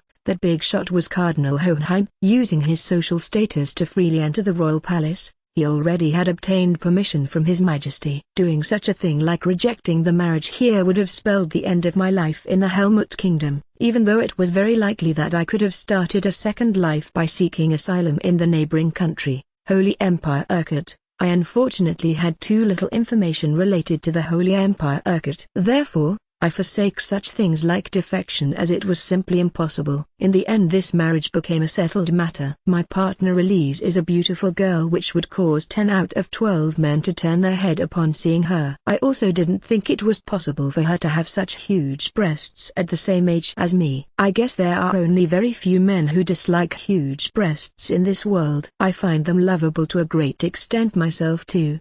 Besides, I am only engaged for now. Young nobles decided their marriage partner following the will of their parents. Therefore, as this resembled the circumstances of the decider, it wasn't unusual to have previously arranged marriages ending up being cancelled either. Certainly it can be said that there is likewise no guarantee in me marrying Elise. Is it such a ridiculous story? His Majesty has already given his approval to the marriage. Won't His Majesty order the annulment of this marriage authorization if the situation changed unexpectedly? Wendlin. Such an accident won't happen. Or rather, boy, do you find this girl disagreeable? No, her looks are a strike. Wendlin. Especially those breasts are excellent, I thought. Although I still think even now that the various sizes of breasts have their advantages and disadvantages, seeing the actual things in front of my eyes I can't stop ending up shifting my way of thinking. Even if you call me a traitor, those are still excellent. Since I didn't understand towards whom I am becoming a traitor, I think pondering about this matter is just stupid. That cardinal isn't the defined granddaughter he got as expected of the Saint of Hohenheim. Saint of Hohenheim? Wendlin. It is the nickname of that girl. She is famous in the royal capital. I wasn't aware of that. Wendlin. Even though that nickname gave off the feeling of something greatly divine, it ended up as a slightly pitiable sign for someone with such a young age. As I was bewildered by being suddenly called dragon-slaying hero, as well, I was somehow able to cope with it as my insides are those of an arson, middle-aged man. Anyway, for now I think the compatibility and such has to be confirmed first before proceeding to talk about the actual thing. As a matter of fact it is also possible that she has a bad character, too. Such being the case, not talking about the fiancé until it has been decided and finalized, I returned to the Brand mansion after the real baptism. After a while I invited Burkhardt-san and Erich-san to a coffee shop close to the mansion and told them the whole story so far. Cardinal Hohenheim completely led you by the nose. Burkhardt-san shouted directly. No wonder, legally speaking, although Margrave Brithhilda won the competition to become my patron, the introduction to my legal wife hasn't been arranged yet. Well, actually, in the end,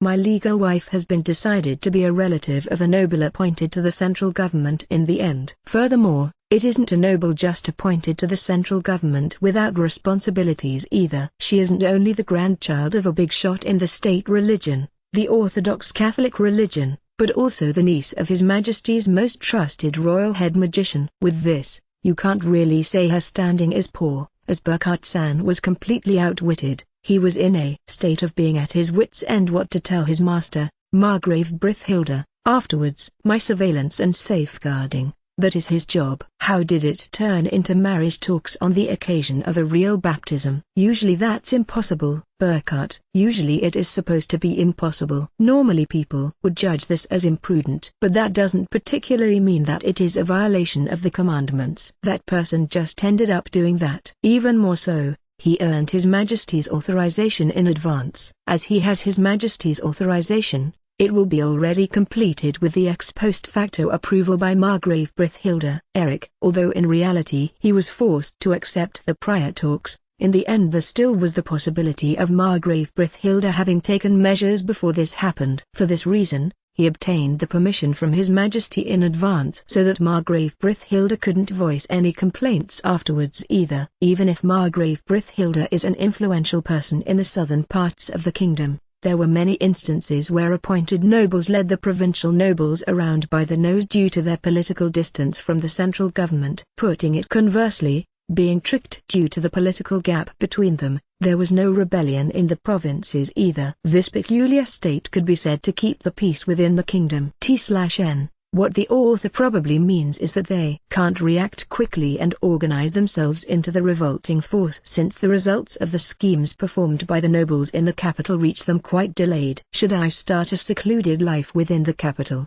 I wonder? Burkhart. Despite him stating that he is only 50 years old previously, Burkhart-san brought up the matter of retirement like an old man himself. Which reminds me, when a large-scale business deal in my previous life broke down, I remember the section chief wearing such a facial expression right after that too. In the recent case, Margrave Brithilda got hold of a generous portion as well. That's a fact. Therefore I think it's fine to not say anything. Eric. If Eric Dono says so, it might cause Master to not yell too much. But, you know, Burkhart, if something happened that causes him to get angry, he would deal with his retainers wearing a frightening, eerie smile. I heard that it causes an icy feeling to travel down the spine. I guess there is no point in voicing my complaints towards the boy either. Burkhart. No matter how much of a genius in magic Vol is, understanding and avoiding to be swept away by the complex political conflicts within the capital is simply impossible for a 12 years old. Even for adults it is mostly impossible,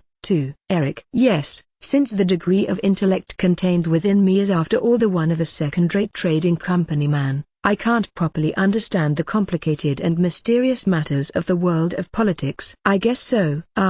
If I only had used Arthur-san better. Burkhart. Likewise stating this, it is already too late as the matter has reached its conclusion by now. The three sipped the served coffee. Coffee is a special product of the southern parts. Although importing the goods from the south is expensive, it is a beverage that is often drank by the common people of the capital as well. In opposite, those in Brutberg and their likes drink cheap beverage. Say, that boy? Isn't that the dragon-slaying hero? He is still so small. Isn't he a cute one? If you provoke him, you will be blown away with magic. This coffee shop has a reputation of having many nobles as regular customers. Even though the black tea, coffee and desserts are delicious, it isn't really suited to use it for secret talks like this. Families, young couples and nobles together with their attendants occasionally sneak to look our way and tattled amongst themselves. Are you the customer who ordered the seasonal fruits tart? Waitress Nain. Yes. Wendlin. Without caring about the whispering, I cheerfully answered the waitress Nain who brought my ordered dessert. Boy, how can you eat a dessert carefreely in this situation? Burkhart. By the way, this coffee shop was listed in the guide of well-known stores in the capital. Since In and Luai said that their cakes were delicious, I thought that I want to eat them as well. This matter has already been decided and brought to a close. Or more precisely, I hadn't time yet to go sightseeing the capital at all. Wendlin, because she is equal to me, also has some magic talent, and since I was appointed to peerage by His Majesty, I don't have the courage to do something like rejecting her. Or rather, what kind of person could do such a thing anyway? I ended up thinking. Was it in a manga from previous life, or a novel? Though it was a protagonist who refused the rewards and proposals by celebrities, I believed it to be a good decision to reject those things. However, at least, for me, that is impossible. Moreover, even if my fiancé ended up being decided arbitrarily. Also, it can be said to be totally different if I am wedded to a person that I truly love myself, not a fiancé decided by some big shot. Otherwise I will only be a main character in the emerging drama.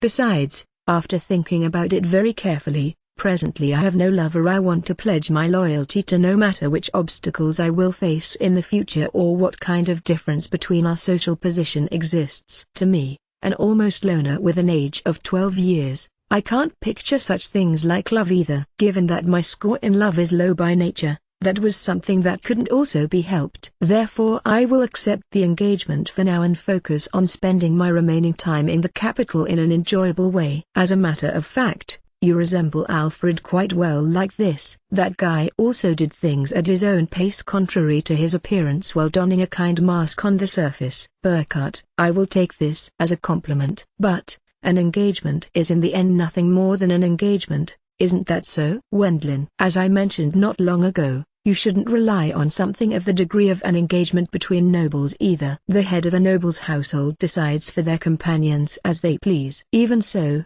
if the nobles having pushed the marriage upon them this way didn't think well of the other party, they immediately ended up cancelling the marriage at their own convenience. Also, since Elise will live in the royal capital until she becomes an adult, I expect there won't be many opportunities to meet face to face with me who will be in Brittburg. Therefore I considered to stop making such an extent of ruckus. 2. The sweetness of peaches combined with the sour feeling of the first pears of the season. Wendlin, as you would expect of a dessert of a famous coffee shop in the capital, the somewhat suppressed sweetness is also very delicious. At my home I wouldn't have been able to eat such a thing for an eternity. Vul, I hope the tart is tasty. Eric, yes, it's perfect. Wendlin, Burkhart-san, let's give up already. I also want one of those tarts. Eric, ...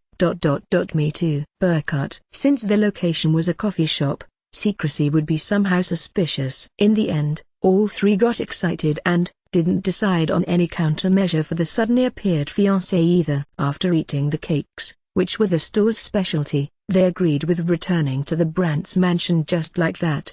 The time remaining for you to stay in the capital is scarce, Wendlin-sama. During that time, you defeated the two dragons, who appeared, as well. I hear that you hadn't the occasion to spend some time on such things as sightseeing overly much either. Today I will gladly guide you around the capital. Elise. Ahaha. In case of Elise-san, who was born in the capital, I can feel relieved to entrust it to you. Wendlin. I am a woman chosen to become Wendlin-sama's wife. Please call me Elise without adding any honorific titles. Elise. Is that so? Then there is no need for you to add Sama to my name either. Wendlin. No. That's not something I can do. Elise.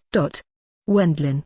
The next day, only 2 days remained of my stay in the capital. As I was discussing with Erwin's group where we would go out to today, the figure of yesterday's fiancée Elise appeared at the Brandt's mansion. I unintentionally ended up sending my glance in the direction of In and Lu's eyes. Although neither of them showed any particular change of their facial expression, I wondered why I directed my gaze towards them now that I think of it. Elise Dono? Expressly coming here, what an honor. Burkhart. I have heard of your fame from Oja-sama, Ringstad-sama. Elise. Well, I am a second-rate magician in comparison to Armstrong Doushi. Burkhart. No, there is no such thing. Oja-sama told me that he views you as an expert magician. Elise. Next Burkhart-san appeared here and exchanged greetings with Elise. For Burkhart-san, you had to expect him to not find the existence of Elise itself amusing. The reason is, while my patron Margrave Brithhilda probably planned to allocate a fiancé for me afterwards, those plans had been completely ruined in the end. However, after observing Elise yesterday, I arrived at the conclusion that it would be unfair to turn this grudge towards her. For sure the instigator of the engagement is Cardinal Hohenheim, thus all complaints should be directed at him. Well, no matter what you say to this old man, I certainly don't believe he will mind such things. I gathered all available information related to Elise since yesterday evening. As Eric Nissan and the people of the Brandt household knew it, she is apparently called there, Saint of Hohenheim, on the streets. Though she is training in order to be wed, she is working as a nun apprentice at the church. I believed her to behave arrogantly since she is the grandchild of a big shot in the church. But she receives everyone without any discrimination. People say that she gives medical treatment to many people for free using her understanding of healing magic as long as time allows it. Also, in addition, she sews clothes, makes sweets to eat and instructs the study for the children of the orphanage run by the church. She participates at the periodically performed food distributions for the poor, too. I don't understand how it turned into her becoming my wife as she is a girl suitable of the nickname saint. She simply is a flawless superwoman, I think. Is her body being sacrificed to the demon lord like me as it would suit a holy woman? Wendlin. To call yourself to the extent of demon lord, I don't think Vil is such a villain. Just that you become indistinguishable in public, with the exception of the magic side. Lu Eyes. You. Wendlin. I shed tears when Lu Eyes spoke her mind. But, if someone is that perfect, there must be something suspicious in reverse. If I may say myself, I think her character might be bad. The thing Ina mentioned, there might be some truth to it. Lu Eyes. Although I listened to the view of Rudiger-san and Eric Nyai-san being, isn't that just because she is quite well versed at pretending? It didn't look to me that she is very crude. It is only the outcome of genuinely receiving the education of public attitude as noble girl who has led a sheltered life. It appears that she is a beautiful girl, who earnestly puts great effort into being able to serve her future husband, just like the impression given by a painting. Also, although I don't quite understand, after killing 2 dragons in sequence and receiving 2 twin dragon medals and the rank of Baron from His Majesty, I got great popularity among the women of the capital. Therefore, it may also be possible that Elise is truly attracted to me. And, after meeting Elise, it became apparent that she held a very great reverence towards her uncle, Armstrong Doushi, who used the same magic as herself. Naturally, that uncle was totally speaking in high tones about my abilities, thus there was no need to worry about her hating me at least. As I saw Elise's smile, that also became very apparent to even someone like me. How regrettable. I am not such a noble person. Will Elise Ojaozuma visit us soon? Rudiger. Yes. Wendlin. And then, Elise came alongside a single attendant. It was an elderly man with silver grey hair which was swept back. Summarizing it, this man certainly should be called the butler. The name he introduced himself with was Sebastian. Sebastian has served the Hohenheim household as butler since before I was born. Elise. At this time I have received the order from Master to be the attendant of Elise-sama and Wendlin-sama. Sebastian. From his outward appearance up to his speech and conduct, he was, no matter where you looked, a butler appearing like a role model of the Sebastian lineage. Estimated 52 years old. I even forgot my own current situation while being deeply moved by my memories. As if he is an employee of a butler cafe. Despite coming to the capital at great pains, I was practically unable to go sightseeing the capital. Wendlin-sama, you obtained achievements to such an extent. It is only natural that you were busy. Then, shall we go? Elise. While I was deeply impressed by Sebastian's style as butler, I left the Brandt's mansion together with Elise and him. Although I had the feeling that I was forgetting something important, I think I ought to focus on the sightseeing tour of the capital which I would now experience finally after waiting for such a long time. Given that it was the only one day after the engagement was decided, I had better cultivate a better understanding of Elise as well. But, after we left the Brandt's mansion behind, apparently a quarrel broke out between the people left behind. That girl is Vil's fiancé, huh? But he is great after all, too, isn't that so? Those breasts are enviable. Owen is just a normal man too. Is that bad? However, despite being in the same environment as Vil, there hasn't been any attempt of such things like talking about a fiancé for me. Owen honestly felt jealous of Wendlin, especially about those breasts. At the same time he sent a glance towards In and Lu Eyes. After looking at their chests he breathed a sigh. He received a slap in the face from both, turning both of his cheeks red and turning the situation being awkward. I believe if you defeat 2 dragons as well you will be able to get a fiancé too. Although only on the same level as someone like me. You are asking the impossible. I decided to steadily raise one flag. Owen, as adventurer or as Vil's vassal? Lu Eyes. I will play it by ear. Owen. At the present state, he hadn't put together his future objectives and plans as too many various things happened recently, thus Owen couldn't just give a single reply. Also, from Ina's view, Owen didn't want to feel inferior as a man in comparison to Wendlin. Rather, his height was tall and his face wasn't at a different level than Wendlin's. Since the target of comparison next to him was simply far too great, that was the only reason why he was losing out. Well then, Ina become my fiancé. Owen. Impossible. Or rather, are you for real? I only wanted to try saying it, Owen, even though Lu Eyes also said that, on the occasion of that garden party where Margrave Brithhilda was pleased with Wendlin, my own future as mistress ended up being acknowledged by the surroundings. Though it wasn't clear whether he would make a move on her in the future, Ina still thought that it would be fine either way. He is a gentleman, he even excels as a magician and his assets are great too. As for the story of money on hand, mistress, be that as it may, still ties the partner into a sexual relationship between man and woman. There is no situation that is better than having a partner who can secure a safe childbirth. Speaking of such requirements, Wendlin is the best partner. Luizu-chan, I want you to preserve for a little longer. Burkhardt. And now, Burkhardt whined to Luiz. Approximately 4 months after enrolling at the prep school, since she went as far as staying at Wendlin's mansion, she thought she simply wants to remove Elise's sex appeal. Don't say something this pathetic, Burkhardt. Even in the case we would be in mutual love with Val at this point in time, we still wouldn't obstruct this engagement situation or today's date. Luiz. Although she was the daughter of a retainer, she would still oppose the grandchild of an appointed viscount and influential person within the church concerning the status of being the true wife, going to the extent of doing such reckless competition. Even Luiz wasn't that thoughtless either. If she could choose these things, it would be more efficient to direct her effort into something like receiving affection after the marriage. This girl's characteristic is to not be concerned how she appears to society. Burkhardt. I am sorry. Those were idle complaints from Enosen. But, you understand, don't you? Burkhardt. The matter Burkhardt wanted to talk about, until now, more than gaining fame in the capital, only Ina and Luiz were close to Wendlin and were treated as his women by these needlessly excessive surroundings. That's the thing he wanted to say. Back home they are evidently hoping that, I think.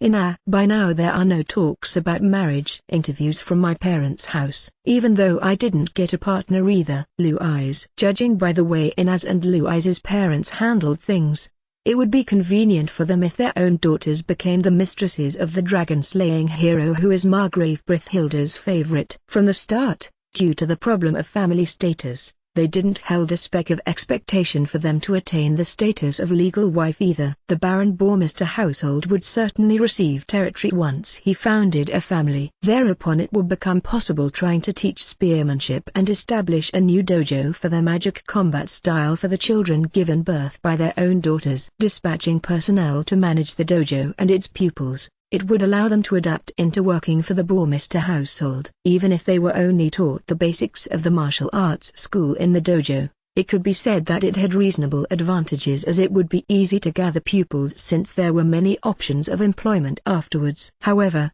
resolving to only use martial arts is like a meal you can't eat. Those were the words of Ina's grandfather who already passed away. With this you can be certain that the operation of a dojo is quite difficult as well. You also have various difficulties. Burkhardt. Go forward. Become Val's mistress and establish a branch of the magic combat style in the territory of the Baron Bourmester household, as mother of the first-generation teacher. Luiz. Ito. Similarly, become Val's mistress and establish a branch spearmanship dojo on the territory of the Baron Bourmester household, as mother of the first-generation teacher. Ina-ju-chan and Luiz-ju-chan, don't use such obscene words like mistress or concubine here. Burkhardt. Embarrassing, isn't it? Different to the usually calm facial expression, Burkhardt looked at Ina's face, which had become red, while admiringly thinking, so she is able to make such a face too. However, that Eliseju is a threat. Burkhardt. At this late hour, it already wasn't because Burkhardt harbored reservations towards Elise. Honestly speaking, she is an adorable girl. From the start Ina and Luiz had no hope of being the legal wives. Moreover, as he didn't seem to be a pitiful person who couldn't pay the expenses for receiving the report via communication magic, it could be said that it was because Margrave Brithhilda essentially hadn't properly prepared a fiancé candidate. Who the heck is it? It couldn't be that he wanted to recommend a woman well past her prime who missed the chance to get married so as to not hurt her feelings, could it? Burkhardt. Anita-sama will become Wend's fiancé?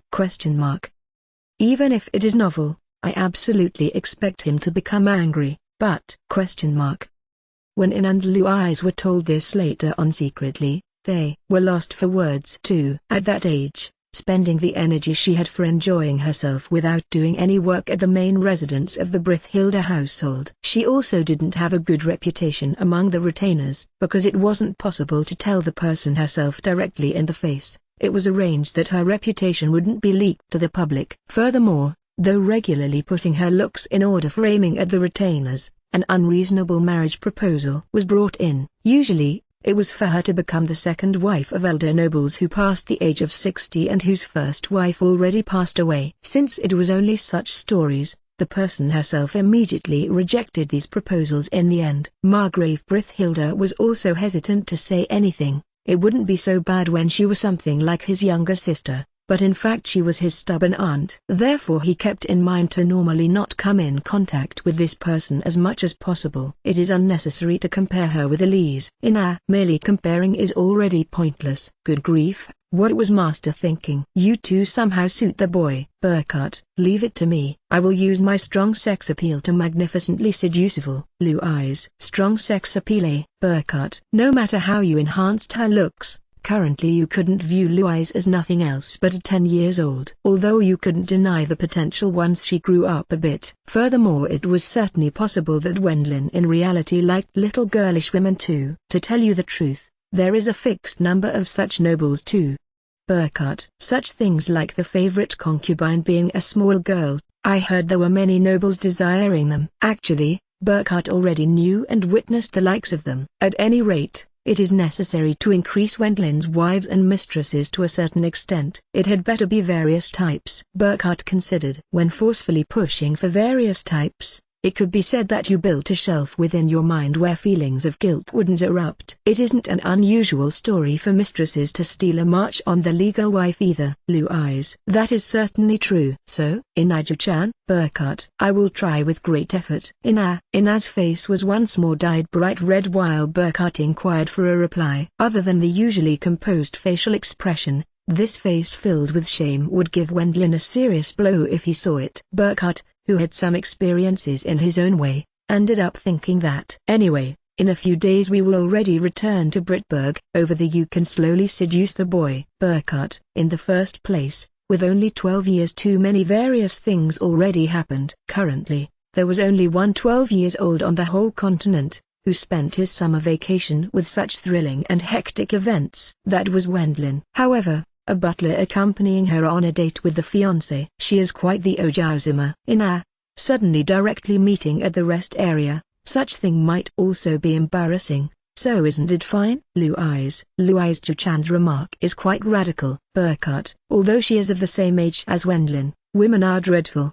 Burkhart thought. Next time, I will get Devil to take me there. Louise. No. I will stop you at the gate. Since the boy will get angry too. Burkhart. Since it was a place prohibited for minors to enter, he had to give a warning there. Merely 12 years old and he had already to deal with 3 fiancés. He pitied Wendlin from the bottom of his heart. It could be said that Burkhart was a particular noble who lived affluently as unmarried person. Chapter 37. The Saint's First Date. Wendlin-sama. It suits you very well. Elise. I guess I can use this as my normal attire. Wendlin. Yes, Elise, as it was the first date of Elise, the granddaughter of Cardinal Hohenheim, who had become my fiancé. I planned for it to go smoothly as well. In all honesty, I wasn't up to the task of escorting her as I was unfamiliar with the royal capital. As Elise was a sheltered noble girl and an apprentice nun, I didn't expect her to know the tourist attractions and well-known stores either. Naturally, as for this time's date plans,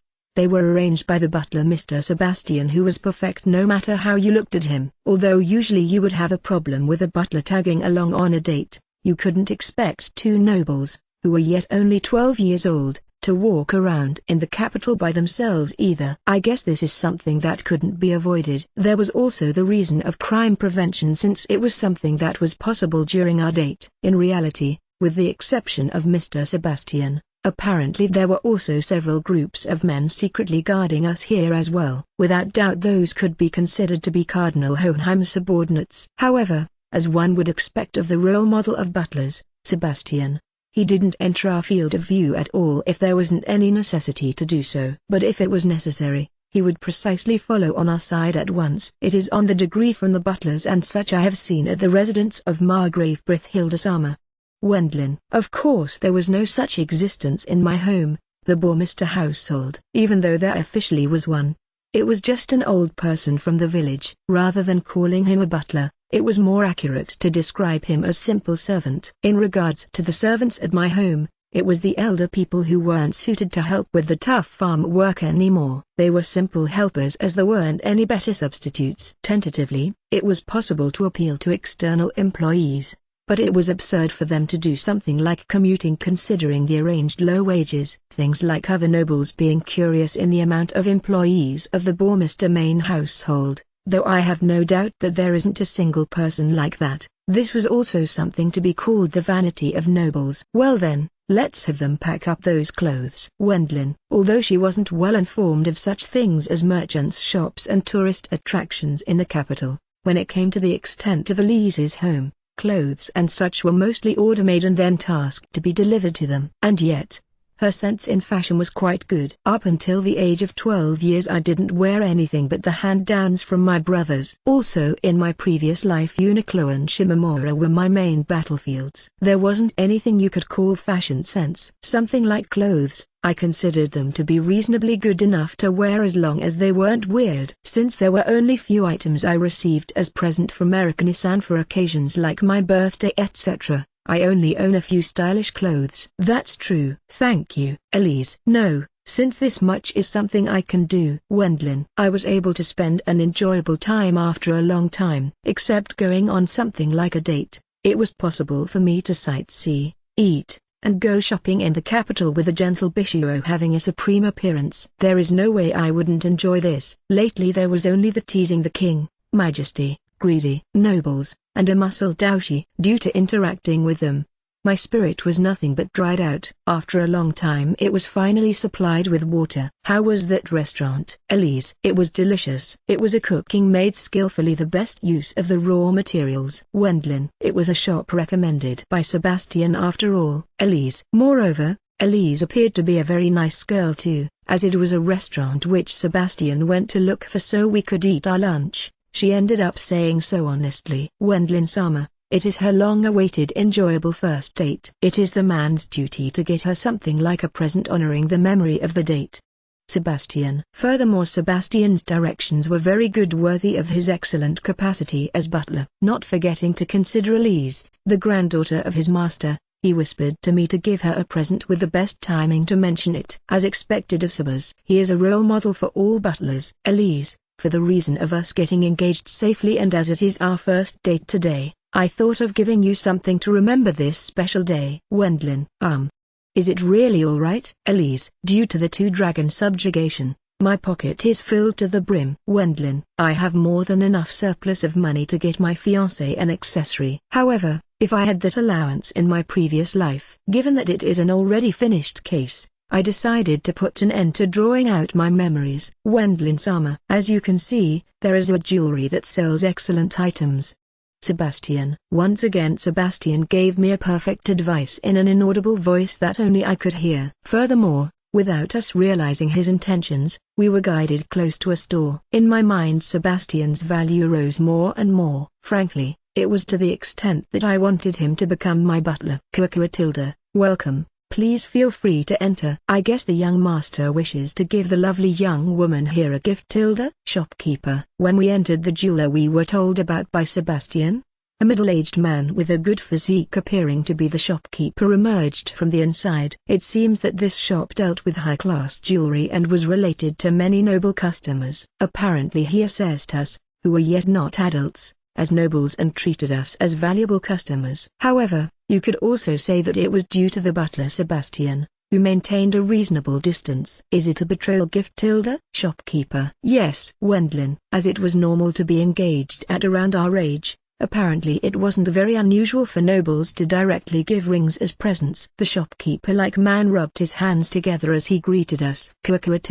What a sweet Oju-sama. Shopkeeper. Elise also was a famous being in the capital called Hohenheim Saint. But, since she didn't wear her usual apprentice uniform today, the shopkeeper didn't seem to notice her identity. Although it wasn't because of the light blue one piece, I noticed the shopkeeper's rude gaze. He only dispatched for an instant, towards her quite conspicuous breasts. I won't say such petty things such as, despite these being mine. In the case of males, It was normal for them to send their gaze the first. And the situation of your budget is, shopkeeper. How much is the market price? Honestly, I don't quite know about it. Wendlin, even though I had the experience of giving women jewelry in my previous life, it was to the degree of a working student giving his girlfriend a Christmas present. Obviously it was a totally different matter and situation to give a young noblewoman an engagement ring. Moreover, such things like the customs of nobles were totally unrelated to my family's home. No one had taught it to me either, as I was still a child. Thus I wasn't well acquainted with this part. Usually it is from 1 gold coin on upwards. Shopkeeper. In Japanese yen that would be around 1 million yen. Given that it was an engagement ring presented between nobles,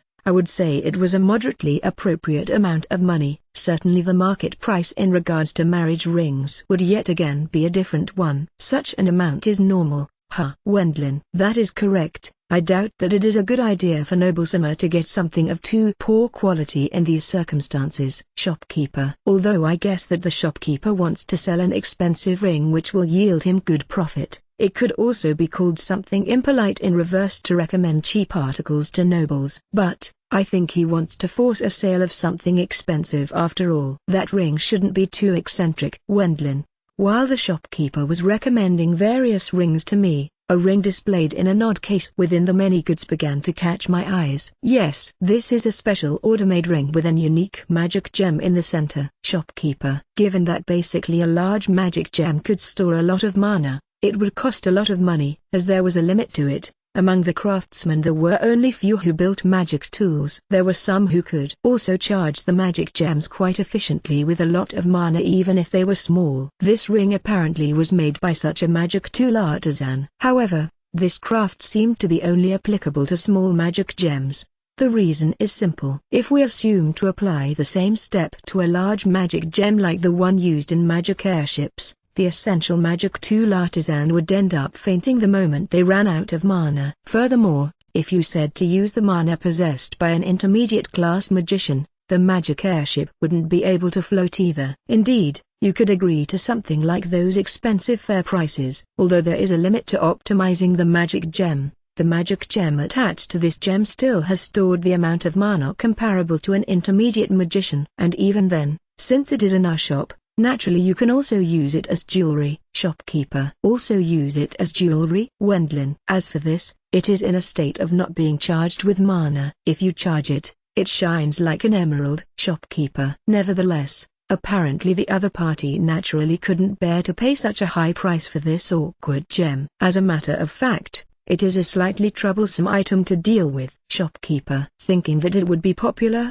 although he ordered an expressively renowned magic tool artisan, up until now it still remained in stock. There was no indication that it would be sold anytime soon at all. After trying to reflect about it, there are unexpectedly few nobles who can use magic. Shopkeeper. There is absolutely no relation between magic talent and heredity. In the olden days there was a famous researcher affirming this after specially running some statistics. In the first place, if magic ability was influenced by heredity, then the nobles would have been full of magicians long ago already. Although there were magicians rising in ranks after a conferring of decorations due to their achievements, their descendants afterwards were completely undistinguished. With such examples, there obviously was no enumeration. As far as Elise was concerned, you could say that her relatives were quite the rare existences. In addition to Armstrong Doushi, there are 2 uncles and nieces who are famous magicians. If you have the money to buy this ring, there are other even more beautiful and great rings attached with gems. Shopkeeper. Judging by a normal magician,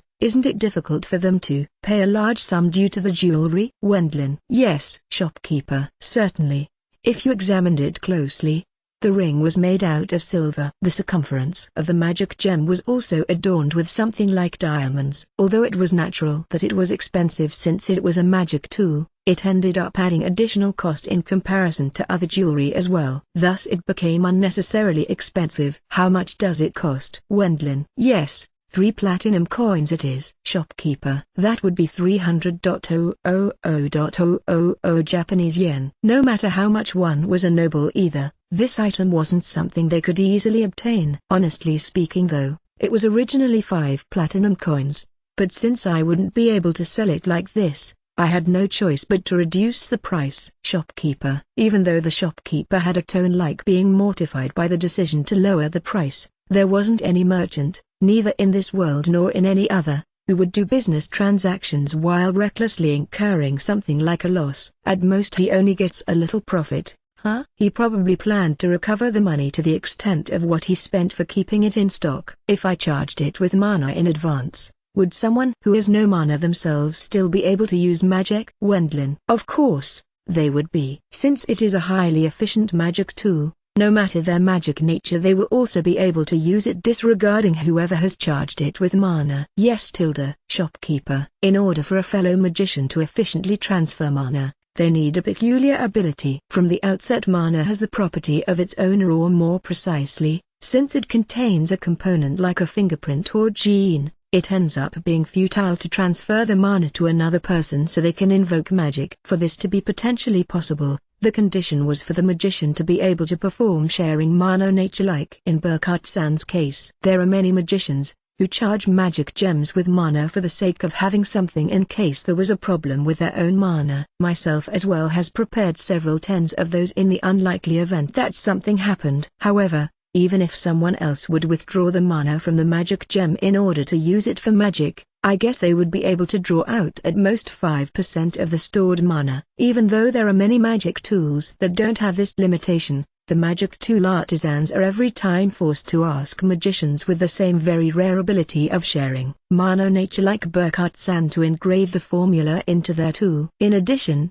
because Burkhardt-san didn't possess the ability to produce magic tools, the result was that he could only use that mana transfer if the other party was a human. Although I don't have the talent for it either, I would be discontent with it as well, since I am weak at doing that sort of fiddly work. Burkhardt, the person himself, had arrived at such impression. It isn't only usable by the person himself but general purpose. Wendlin. Yes, if they know the way of using magic, anyone is capable to withdrawing the stored mana. Shopkeeper. Thus, this ring, since the unique magic formula was engraved on the ring's pedestal, anyone who had equipped it was also able to freely use the mana put into the magic gem. It was also a ring that reproduced the ability of Burkhardt's, as it also contains this condition.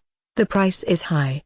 Alright, I will buy it. Wendlin. Thank you very much. Shopkeeper. Although Elise and Sebastian were surprised, it had a large significance for Elise, who is an expert at healing magic, to own this ring. Seeing that I wasn't able to use mana transfer on my magician companions like Burkhardt-san, I shouldn't be stingy with money for such magic tool. Charging the magic gem with mana, and then in order for transferring the mana to another person with this method, this high-priced magic tool was necessary. There is no particular problem to use it as energy source for the previous magical airship. The mana in this world was truly a troublesome thing. Even though the Royal Academy etc. were currently researching the inner workings, they didn't obtain any considerable results as of yet.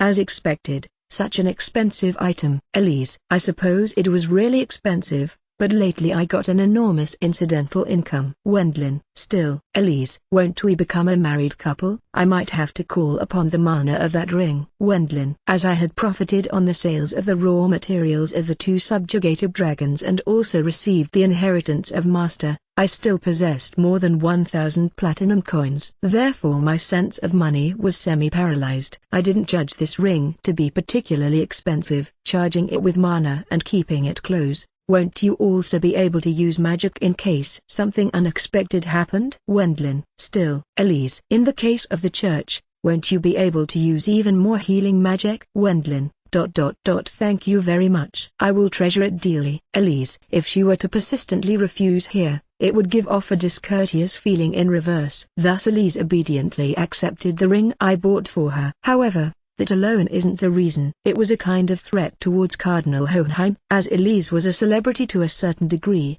Giving her such a high-priced engagement ring, she would always wear it, since it was a magic tool in shape of a daily article, plainly causing the surroundings to catch sight of it. It was something you could expect to cause rumors quite soon. Even if I were to be dragged into a dispute between nobles afterwards and was suddenly abandoned, would they be able to let me be left high and dry? Despite Baron Bormister buying his granddaughter an engagement ring for 3 platinum coins as present, The reputation of Cardinal Hohenheim would certainly fall if he were a cold-hearted man who abandoned such a person. Protect me with the power of the church, since half of it is an engagement ring with the church. Ah, can you replenish the mana? Wendlin, going by the explanation of the shopkeeper, while touching the magic gem you should have an image of distributing the mana. The magic gem, which had been grey until now, began to shine in a color similar to emerald. Customer Sama is a magician after all. Which reminds me, there is currently a rumor about Baron Bormister in the royal capital who gained fame by dragon slaying. Furthermore, Hohenheim's Saint Sama is to become his fiancé or something like that. Shopkeeper. What? So you notice? Wendlin. Somehow or other,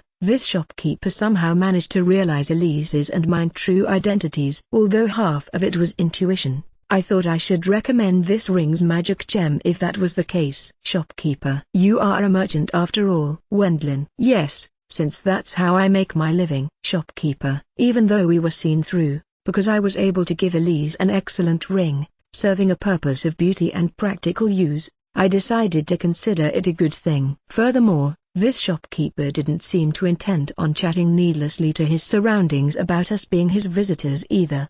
The goods in our store are expensive. From the point of view of crime prevention, we keep in mind to not leak information about our customers. Shopkeeper. As noble, there are often situations where they couldn't publicly admit to give an accessory to a woman as well. Huh. Wendlin. I safely finished my first date with Elise. I was also able to raise my standing by buying her an engagement ring. At last I feel like I was able to calm my mind. Chapter 38, Studying at the Royal Capital. Boy, there is a letter from my master. Burkhart. Letter? Wendlin. After finishing the first date with Elise and returning to the Brandt mansion, Burkhart-san gave me a single letter. The sender of the letter was my official patron, Margrave Brithilda Sama. What? Burkhart-san, is this really true? Wendlin. Because I have already submitted the authorization for you to graduate from the prep school, I wish for you to remain in the capital to work as adventurer there. Was written in the letter. It is really decided. This letter is in the handwriting of my master, isn't it? Burkhart. If I'm not mistaken, that's how it is. Wendlin. However, it had a point I couldn't really agree with. It was impossible to return to the prep school after finally managing to enroll there. Suddenly having to strive to work as adventurer in the capital could only be commented with. Damn it, Burkhart-san. What is this about? Owen asked the question to Burkhart-san even faster than I could. The reason was that it wasn't only me who was treated like that. Continuing to read what was written in the letter, Owen's group was likewise put in the same circumstances as I was. Those are adult circumstances, you guys. Burkhart-san explained the intention of the letter, which was sent by Margrave Brithilda Sama. First off, despite me still being a minor, I ended up defeating 2 dragons. The outcome of that was that there was no meaning in me to visit the adventurer prep school in Britberg any longer. At this late hour, what do you want to learn from the lecturer for magic at that prep school? Burkhart. Well, look, such things like knowledge necessary for adventurers and skills besides magic. There are such things as well, aren't there? Wendlin. If it's about such knowledge, you can likewise study it at the capital. Besides, there is an exclusive school for adventurers here as well. There are also many various schools gathered here where you can study whatever you like. Burkhart. To begin with, the magician at the prep school didn't possess a remarkable ability to such an extent. As it was, Anoja-san, who was past at the age of 80 years, had already retired from the adventurer occupation. In case one was an active adventurer working diligently, it was possible to work at some noble household or mercantile house receiving high salary until the age of around 60 years. Therefore it was inevitable for such an old man to not become anything else but a magic teacher or something like that. Still, you could say it was still preferable even if it was only to the degree of a magic teacher. As a matter of fact, there also was a severe shortage of magicians no matter where you looked, be it prep schools or schools. Owen and the boy, as well as Inaju-chan and Louise Zhao-chan, too, as it is pointless to seclude yourselves for more than 2 years by remaining at the prep school. It will be better to do something like taking lessons from a first-class expert in the capital. Burkhart. Originally, Owen's group were possessors of overwhelming talent in comparison to students of the same age group. Given that the martial arts teacher, like the magic teacher, wasn't a master of such a degree either. Owen's group in their current condition would be too much for him to handle, as his own strength wasn't that different from theirs. Even if they couldn't use magic, in case they were martial arts experts, they preferred the direction of earning an income as adventurers. Therefore, except for becoming a temporary advisor, it would be strange for them to become full-time instructors at a prep school. It was a truth that those were quite rare. Thanks to that, before departing to the capital with Owen's group, we received ordinary classroom lectures. As for practical skill, we were stuck with doing practice battles within our own party. I hear that Warren teaches in his free time. Owen and Boy Burkhart. We could learn the basics of how to handle magic power from an expert, as Warren-san is skilled as magic sword master. Furthermore, given that he was promoted up to company commander of the Imperial Knights Corps due to those skills, he was suitable as sword teacher for Owen. I can introduce Inaju-chan as well, since there are spearmanship experts in the Imperial Knight Order. Burkhart. Nay, what about me? Louise. I have arranged for an excellent teacher for you, too, Louise-chan. Burkhart. Also, rather than at a prep school in the southern remote region, even if it is the central city there, it was definitely more advantageous to study at the capital no matter what. But, expressly catering favors to such an extent for us, what kind of gain would there be for the person who acquired permission from Margrave Brithhildesama? Unintentionally I ended up brooding over that. In this case it was His Majesty's influence. Therefore my master had no other choice but to give his permission. Burkhart. According to Burkhart-san's explanation, apparently the circumstances were that he wanted to sell us, who possessed a promising future, favors without delay to establish a claim for the future. Because I am the 8th son of a poor knight peerage household, although I was completely under the radar of the royal palace, I ended up defeating 2 dragons and becoming a baron. Naturally, even though it would be reasonable for any noble to introduce me to their faction, as the privilege belonged to the patron, they couldn't butt in and proceed this way due to reason of me being the vassal of Margrave Brithhildesama. Next, as it could be predicted that they would try to lend help to me since I was unfamiliar with the stay in the capital, as I originally came here in order to attend the wedding of Eric Nissan, who was to be adopted into the Brand Knight peerage household. It would be wrong to try that. Although lower class, the Brand household was for generations employed as governmental officials in the financial affairs group. The finance minister Marquis Ruckner and his vassal Viscount Mungerard, who belonged to the same financial affairs faction. Due to receiving their instructions we were taken care of apparently, even though the meals and lodging during our stay in the capital could be referred to Eric Nissan for having to look after us. Fortunately the money for this was provided as assistance by the Brandt household.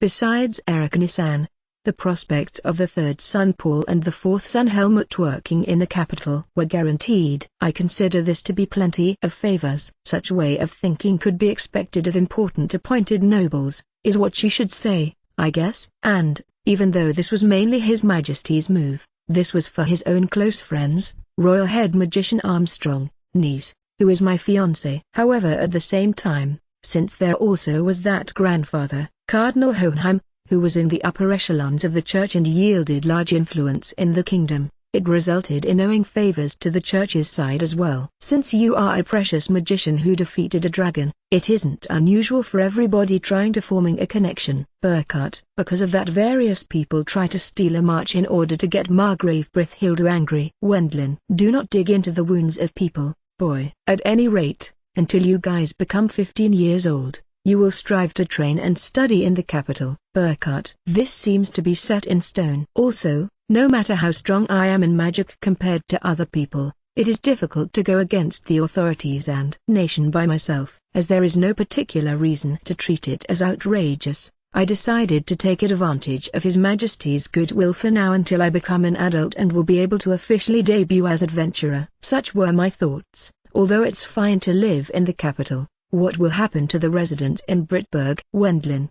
Isn't it fine to occasionally return there with magic? His Majesty is well aware of the boy having mastered teleportation magic. Burkhart. Come to think of it, that's true. Wendlin. Still, an extended stay at the newly-wed Brandt household would also be quite tasteless. A proper house has been prepared. Burkhart. In spite of only expecting to enjoy sightseeing the capital and participating at the wedding of Eric Nissan during my summer vacation, For some reason I was officially appointed as noble, and it was decided that I would spend my time in the capital until I became an adult. Half of this great change in my own fate caused me to be surprised, while the other half was me merely following the flow of events. Chapter 39, Story about increasing the masters. Who will be Louise's teacher? Wendlin. I don't know. I haven't heard anything either. Louise. Although I can imagine who is it. I don't want to tell you. Wendlin. It's that person, isn't it? Louise. The period of summer vacation had ended. At first we had planned to gradually start the new school term, but there was a great change in our future as we were told that our graduation from the prep school had been decided. In order to make an effort of training even more until we became adults, the adults chose for us to stay in the royal capital in the end. But that doesn't mean that there are any particular problems with that decision. Even if you were to study the same subject, you could expect the educational field of the royal capital, the capital city of the whole country, to have advanced subjects. Above all, the public infrastructure and the quality of entertainment is far superior. Although we don't intend to spend all our time in idle amusement, we want to fully enjoy our days off when we have the chance. Practically it will be a lot more interesting to have a good time in the capital than Britberg. Just comparing this to something like my dull and entertainment lacking home could be called something ridiculous. We had also decided on the house for rent for the stay. Furthermore, I heard that Margrave Brithhilda would pay that rent.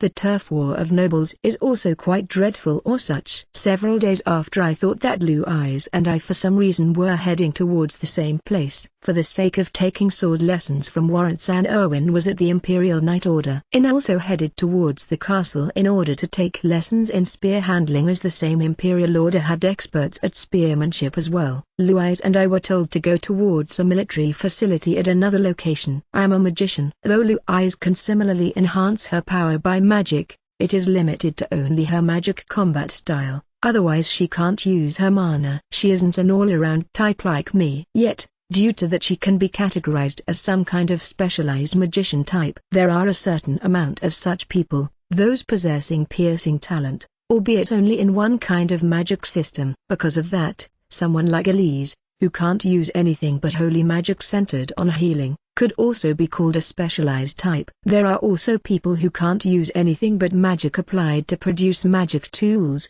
handy and unique magic of the life system, and magic used by magicians for long-distance communication or teleportation. As this magic named calling belongs to the wind magic system, the magicians able of using it receive large amounts of money and are well protected by the military and merchants, as it is a convenient magic. Once you master it, I hear it is possible to carry the voice to a magic tool exclusively used for calling, and to teleport several thousand kilos to a fellow magician without time lag. Because I never had the opportunity to employ it, albeit being able to use it, I'm not aware of the details. Yes, as I was originally a loner, there wasn't anything like a partner I could use it for having a talk over a long distance. Furthermore, doesn't the partner need to have the ability to use communication magic? Given that I don't possess the expensive magic tool for transmission use, communication wouldn't be established. Hence I don't think I will have the opportunity to test it from now on. Neither will I have special training together with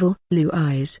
Did you actually learn flame magic? Wendlin. That's impossible. Louise. For that reason there was no chance for Louise and I to train at the same place. Since Louise uses her magic combat style, she is a close combat type. I am a long-distance combat type, as I fire off magic from far away. It would likewise be troublesome to both of us if we were given the same training menu in the current state. I'm sorry. Today is guard. I am glad you came. As the facilities guard taught us the details and wanted to guide us inside at once, we were called from a certain building's entryway. I met him before. No, half of my summer vacation we have spent together. Although he should be a wonderful person being an elite as magician, for some reason this person gave me nothing but a sultry impression. In spite of being the royal head magician, that person was much more suited to be a bandit who sunk his teeth in roasted monster meat during the time of the monster extermination expedition, possessing such a muscled appearance that you wouldn't possibly imagine him to be the uncle of that big-breasted Angel Chan, Elise. Viscount Klimt Christoph von Armstrong. That person awaited us with his usual, sweltering smile after all. So, Armstrong Daoshi is our teacher after all. Wendlin. That's right. I wasn't able to easily fall asleep yesterday due to my excitement.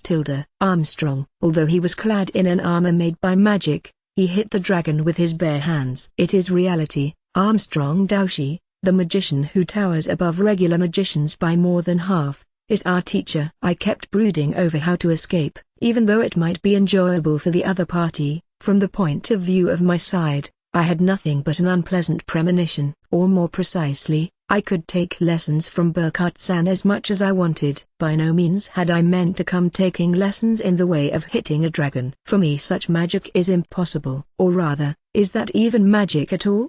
Wendlin. Even if Armstrong Daoshi was the royal head magician of this kingdom because of that magic, I still ended up feeling uncomfortable somehow, even though I should be able to grasp it. Wait, if it's Luai's, is it possible for her to learn it? Wendlin. From my view, since I don't quite understand the difference between Armstrong Daoshi's hand-to-hand fighting and the magic combat style, only Luai's may be able to make progress in this kind of training. Establishing an agreement in my mind, Luai's, who is next to me, abstains from talking as she became speechless after seeing the muscled royal head magician for the first time. For Luai's this combat technique will undoubtedly be a good reference. I would feel sorry to obstruct it, I think. Wendlin.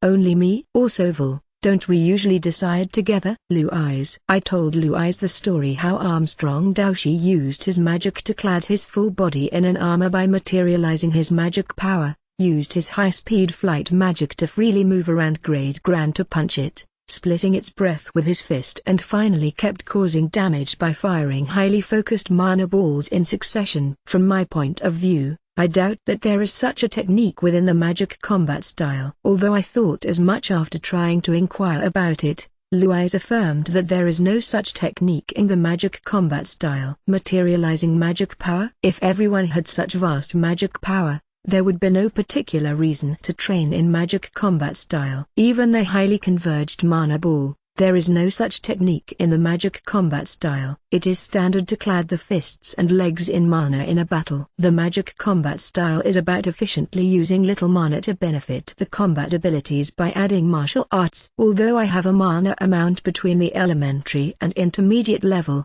the reason why I am taking lessons in magic combat style is that I can't use the crucial magic at all. Luai's. As for the way of Armstrong Daoshi fights, even though it has overwhelming offensive power, due to its extreme consumption of mana, apparently it isn't suited for long battles. Considering all that, as Armstrong Daoshi was full of spirit after the battle, it serves as proof that he has an extremely large amount of mana. As you would expect from the person who was acknowledged as rival of my master, Alfred. Compared to master, who was the refreshing type, he has the fault of being slightly sweltering. No, such things as martial arts isn't for me. Since I am the long-distance type, I am suited to support with magic attacks. Wendlin. Although I more or less only practice the basic sword handling since in my childhood, the combat instructor at the adventurer prep school was forced as far as guaranteeing, it's almost as if you had no aptitude at all, at the time of enrollment. In reality,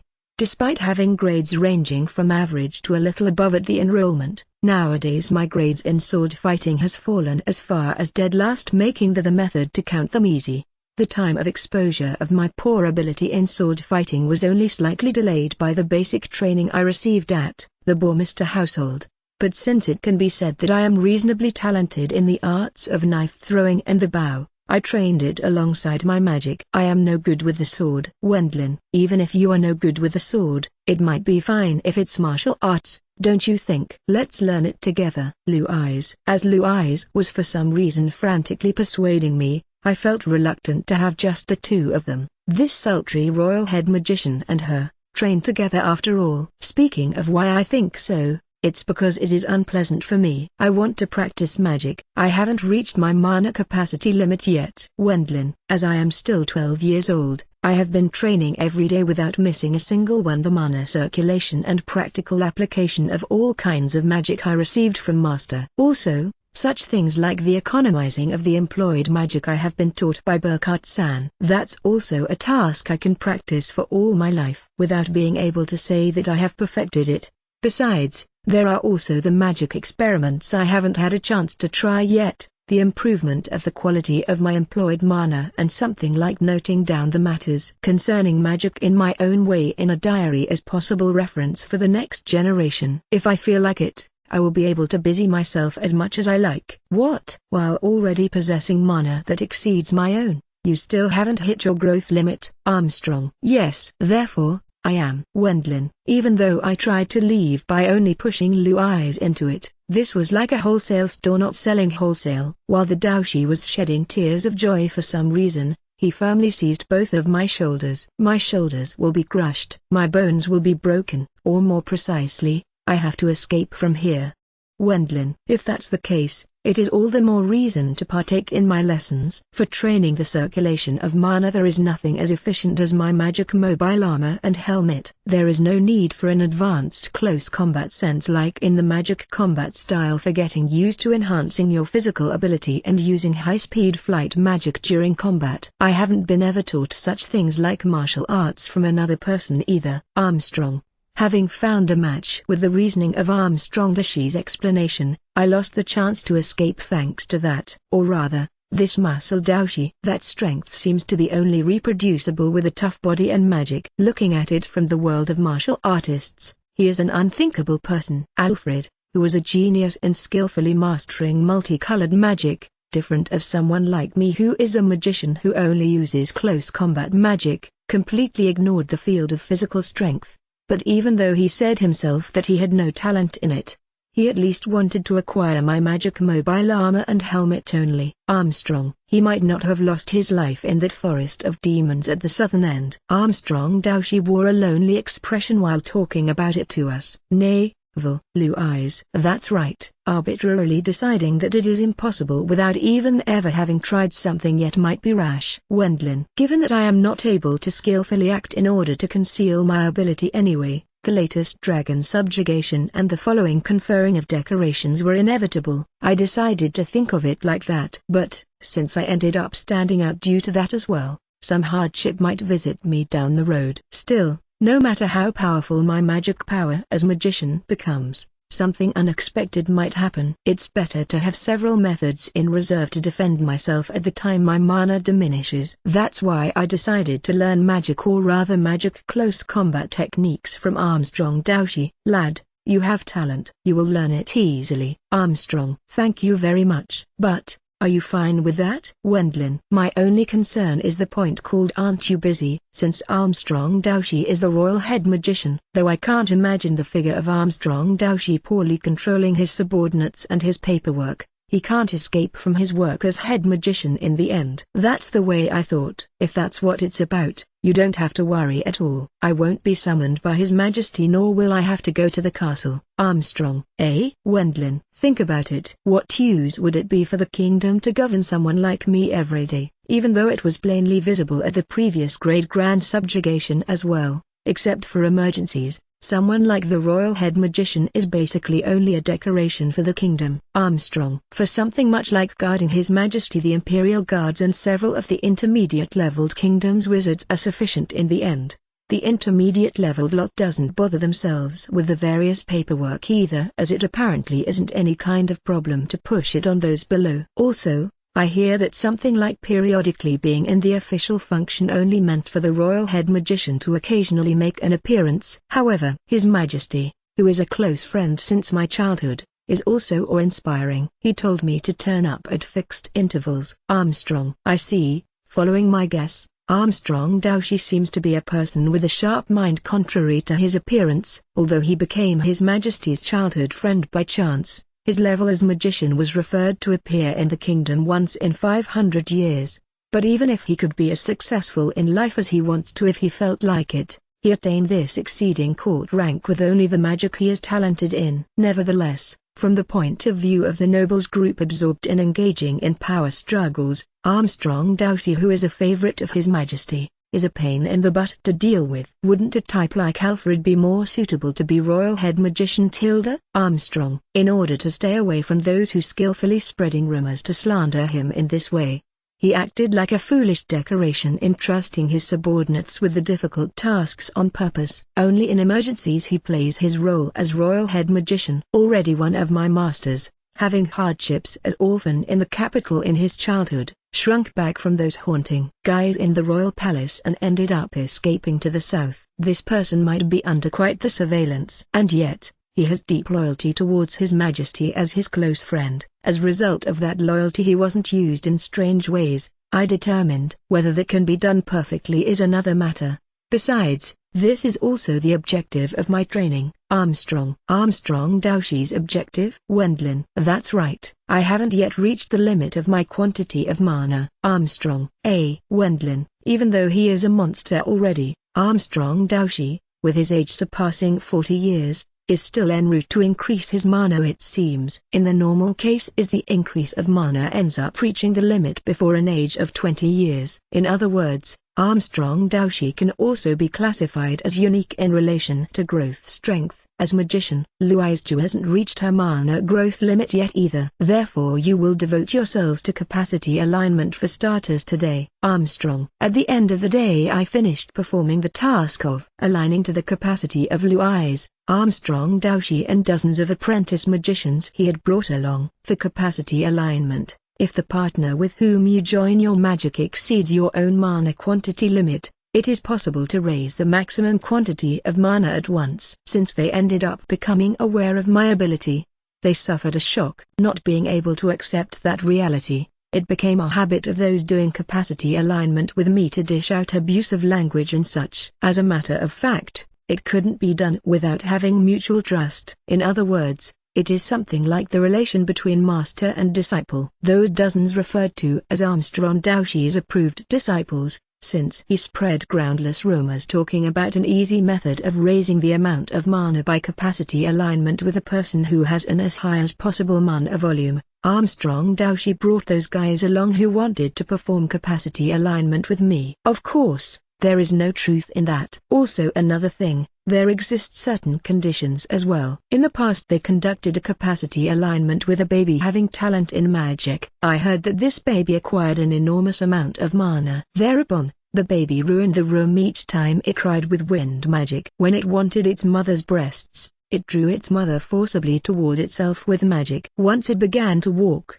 it used magic to take away the toys from the children playing together. Thus, in order for performing a capacity alignment, it became an indispensable condition for the other party to have done training in magic to a certain extent and to have reached above a certain level of reason and self-awareness. Even though I felt like being an exception, Burkhardt-san voiced his opinion. I guess at around 5 or 6 years old, there is no amount of mana that is too much for you to handle, boy. Given that it was approved by Alf via performing a capacity alignment with you, I don't think there will be any problem. Burkhardt, in my case it is an exception since my inner self already is an Osen. I guess the amount of mana has been raised to the limit amongst every of you this time. But, you shouldn't be sad about that quantity in the least. Although it is certainly important to have an amount of mana as well, there are also many other parts to be trained in magic. Rather, since you save time spent on increasing the amount of mana, you guys can count yourselves lucky. Armstrong. Though I don't know from where he brought them along,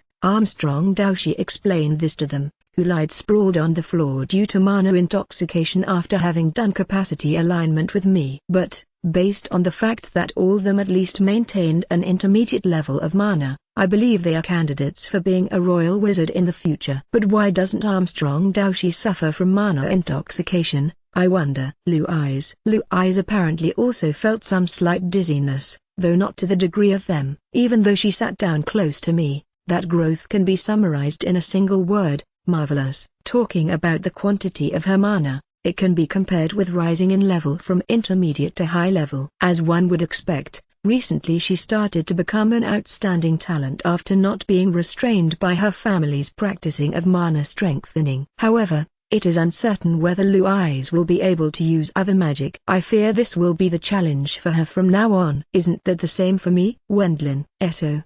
Maybe. Luiz. Currently Armstrong Daoshi's amount of mana is completely the same as mine. To put it simply, the matter is that despite having the same amount of mana as him, my mana growth hasn't reached its limit yet. Or rather, I already have reached more than twice the amount of master. Continuing like that, I don't know how it would have ended if Armstrong Daoshi's rival, Master, hadn't died. Fumo, It's been a while since I sensed the magic bag enlarged by means of having a large amount of mana through capacity alignment. What a nice sensation. Well then, let's start with method of employing the magic mobile armor and helmet right away.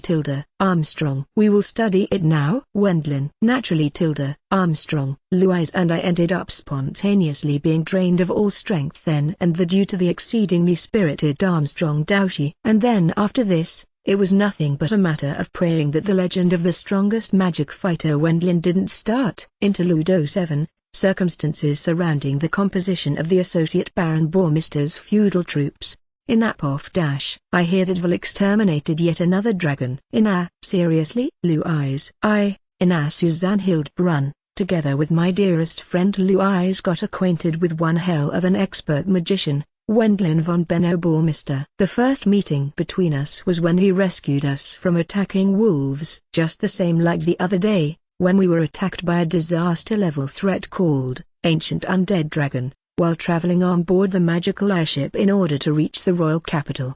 He eliminated it almost all by himself. And then, after selling the huge magical core and its bones to the kingdom, he was awarded the rank of Associate Baron for his achievement of exterminating the dragon. The eighth son of the Bourmister household, who was until then secretly called the Poor Knight household across the mountain range, and Peasant Knight, half in jeer and contempt by all of the Brithhilda Margraviate's family, obtained the peerage of Associate Baron. Even though it was known that he was talented in magic, it must have been a bolt out of the blue for them. However, that guy, Vil, shouldn't go too far ahead too quickly. Although it was obvious that he had the ability, it still caused Owen to be worried. No matter how skilled he was in swords play, upon coming to the royal capital Owen found lots of knights within the Knight Order who surpassed him in skill. The same applies for me. There are plenty or people more superior in spear handling than I am.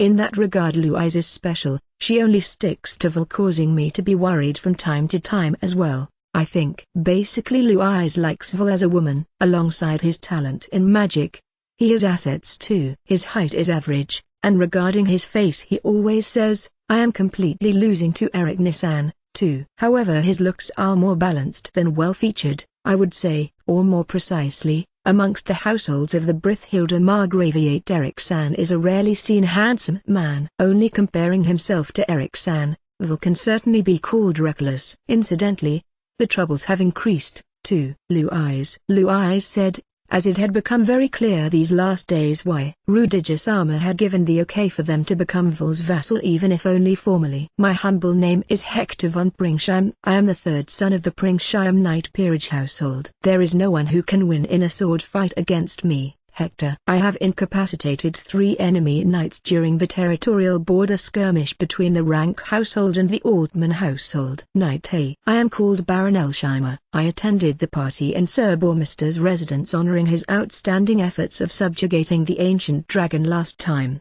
Although it is by coincidence, I have a sister turning 12 this year. Elsheimer. In order to take care of Wendlin's household and daily necessities, a maid is indispensable. No. Therefore, Origami Company has prepared excellent girls in order to introduce them to you. I am confident that our girls can make allowances for granting them this kind of favoritism, too. Merchant Day. From the beginning of the next day after Vil had received his conferring of decorations until the end of this day, it didn't stop at all. My certain death skill, Hisatsu, giant swing spearmanship, Chunin Bua, in front of the gate to the Brand's mansion today. Is he appealing, or is it a gag? I don't quite understand what this display of technique of the Ronin is about. Although I understand that it is surely no good if you don't stand out, but that doesn't mean it is fine to do whatever you like. As you can see, somehow I have gotten the feeling that the methods in front of the Brandt's mansion have become more forceful. The applicants to become vassals of Vil,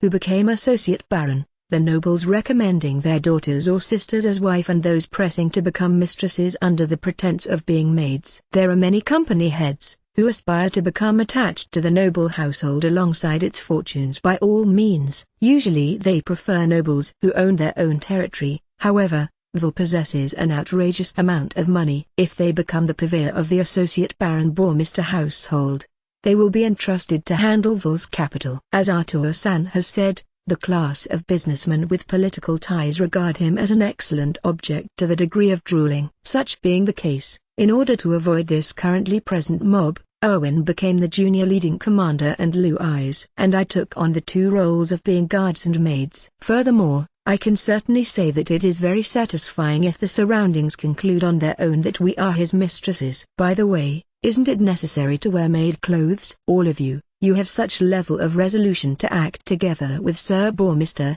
but Rudiger, even though he used a polite tone, Rudiger-sama's words were severe. Until now a part of me believed that it was fine to stick with Vol, naturally taking into account the demerits. That's because he said so. I haven't learned about such things as taking command of an army and such. Apparently Owen has resolved himself to live as Vol's vassal. There was no particular state of discomposure either. I am Vol's concubine, mistress, Blue Eyes. In regards to Blue Eyes, it apparently was fine as long as she could be close to Vol. Given that she is the daughter of a retainer, the origin of the sweet dream she is embracing can be called nothing but odd, as she won't be able to become his wife. I don't know. How about you, Rudiger? Since the time we met him, Vol has offered us comfort and generosity. Certainly that can be called sweet, and I have depended on that sweetness of him. But different from Blue Eyes, I am not able to display a spoiled behavior towards Vol and converse with him smoothly. I am sure Vol thinks of me as dull and strong-minded woman. Presently I think it is fine to hold both roles, as party members of Sir Bormister and as his vassals. Volzana-san, Eric-san, has joined us and addressed me like that. However, I think that would be immoral as well. Due to Vol's talent, he wasn't chastised by his family. But Eric-san's situation was different. Him and his family were avoiding to get involved with each other for now more than 6 years. At such an age it is quite unusual for someone to get used to being alone, just like not actively getting involved with others. Truthfully, I didn't expect him to bring all of you along to my wedding. I am sure Eric-san was likewise troubled over the matter of merely turning an adult. Will I be fine taking care of myself in the capital? His parents and brothers went as far as regarding Vol as dangerous. And yet, he calmly accepted and showed understanding towards his younger brother, who surpassed him by far, albeit still being a child. All of you, alongside Vol, are still children. It will only be for a short time, arranged as informality for outward appearances. It is fine to proceed in the same manner as before. I feel like I have been saved by these comforting words. But, several days after that, the same person brought a very troublesome work to just these children. Associate Baron Bormister households feudal troops. I didn't want to agree either, but it will cause various difficulties without any kind of organization. The next day after Vol had been taken away to the army garrison in the capital's outskirts due to receiving an order from the kingdom. In the morning while getting up, Eric-san came over and began to talk. The contents were about us organizing and becoming the center of the feudal troops. So suddenly, although regrettable, it won't be settled without some kind of organization.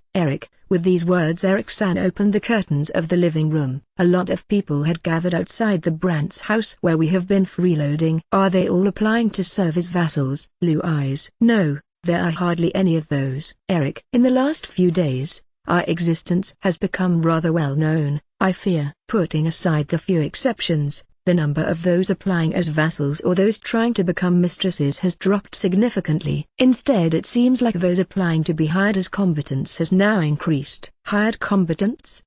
Because I heard this word for the first time, I ended up unintentionally tilting my head to the side in confusion. In what kind of matter was Vol summoned in the first place? It appears that a message came from Eric-san's patrons, Finance Minister Ruckner and Viscount Mungerod, the highest standing person in the kingdom, for the purpose of liberating the monster domain adjacent to their royal capital, has ordered Vol to subjugate the ruling old dragon there. Apparently the other members were the kingdom's head magician and Burkhardt-sama, who was just like Vol dragged into it. Unexpectedly, that person doesn't seem to have any luck either. I guess those three will attack the dragon. Afterwards the strategy apparently is to exterminate the remaining monsters led by the army and volunteering adventurers.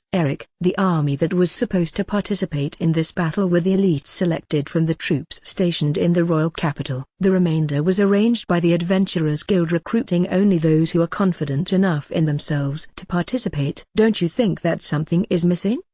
Come to think of it, Blue Eyes, for more than 200 years there hasn't been a war, and now the kingdom was going to war. Usually the organized feudal troops of nominated nobles were to participate alongside the kingdom's army. Yes, the nobles possessing territory close to the royal capital didn't receive mobilization order. I hope that you understand the reason. Eric Eto. Is it because of receiving a reward on the occasion of distinguished military service? That's correct, Eric. For the sake of obtaining a gigantic grain-producing region, the kingdom is carrying out the military operation this time. If many nobles take part in this battle, some may end up, by slim chance, to achieve distinguished military services. Of course one has to consider the possibility of giving territory as a reward, too. There are nobles within the kingdom's army as well. Although with exception to the heads of household, they are no more than representatives of the head of the household. Eric. In regards to their rewards for distinguished military service, it can be simply settled with a medal and money. Originally, apart from nobles, for the kingdom's army soldiers the chance of departing to the front just being a pretext is high. Their rewards include things like money or promotion within the military's ranks. As for the adventurers, it was pointless to talk about it as they were only paid for what they subjugated in the first place. Still, would they want land that is detached from their original territory? Owen. For the second son or the younger brother, it is fine if other relatives end up inheriting it. Eric. To Owen's question, Eric-san gave such a reply. Indeed, if you think of it as a way to relax the developing fight over succession between relatives, it isn't a bad way of thinking. But Vil is participating within the nobles' rules, isn't that right? Owen.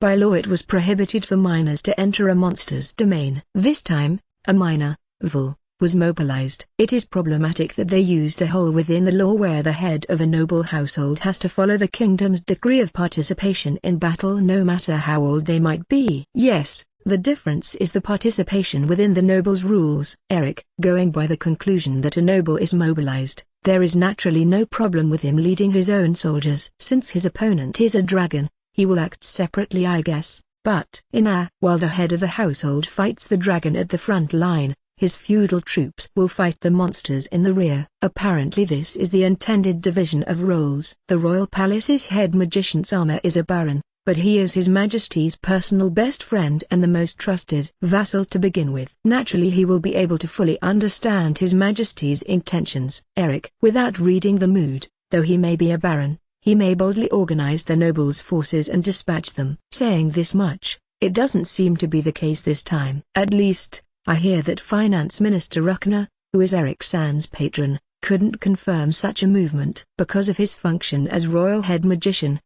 It likely isn't that easy to organize the soldiers within the army just like that. Owen. This is identical to Burkhard Sama answering to a deployment request by the Margrave of Brithhilde. It's true that his residence in the capital has to be maintained, however the number of permanently staying retainers is limited to a few, mostly guards and servants to preserve the residence. With just those, one can't expect a formation of feudal troops either. The kingdom's side too. Even if Brithhilde decided to dispatch his troops, he would only end up being embarrassed. That's why he only rented Burkhard Sama to the kingdom. If you allow for the feudal troops of Brithhilde Sama to participate, the other Margraviates will become fussy. Eric. Us too will be naturally requested in conclusion. That means, only Vil remains in the end.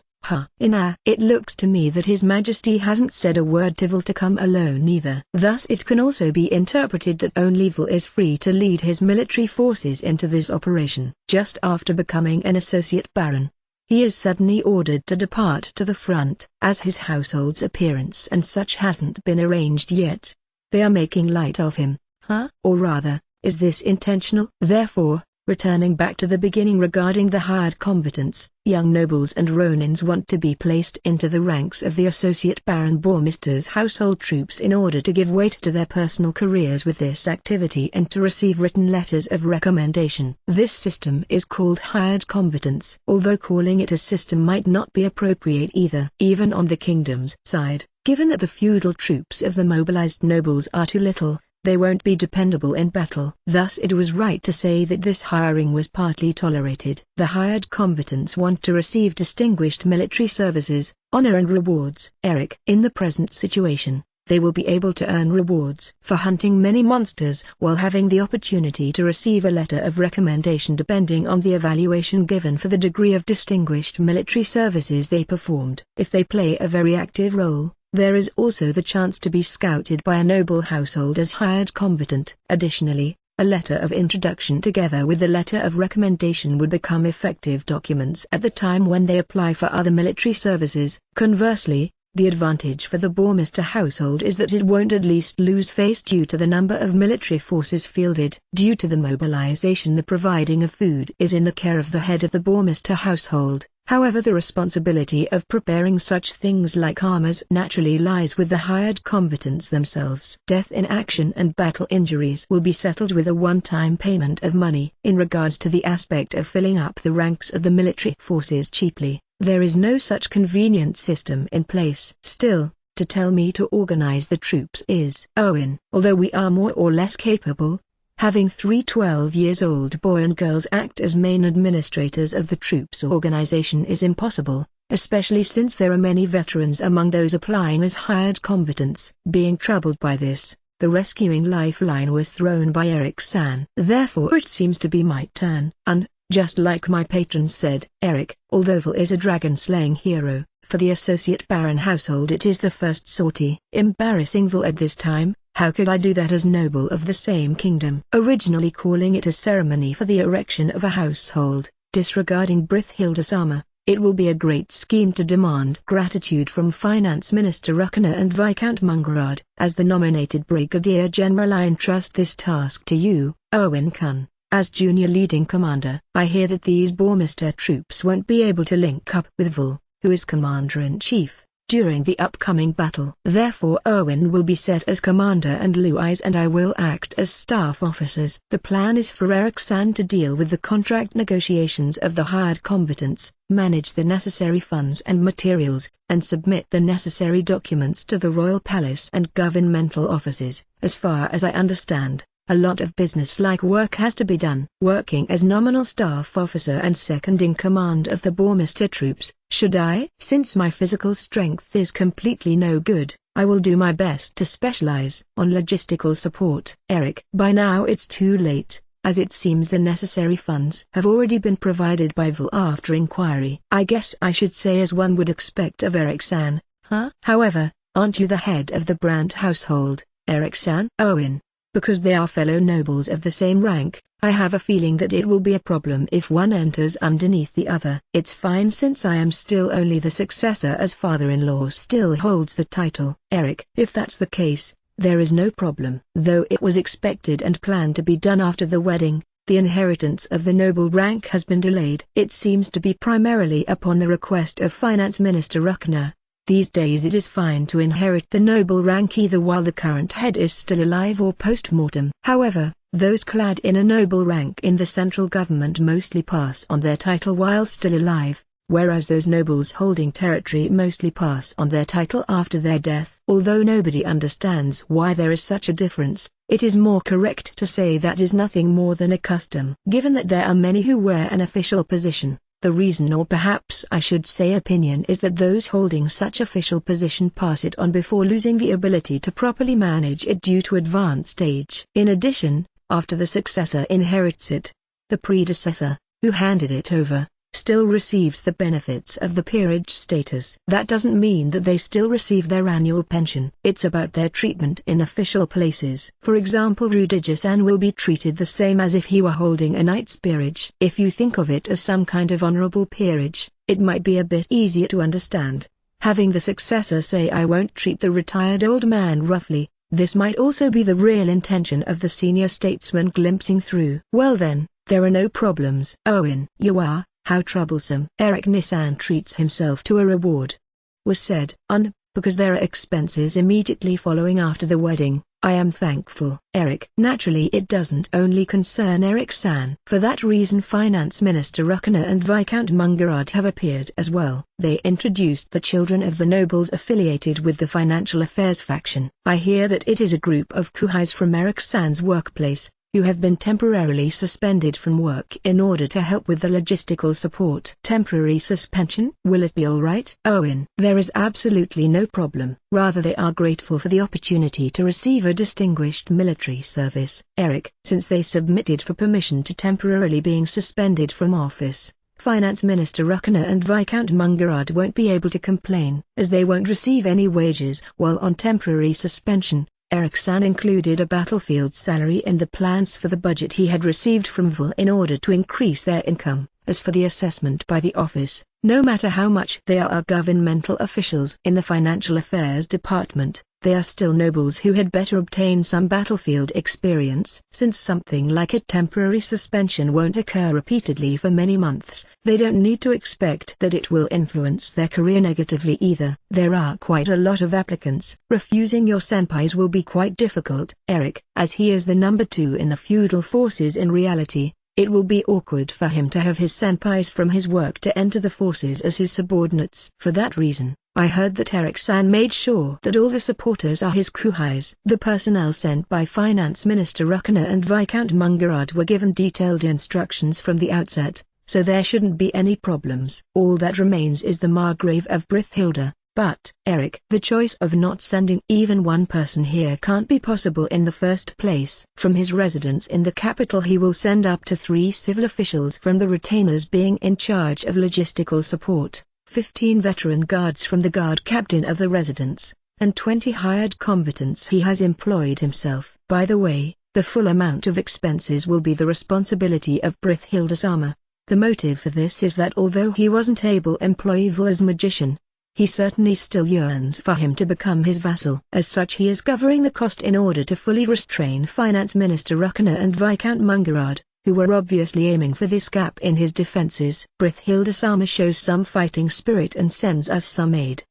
After listening to Eric-san's talk about the composition of the Bourmister household feudal troops, Louise and I discussed it. Before long she pointed out to make use of the detached residence of Brithhilda-sama. Making good use of all of her physical ability, Louise immediately rushed back. Since it can be said with certainty that the greatest help is one's family, it might be the best way to secure VL as vassal. Which reminds me, what about Owen?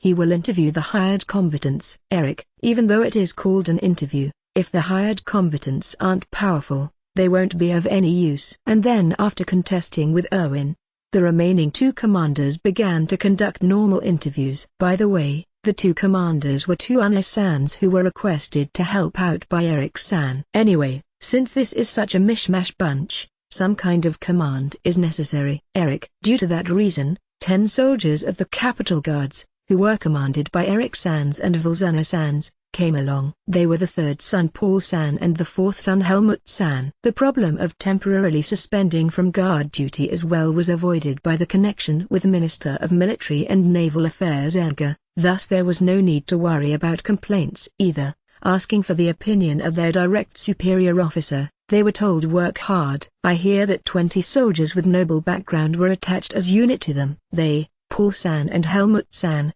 assisted with the interviews as well. Luckily the funds provided by VL are plenty. I only wonder if it'll shape up in time. Eric, how much was entrusted by VL?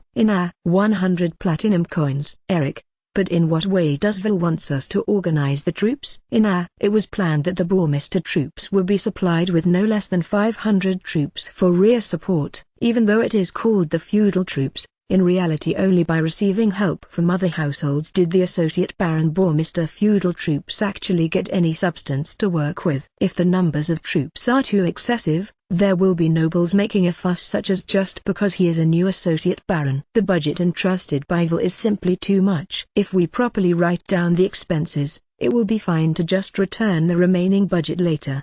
Besides, the hired combatants will be able to focus on hunting monsters without having to worry. Eric, in case they prove themselves to be active, not being stingy with the reward serves as appeal of a good noble too. Because this time it is a monster subjugation, the reward is adjusted proportionally by contract to the number of monsters they defeat. Although I am not sure, it must also be connected to the feeling of security that there won't be a situation where they are told that there isn't enough reward money after they defeated too many monsters. For an associate baron, 500 troops are quite a lot. Usually in case of a newly appointed associate baron, the reality would be more like boosting the composition of the feudal troops with something like 30 troops up. Because this number already includes the hired combatants, it is quite understandable as employing people costs money. After all, if they possess territory, it is possible to mobilize males from the territory itself. In comparison to another peerage of the same rank, it will raise their numbers. However, no matter how liberal such mobilization is possible, excessively drafting of the working and tax-paying men from the fief's population will cause the noble to plunge deep into debts after the war, as it has happened to many in the past. As there won't be enough hands left to harvest the fields, the crops will wilt. But that's only natural due to the decrease of working members through war injuries or death in action. If we don't raise the amount of participants by this much, there will be a lot of dissatisfaction amongst those who can't participate. Eric, really? A motley bunch. There are many factions mixed into the troops. But you pointed it out rather well, Eric. Just as Eric-san recognized it, there was no other way but to express it like that. The three brothers, their acquaintances and their subordinates made up the core of the household. Alongside Brithhilde-sama, who was aiming for becoming Vol's patron, as well as Finance Minister Ruckner and Viscount Mungerard. Even the Minister of Military and Naval Affairs Edgar helped out by approving the temporary suspension from the office for Vol's two elder brothers. All of them want to form a bond with the dragon-killing hero by different means. Eric, this applies to the hired combatants too. Even if they aren't hired for participating actively by the government or the feudal lord they were aiming to serve for, there are various advantages to standing out in the only mobilized feudal troops. Therefore, they believe that obtaining a letter of commendation and showing this letter to another noble will have an effect, too. It took a lot of labor to narrow it down to this number of people. What a troublesome topic. Blue eyes. I think the one worrying about it the most is Vol. Well, now that all personnel has been chosen, we have to hold a meeting to decide on everyone's roles. We also haven't decided on the necessary food and which goods to buy. I guess I have to get in contact with Arthur-san. Eric. Apparently Eric-san's practical work experience turns out to be quite useful here. For us, who are only 12 years old children, handling the necessary matters is too much after all. Nevertheless, officially there are no other vassals of Vol but us three. Occasionally it is necessary to act proudly in the assigned position, even if saying so might sound bad. Eric. As expected, it is hard to act as figurehead in the end, although it is embarrassing to suddenly act self-important in everything. I won't complain about it. Also, there is one more official duty left. Eric. What is it? Even if you have to heal injuries, don't die. Me, my two elder brothers and you three aren't allowed to die. Eric. Although it is against monsters, you can definitely say that. This is a war. Naturally, the chances of casualties is rather high. But it seems that Eric-san, the two Anna-sans and us three are prohibited from dying, although it is pitiful. Hired combatants are people who are used to face death. Eric. Before they are rebuked, they will put their life on the line while fighting in order to obtain the necessary evaluation. Hearing such a thing from Eric-san, we ended up feeling how considerably blessed our own environment is. For now the only thing we can do is to give our best. Blue eyes. That's true. What should I, who can only calculate money, say? Eric. Several days after that, the preparations of the 507 troops of the Associate Baron Bormister feudal troops were finished in a mad rush. We merged on the way to the battleground with the expeditionary forces of the kingdom's army, who was likewise heading towards the Palkania grasslands. It's a chance to return the money I borrowed from Vol by defeating a lot of monsters. Owen, your task is to look after the troop headquarters. I want to hunt monsters. Owen. You? Blue eyes. If you head to the front in order to play an active role, you will be hated by the hired combatants. The safety of Ericsson, Paul-san and Helmut-san comes first. That's how it is. Owen. My job is as usual to play the rebuking role. For some reason that's the only thing I can do. At any rate, somehow we managed to have the variously mixed factions troops, the army filled with ulterior motives by all nobles, safely depart. Interlude 08, behind the scenes of the fiancé selection. Now then, the problem is Wendlinkun's fiancé. Brithhilde. He had bad luck as well, as Cardinal Hohenheim's arrangements for his granddaughter to become Wendlin's fiancé immediately followed. Margrave Brithhilde, having a feeling of being too late, fervently hastened the work of selecting a fiancé in his office. In any case, I am Wendlin's patron. I thought it was natural that I would be the one to decide his fiancé. Although there is no time left anymore. Because of that, Margrave Brithilda was in a severe hurry.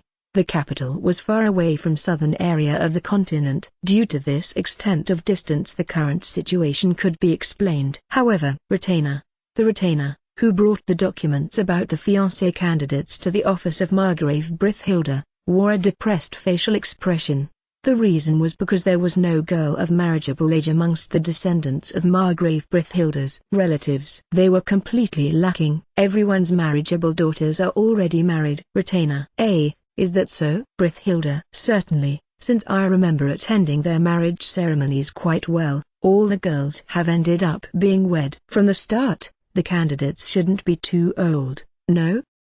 Retainer: since it was a marriage between fellow nobles, the situation of deciding on a too old wife had to be avoided by all means.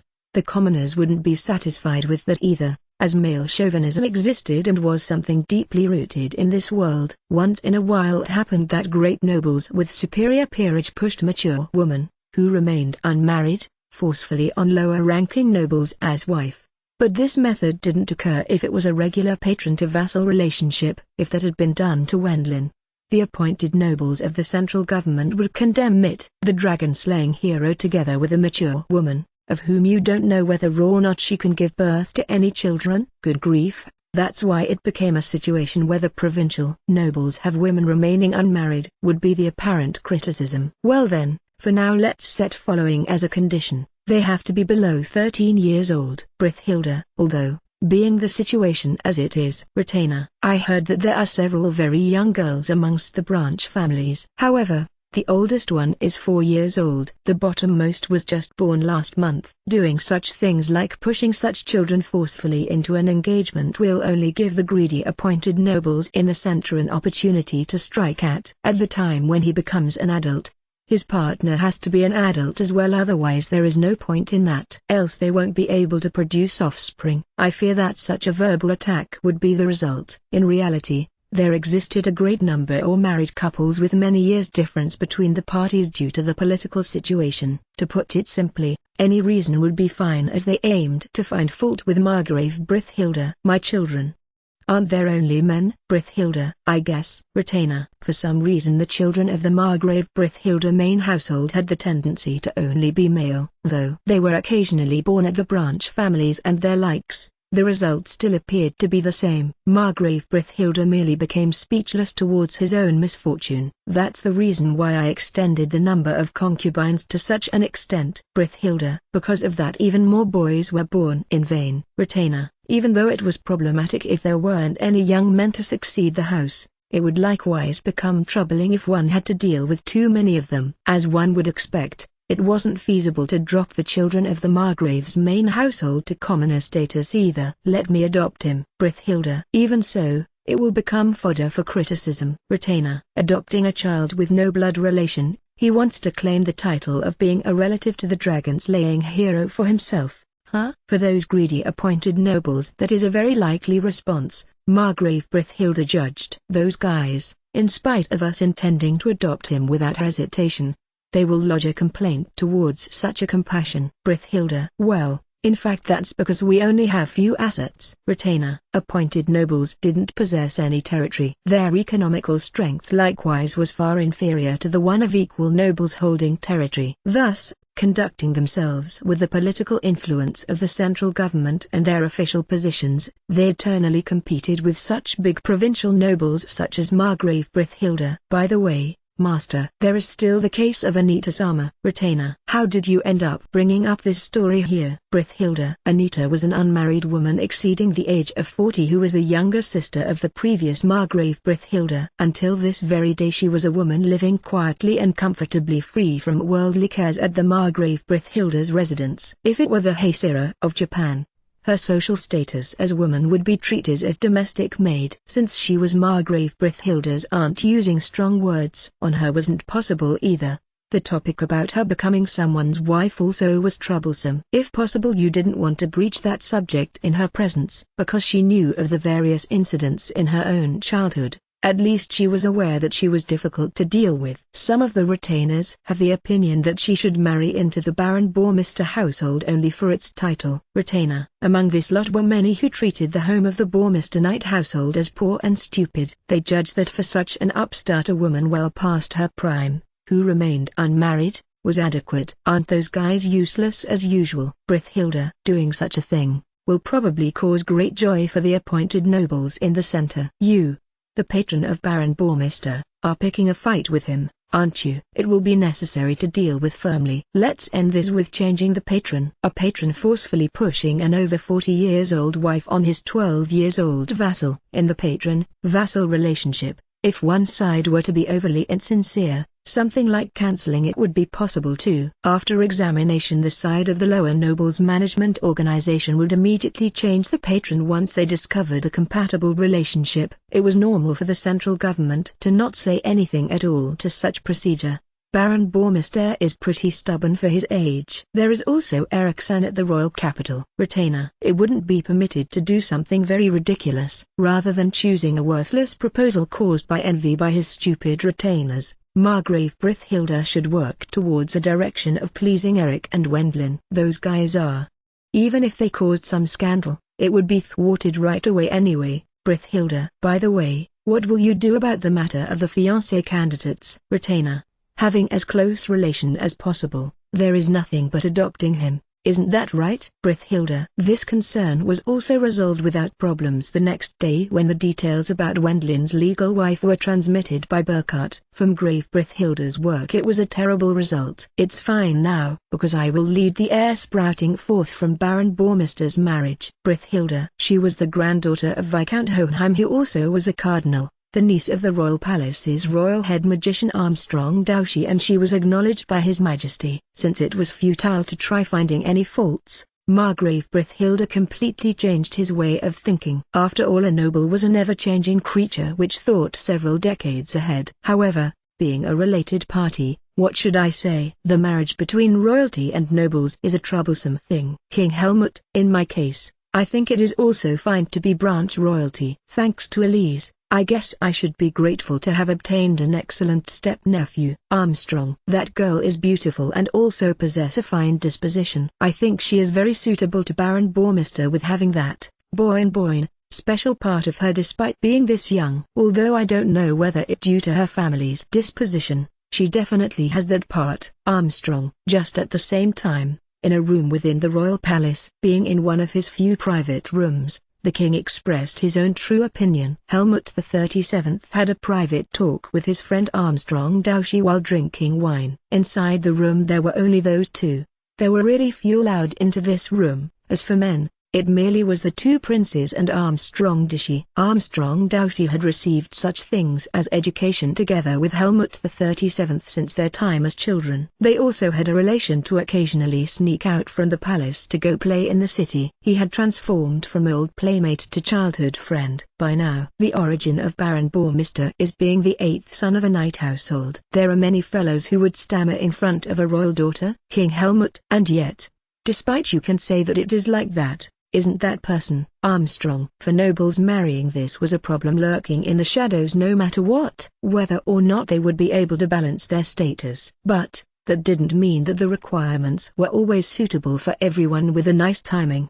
Wasn't the outcome that there also were too many unmarried women having become too old if you restricted the discussion to royalty and high-ranking nobles? Thus, they ended up increasing in numbers. Also, one of the requirements could be called raising assets. That had become the main reason why the number of such women was increasing. It was hopeless. Since those unmarried women had to be supported until death for sure, the amount of those mentioned thousands increase at top of the households in the end, putting them up for adoption into households of lower family status and marrying from there. Such an option existed as well. But if the other party didn't want to adopt them, it became difficult. As a result, the royal family also had several mature, unmarried women. Annalise San is 35 years old, Diana is 29 years old, Helmine is 27 years old and Hildegard is 25 years old. Baron Bourmister possesses assets, too. Why don't you push them forcefully onto him?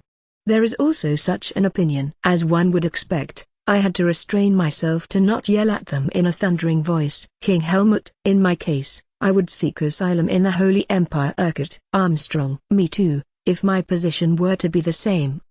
King Helmut. Since those unmarried women were of royalty, there were many selfish, strong-willed, spendthrift women amongst them. Even Armstrong Doushi ended up planning to immediately decline. Also, as I see it, it doesn't seem to be mere harassment. King Helmut. For royalty, those unmarried women caused the household to fall. Normally thinking, it could be said that for nobles the highest reward was certainly their prestige. But, looking at the true state of affairs, you couldn't see nothing but vicious harassment. Without even knowing whether or not a child can be born, their only cause is to dry out the baron's assets. King Helmut. Before that, due to the overwhelming social status and the difference in age, they would probably completely dominate their husband. No, in the case of the dragon-slaying hero, it might backlash into becoming a fight as well. Likewise, those fellows proposing this, are aiming for that, don't you agree? Armstrong. Although merely 12 years old, he became a hero, defeating 2 dragons and obtained the rank of baron. Those assets were something you couldn't disregard either. Since their opponent was a magician holding tremendous power, although they wouldn't openly use harassment to compete with him, they were planning to apply such entangling moves to chip away his strength. Although that behavior was natural for them, there were many who also considered these circumstances as nobles can only be called animals. Good grief, every last of them. King Helmut. In this way, once someone excellent appeared, those below him came out and tried to pick a fight using stupid disturbances. Just how many nuisances were caused hindering the growth of the capital due to those reasons? If only I could dispatch them to the battlefield to thin out their numbers. Helmut the 37th ended up thinking. However, as it stands now, the boy has amassed too much money. Armstrong. Don't worry about it. King Helmut. There wasn't any indication of doing something like wasting the money either, as he had also donated a large amount of money to the church. Although it might be seen as pointless expenses at first glance, there were also many cases of kings having the carpet pulled from under them due to making light of the church. After considering such incidents, 10 platinum coins weren't a futile investment. Even the Cardinal Hohenheim had admired him by saying, despite being a child, he has parts that you shouldn't underestimate. Going by the report, Cardinal Hohenheim might have done this by himself as flattery play for the Talese though. So, completely overestimating him would only be due to the misunderstanding mental belief of an unpopular man. Don't worry. To such thing. Armstrong. Didn't he plan to assign territory to him in the future? Armstrong ended up asking himself, as would be expected of such a person like you. King Helmut. Assigning territory to him will allow that place to be developed extensively. It is also a fact that he has plenty of funds for that. Helmut the 37th thought about it in such manner. Be that as it may, the Baron is still only 12 years old. Becoming impatient will be the wrong way of handling it. After him gaining experience by becoming an adult, it won't be too late either. But, King Helmut, not only myself, what are the other high-ranking nobles and cabinet ministers planning? Depending on the circumstances, we may have to move up the plans too. Although he was the king, it was difficult for him to control the important nobles, Margrave Brithhilda and the likes. I have a gut feeling that they are plotting something. Armstrong. To Armstrong Doushi, even if he only looked at the employed Burkhardt, he considered his master, Margrave Brithhilda, to be a troublesome existence. Nevertheless, given that he had to deal with those sly-appointed nobles of the center, he considered the issues with Margrave Brithhilda to still be more preferable. I guess he will have to deal with an undeveloped area. King Helmut. It would be an impossible area if no one were to be able arriving there.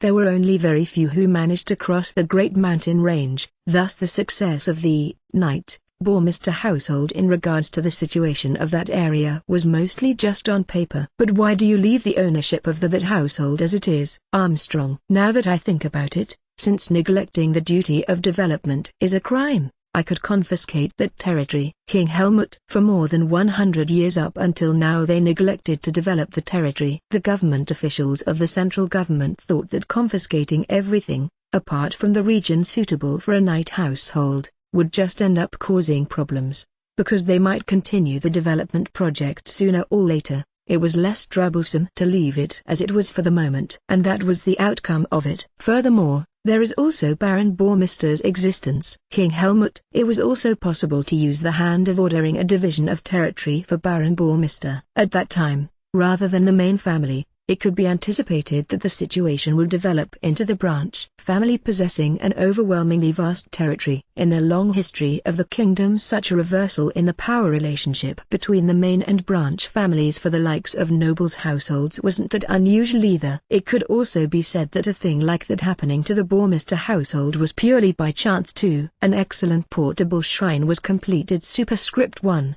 you might consider it like that too. But the Baron is still a child. Though it was a grave wrongdoing to force him into the dragon subjugation, spending time normally, like he is currently, is necessary as well. King Helmut. Additionally to that, while it might only be true that he was an excellent magician, it didn't imply that he would become and carry himself as an excellent noble for that reason. Why were Burkhart and his immediate close friend, who struggled together with him through the hardships of the world of the adventurer business, appointed to responsible posts? It was because they had accumulated that much experience. Indeed, he is enrolled as student at the Adventurers Prep School. Armstrong. Therefore I hope you won't show him off too much. King Helmut. I will use great effort to the best of my abilities. Armstrong. Nevertheless, even such Helmut the 37th requested for Armstrong Doushi to handle things without making waves in such manner. Seeing it like this, it was a befitting situation for Helmut the 37th to be laughing at it. Alfred, Burkhart Dono and me. I wonder how he will live his life after being forged as pupil by the three of us. I am looking forward to that very much. Armstrong. While saying this, Armstrong Doushi drank up the ordinary filled glass of wine in one gulp. Interlude 09, at the territory of the Bourmister Knight Peerage after the dragon subjugation, the peddler group has arrived. Question mark. I wonder if they also have something new this time? Question mark. Don't talk about such luxuries. At the least we have to secure some salt. Question mark. My name is Fritz. I am a farmer living at a pioneer's village at the southern tip of the Lingir continent. I passed the mountain range using a flying dragon from the territory of Margrave Brithhilda. I am 26 years old and my family consists of my parents, wife, and 2 children. My son is 5 years old and my daughter is 3 years old. Although there was also my younger brother Horst. He had already been adopted into the family of his wife at the neighboring village. Since there hadn't been a male born in that family, even though I am not quite sure about it, it seems our village chief Sama and the village chief Sama of the neighboring village have decided so after discussing it. This pioneer's village is the only place on the southern side of the mountain range where people live. I am told that more than 100 years ago the Lord, before the 4th generation Lord, led the people from the royal capital to migrate here. Also, for more than 100 years we hung on trying to reclaim the surroundings. Although I believe it to be unimaginable hardship, I can finish it by saying a single word, Fu-en. Moreover, it doesn't mean that continuing to make a living nowadays has become any easier after all. However, there is also the story of 10 odd years ago. At the time when I was still not of age, there was a large-scale expedition. The Lord ordered around 30 from this village as well to participate in the expedition. The granduncle of the Lord, who was assigned as junior leading private Sama, wore a heavy armor. I remember from my time as boy that he was riding a beautiful horse completely different from the farming horses. But, as the expedition ended in failure, only 5 of the 30 returned to us. Of course, that junior leading private Sama and his sons, who were assisting him, didn't return. I heard. I remember all the few survivors to be in a worn-out condition and having lost weight. As they were starving on the way back, they killed the horses and ate them. Transforming their spears to walking sticks, they came back by walking for something like several hundred kilometers. On their way back, their injuries grew worse. They became sick and were attacked by packs of wolves. In the end they were even unable to leave behind mourning ornaments for their companions. As there were 5 survivors, I recall them talking about it regretfully. Furthermore, it doesn't mean that you could call them uninjured either. They were strangely afraid of darkness. And they panicked when they saw large bears or wild boars at the organized hunt during autumn. The place they went to is apparently called Demon Forest, and it seemed they experienced something considerable dreadful there. Having become a problem afterwards, the fellow villagers antagonized these guys. The official name for this reclaimed land is Territory of the Bourmister Knight Peerage. The Lord is a Knight Sama, The territory is generously divided by 3 villages. The total population is just a little bit short of 700 inhabitants. Although the territory of Night Sama seems to be large, our territory is poor. With the failure of the expedition, the population ended up decreasing greatly. That being the case, for some reason at such time came the order from the Lord to participate in the work of expanding the agricultural land. Naturally, our village chief Sama and the village chief Sama of the neighboring village protested against this. Despite it taking all our effort to maintain the current agricultural lands with the decreased workers, why pushing the project of cultivating new land forcefully forward? Also, apart from that, in preparation for the coming winter, the hunting had to be intensified. In my opinion, I and the neighboring village's village chief Samas were right, but even though it was correct, the Lord ended up following the opinion of the village chief of the original settlement, Klaus Sama, who had presented his daughter to the Lord as mistress. Thanks to that, I was also busy. In case one was 14 years old, they were considered equal to an adult and had to labor. Even the children younger than this took occasionally a break in playing around and worked diligently to assist their families in cultivating new land for everyone. Naturally, as the time to hunt and collect in the forest and fish in the river disappeared, the meals became thin. As it is dangerous in this territory to leave when it becomes dark, there is no way to do something like hunting in the evening either. During daytime all of the time was used for cultivating new land and farming. Thus it was naturally harsh. Even though the harvest of wheat had increased, everything besides the meals and the Lord's taxes had to be bought. Naturally this caused discontent. There was also a rumor that the funds acquired by wheat sale and part of the expenses for the cultivation of new land had been handed over to the bereaved families of the people killed in action during that expedition as one-off payment. They said that despite Margrave Brithhilda Sama, who forced them into the expedition, paying more than required by the regulations, the portion above the regulated amount was used as kickback for the Lord. Albeit this being detestable rumors, it was a village usually lacking sufficient entertainment.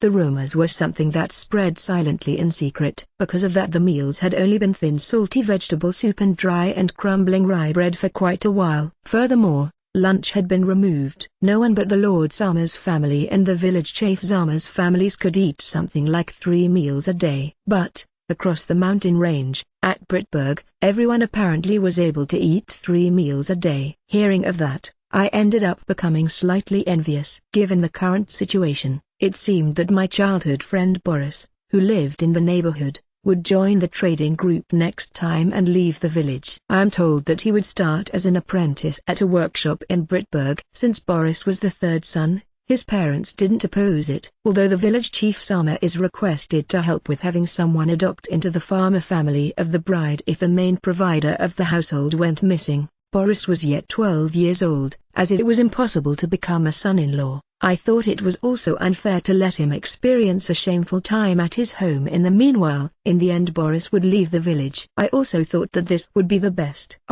That's right. From here on out it will become the main story. At the time of almost finishing the cultivation of new land, I turned 20 years old and it became a talk about me getting a wife soon at that time. In regards to the 8th son of the Lord, there were only few rumors spread. I was told that this 8th son Sama was apparently able to use magic. I wasn't quite aware to what extent though. Anyway, I hadn't even seen his face yet. It might be to the degree of releasing a little bit of water, or he might also be able to blow away mountains with his magic. Truthfully, the rumors were something really vague. However, because it was special, presently, I wonder whether he couldn't do something about that large boulder with his magic. I was earnestly trying to move alongside 4 others, since I am a lazy person. After a short time the guys from the original settlement came and said, Wendlin Sama's magic isn't a big deal. Don't expect him to help you with the hard work of cultivating new land. Apparently the 8th son Sama of the Lord was called Wendlin Sama. You may wonder why we didn't know about his name.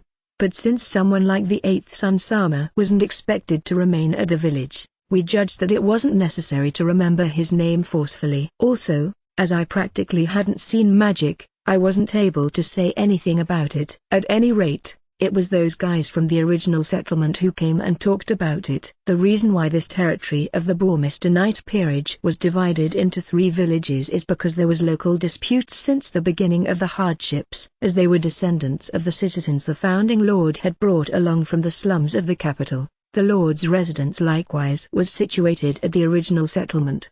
The village chief Klaus Sama had given his daughter as mistress to the Lord. On top of that, since he managed any and every aspect regarding the handling of the tax revenue, he was in reality the number 2 in the territory. Naturally, his reputation wasn't good. I and the neighboring village's village chief Samas went as far as declaring their hatred of him. As the village chief Sama from our view was a person far above the clouds as well, I judged it to not be of any particular interest to me either way. However, I hated the fellows from the original settlement. Those guys thought of themselves to be much more important than us as they had immigrated at the beginning. They had a high pride. We, who were part of the second and third village, immigrated here following the recruitment. Our birthplaces were scattered too. But, as we have lived here for over 100 years now as well, our relations weren't bad either since we cooperated against the discrimination from the fellows at the original settlement. However, even with these small local disputes, our territory was still shabby after all. Something like that was the work of the great noble Samas living in the royal capital, I believed. I think a little bit is fine. Wendlin. Yes, Eto, if I remember correctly, you are Wendlin Sama? Fritz. Although I heard only a few rumors about Wendlin Sama before, I happened to talk to him several times. When Wendlin Sama came to exchange the hunting spoils I caught for soybeans. Good day. I would like to request exchanging 2 of each from the guinea fowls and the wild rabbits for soybeans. Wendlin. I am thankful for the guinea fowls. Fritz. Although Wendlin Sama was still small, he was very skilled at hunting. Such a thing like guinea fowls, even Ingolf, who should be the best hunter in our village, was very satisfied with the hunting spoils if he caught as much as 1 bird in 3 days. But, why soybeans? With them it was possible to increase the ingredients of a soup. But something like feeding the livestock with only that much wouldn't work. As the transaction was greatly advantageous to me that way, the dealings with someone close to a noble didn't cause me any nervousness. I also want to exchange it for the young, still unripe ones. Wendlin. Unripe bins, it is. Fritz. The insides of the bins should have become big. It would be good if it is just before they turn yellow. Wendlin.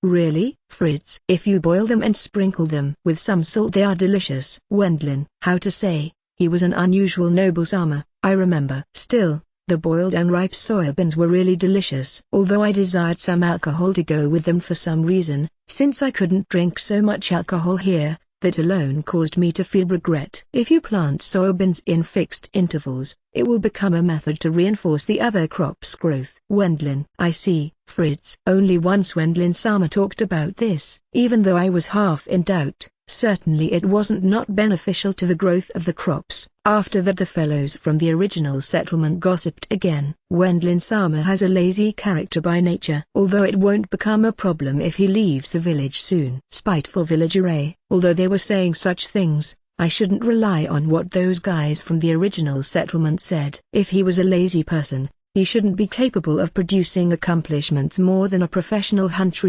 there. Even though we tried to hear about him from our village chief indirectly, from the point of view of the fellows of the original settlement, the superior younger brother, Otto, appeared to be an existence disturbing the order in the territory to them. Those guys have a lot of pride for being native-born. Consequently they are afraid of having the situation of the inheritance decision made by the Lord thrown out of order. Village chief. Other than the whole territory becoming wealthy, it was also important for us to get an upper hand over those native-borns from the original settlement. In the case of the countryside I heard that such a way of thinking wasn't unusual. But I thought as well that it would be better for me to become a little rich. Humans are such creatures. Also, I don't understand what that Klaus is thinking. Village chief. Klaus Sama seems to be the village chief of the original settlement. Even so, it didn't seem that the reason for it could be said for him to perfectly follow the Lord like Yakult. There were also rumors that he was planning to do something behind the scenes. I don't quite understand. It looks to me that he is a dangerous person. And,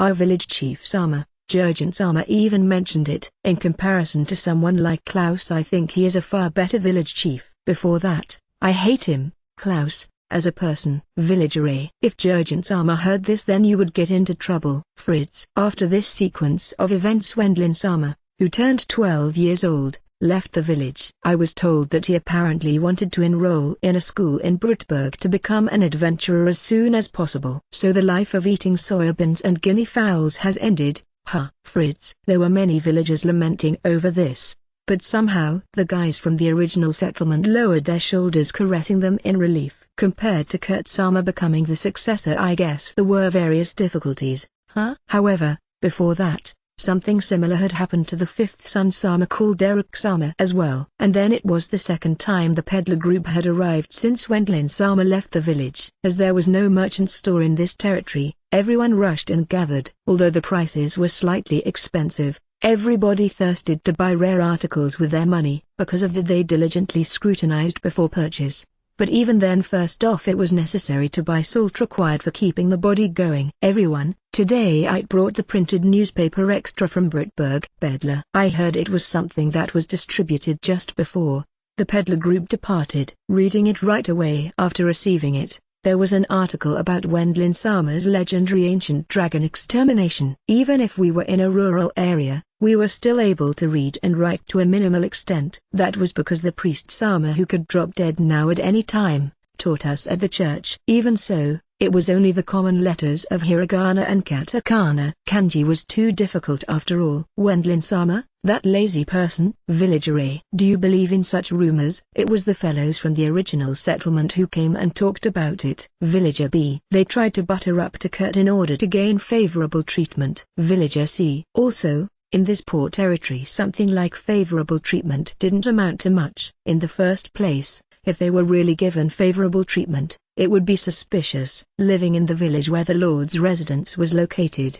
they are the native-born. Only the pride of that was sufficient enough for them, I believe. By selling the raw materials of the defeated ancient dragon, he was able to procure a large amount of money. He received an amazing medal called the Twin Dragon Medal, and he was appointed as Associate Baron. Huh? He isn't a lazy person at all, now is he? Villager D. Certainly, I never heard a lazy person defeating a dragon. Furthermore, you wouldn't think such an unbelievable great man to originate from such rural area. Or rather, why did the Lord let go of such an esteemed person? Seeing the newspaper extra, everyone seemed to think that. On the other hand, it is unlikely that this newspaper extra will be very amusing to those guys. The fellows from the original settlement, that is. Also, although Klaus-sama also saw it, it was eerie that it didn't break his smile. Indeed, it was as Jurgen-sama had said. However, this is Jurgen. Jurgen-sama's facial expression didn't reveal at what conclusion he had arrived. Jurgen-sama, in a few years it is very likely that there will be large changes in this remote place. As a result, will it turn out well or badly? Jurgen. And then,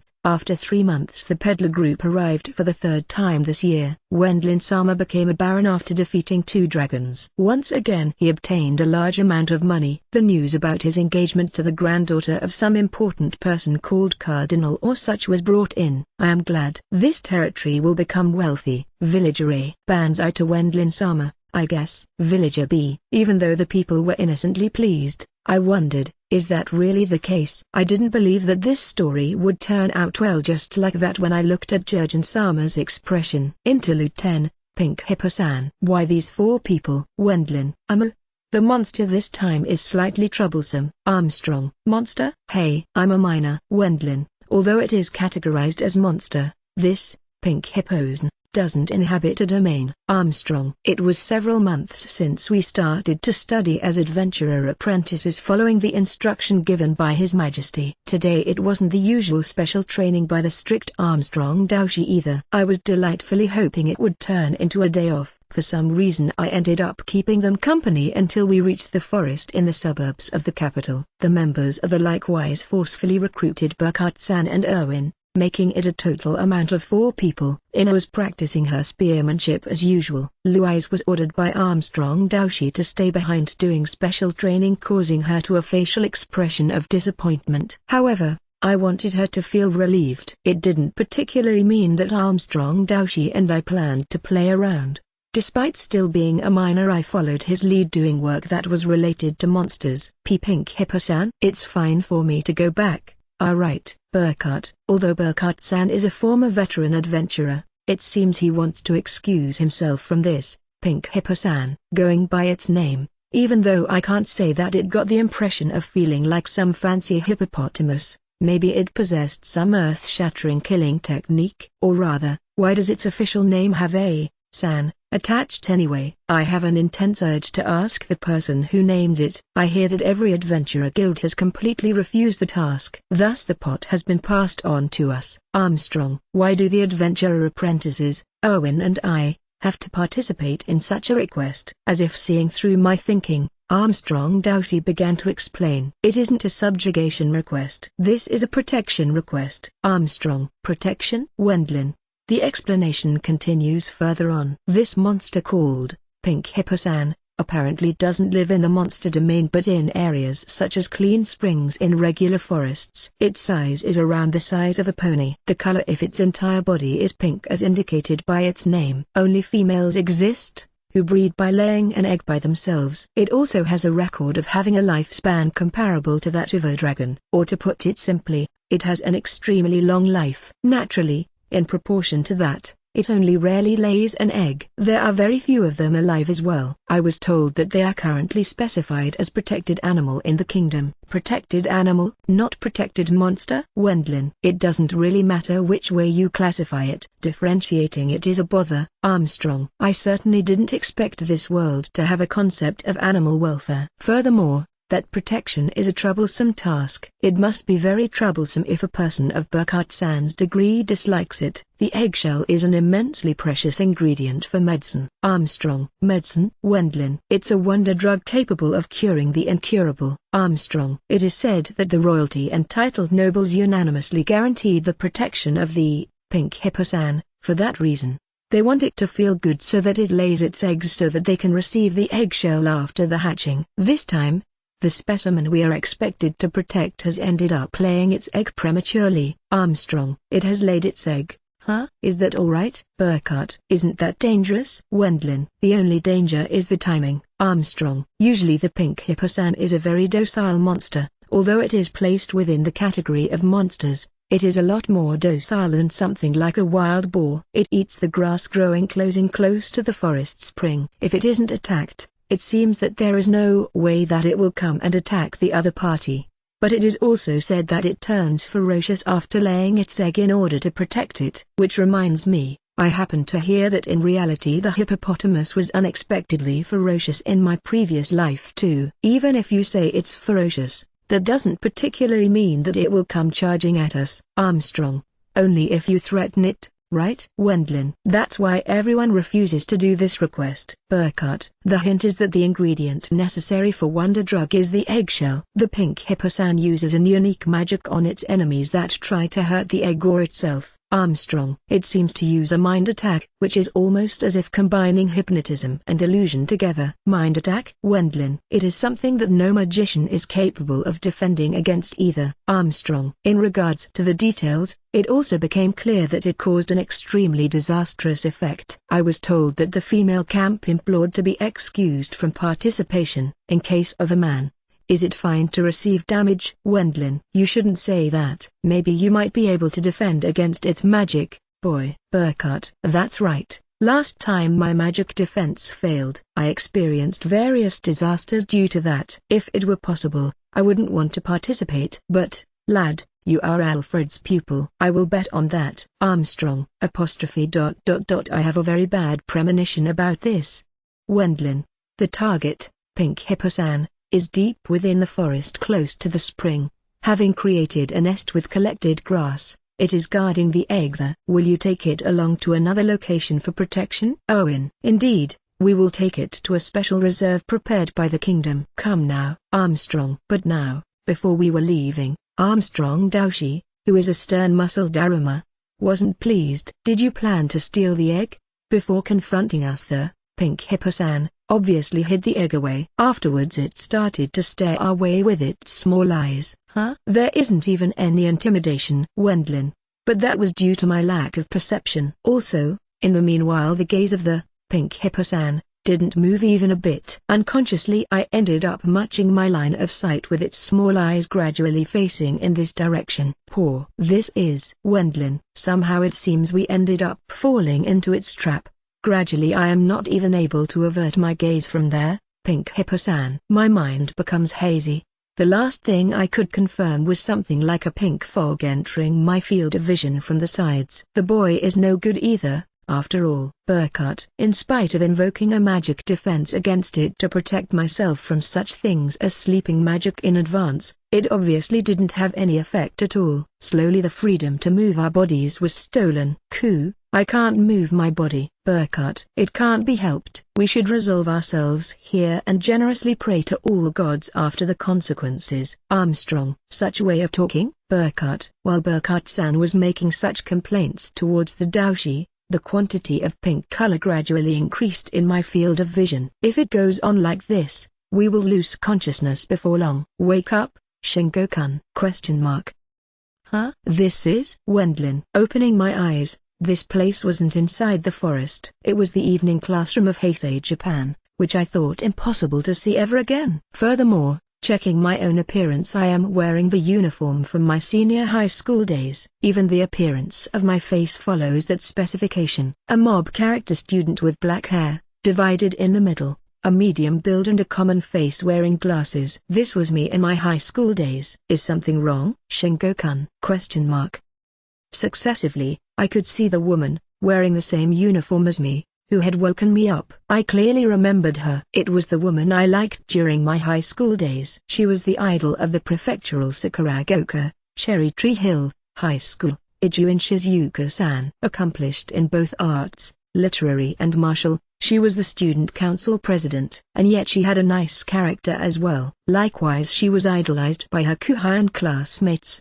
Having received love letters by many males confessing their love, she completely rejected them. If one were to speak of me, then I was satisfied by just watching that unattainable girl. Naturally, I didn't expect to do such things as having a conversation with her either.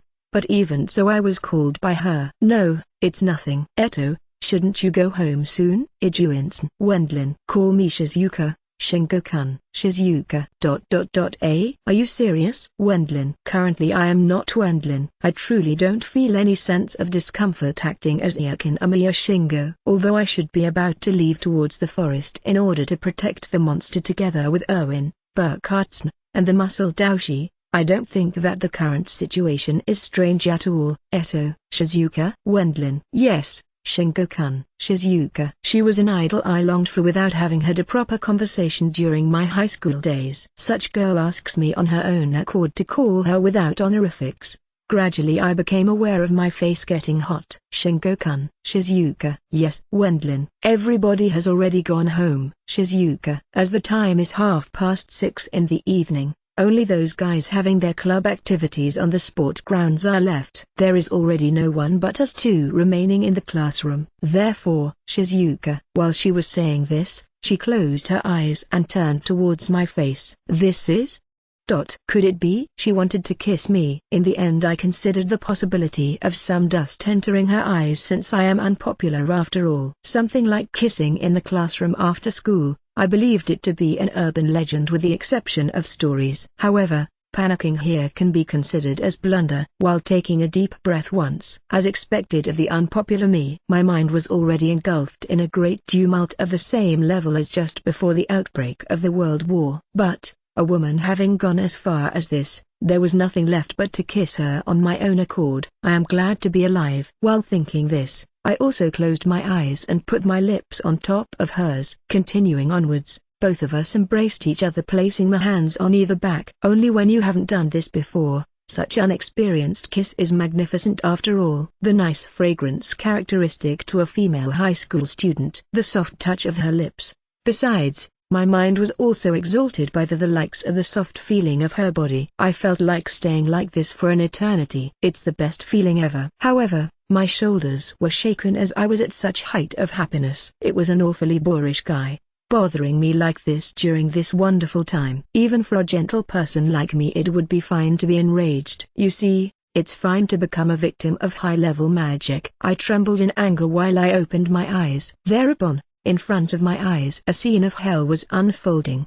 Despite of my anticipation of being in the classroom in the evening kissing my admired idol Shizuka-chan, for some reason there was a face similar to a oblong rock in front of my eyes, somehow like a pineapple. After finishing uploading what was displayed, it was the face of the muscle Daoshi with his grown, imposing handlebar moustache under his nose. It seems you finally woke up, Armstrong. Ito. Daoshi. Wendlin. As I should be kissing with my unrequited love from my high school days, the face of the muscle Daoshi was in front of my eyes when I woke up. Furthermore, my hands were resting on the back of the muscle Daoshi and his hands were resting on my back. It was a situation of us embracing each other. I don't accept this. Wendlin. Although it was the best feeling ever, if a lie isn't exposed it isn't a lie. The strength of the muscle Daoshi's embrace gradually even caused my shoulders and back to make creaking sounds. That strength was so powerful to such an extent that the bones in my body got cracked. I wish I didn't wake up like this, remaining in my happiness. Although I understand how you feel, take a straight look at reality. Owen. As he was shaking my shoulders, it seems that Owen was behind me. Furthermore, he somehow makes sure to avoid matching Burkhardt-san's line of sight. I don't think it is necessary to mention the reason for that. There, Pink Hippo-san uses something like an illusionary magic inducing the lustful desires of people like this. Do you now understand the reason why we didn't bring along female company? Armstrong. Certainly, it would become a bad rumor if Erwin, the Daoshi, and Burkhardt-san were to kiss Elise, Ina, or Lu Eyes. If things don't go well, it also isn't unlikely for the other nobles to say for instance something like, such loose girls, they aren't suitable as fiancés of Baron Bormister, don't you think so? Instead, my daughter. Therefore the Daoshi, without even explaining the circumstances to Burkhardt-san, brought us along to here. Yes. By the way, Daoshi. Wendlin. What is it? Armstrong. Excuse me. Wendlin. Shaking off the still embracing, overbearing muscle Daoshi, I moved to a close-by thicket. And then, you tilde. A trauma for a lifetime tilde. Wendlin. Even I am fond of normal women. Armstrong. Having ended up experiencing the trauma of kissing that muscle Daoshi, I kept on vomiting in the shadows of the thicket for quite a while. However, this hippo, because it is a protected animal, it got cocky. Wendlin. Listen, Val, since a hippo can't get cocky. Owen. In the end, even though we attempted to protect the hippo several times after that, it resulted in all of the attempts failing. I succeeded in planting the trauma 3 times within my mind in total. Next I was taken to the clubroom of my baseball club in middle school. I, who was an eternal bench warmer, liked it. When I expected a kiss from the cute manager, who also was my classmate, I was scowled at with a sour look by Burkhardt-san. Thank you for the passionate kiss. Burkhardt, please, you have to have some experience how to defend against the magic of the hippo. Burkhardt-san. Wendlin. I was reluctant to come here because it is impossible. Burkhardt. Now I understand why no one wanted to take this request. Because even Burkhardt-san was helpless in this situation. Let's try it once more. Burkhardt. Despite knowing it will be a failure. This isn't Burkhardt-san himself. Wendlin. It can't be helped because it's that kind of contract. Burkhardt. As feared, the 3rd time was no good either. The stage changed to the preparation room of the soccer club during my time in elementary school. There the lovely girl I had fallen in love with, who was also my classmate skilled in soccer, gently shut her eyes. Or rather, why did I only fall in love with girls that were unattainable from the outset? For sure it was because I chose to not take a straight look at reality, though that wasn't something you said only while being unpopular. Wendlin. Val. Ha. Owen. You know. Wendlin. Don't finish what you are saying. Owen. The one time I kissed the muscle Daoshi was the worst trauma. The second time I felt the taste of alcohol from somewhere. Comparing it to Burkhardt-san with his distinctive body odor of a middle-aged man from before, Owen still entered the group of being less objectionable. This guy hasn't a poor-looking face either. But, at the time of thinking like that it ended up becoming a feeling of having lost something. Owen told me to not say anything because he thought the same thing as well. And what do we do about the 4th time? Wendlin. I tried it at the very least. I will go home now. Burkhardt.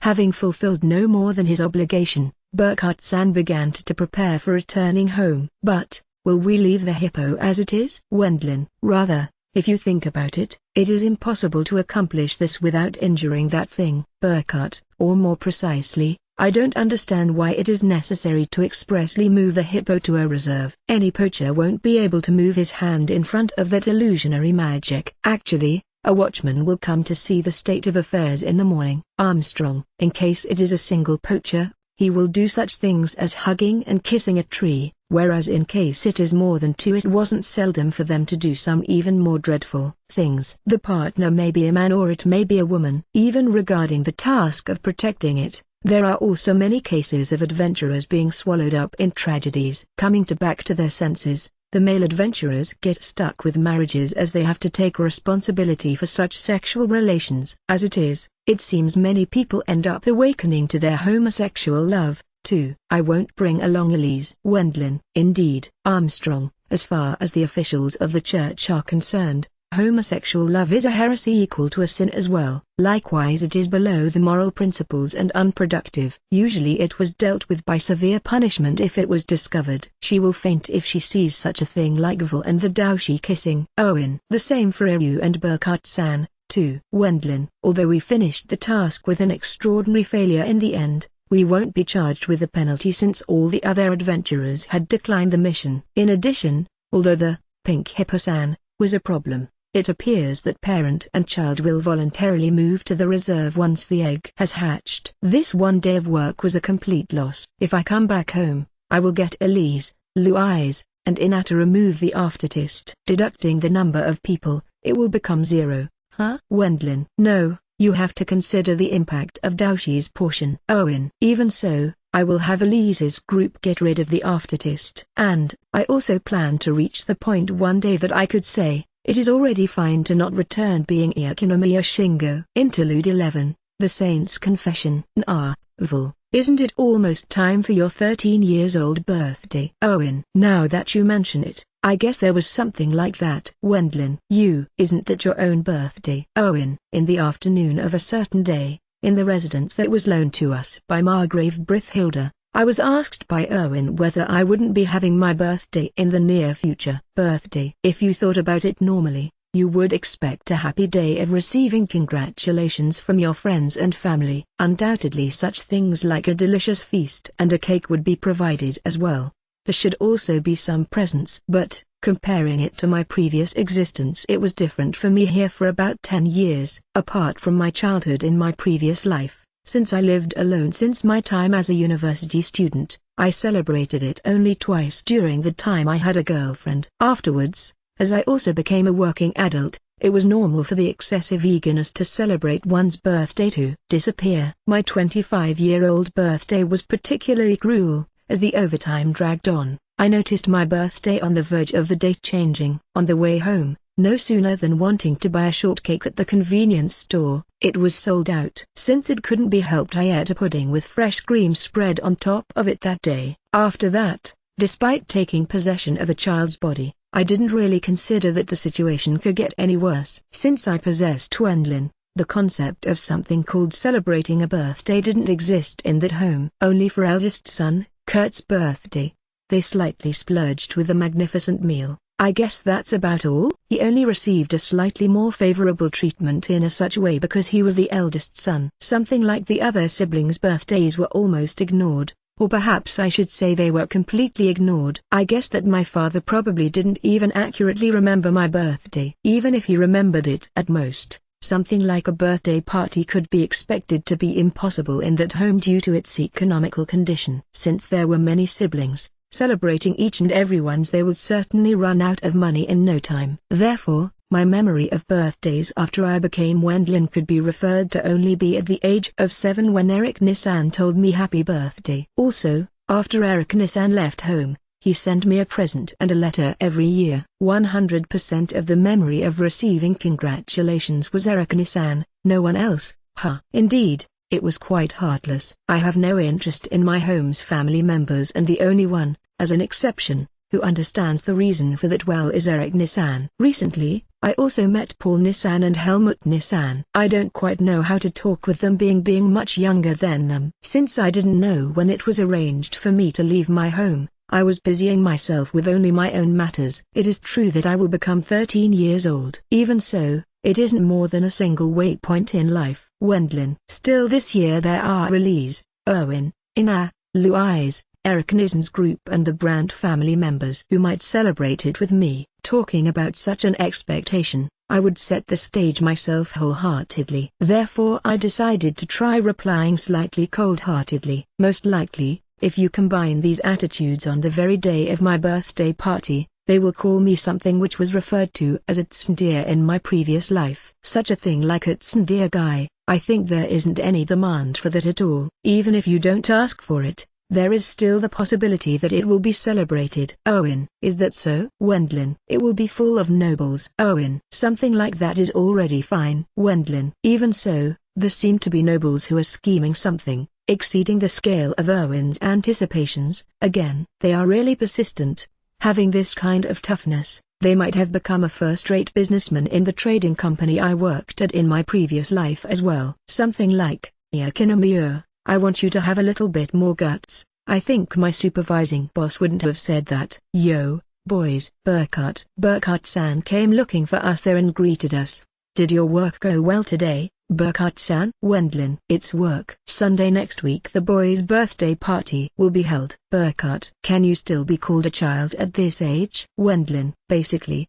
The reason could be said to be the nobles' fondness of parties. There are also circumstances to decide holding the party with such a scale and at such a time. Even the nobles themselves, there are basically many who like to party, but you couldn't say it was 100% of them either. There were many people who are saving up money regularly for such occasions. Because nobles host extravagant parties, they would be exceedingly evaluated by the elegance of their assets appropriate for a noble. If there are many sponsors, this would also be rated and deemed to be a sign of having wide connections. Personal connections are the sole weapon of a noble. Although it is unusual, we've got to host a party for you. You are a dragon-slaying hero after all, boy. Burkhart, in other words, there will be many nobles and the merchants who will intrude uninvited to pass on their presents, and then they will expect a return gift, I guess. Come to think of it, I remember my yet healthy Oba-chan in my hometown saying, there is nothing more expensive in this world than something that's free. But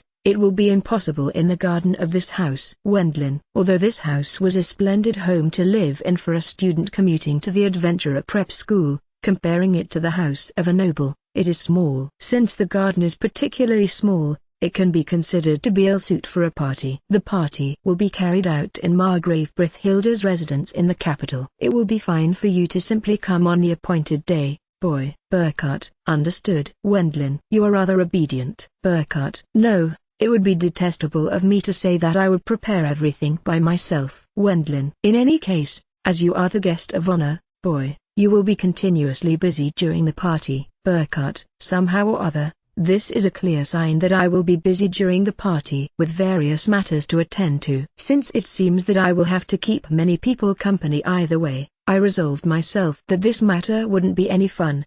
In Aspov birthday party. It will be held at the residence of Margrave Brithhilda. I hear it is because there are many nobles who want to form ties with Wendlin-sama. Elise Vl's 13-years-old birthday party will be held in the residence of Margrave Brithhilda. At the time we heard this story from Burkhart-sama, Vl's fiancée Elise calmly analyzed it in that way. Elise, the granddaughter of an important appointed noble, who is training in the capital every day, cooking and making sweets, is a girl that likes to prepare tea. Her blood is the genuine blue, noble blood after all. When Vl became famous to this degree, he had to learn various things necessary for a noble, such as taking care of etiquette, customs and knowledge. Honestly, in Vl's upbringing there might not have been time to learn these things. Even if there was, you couldn't expect that home to teach him. After all, they most likely didn't learn it either. For that reason, it would be necessary for him to always follow and stick close to Elise during the party. But there is also Ina-san and Lui-san. Elise, the three of us have to support him.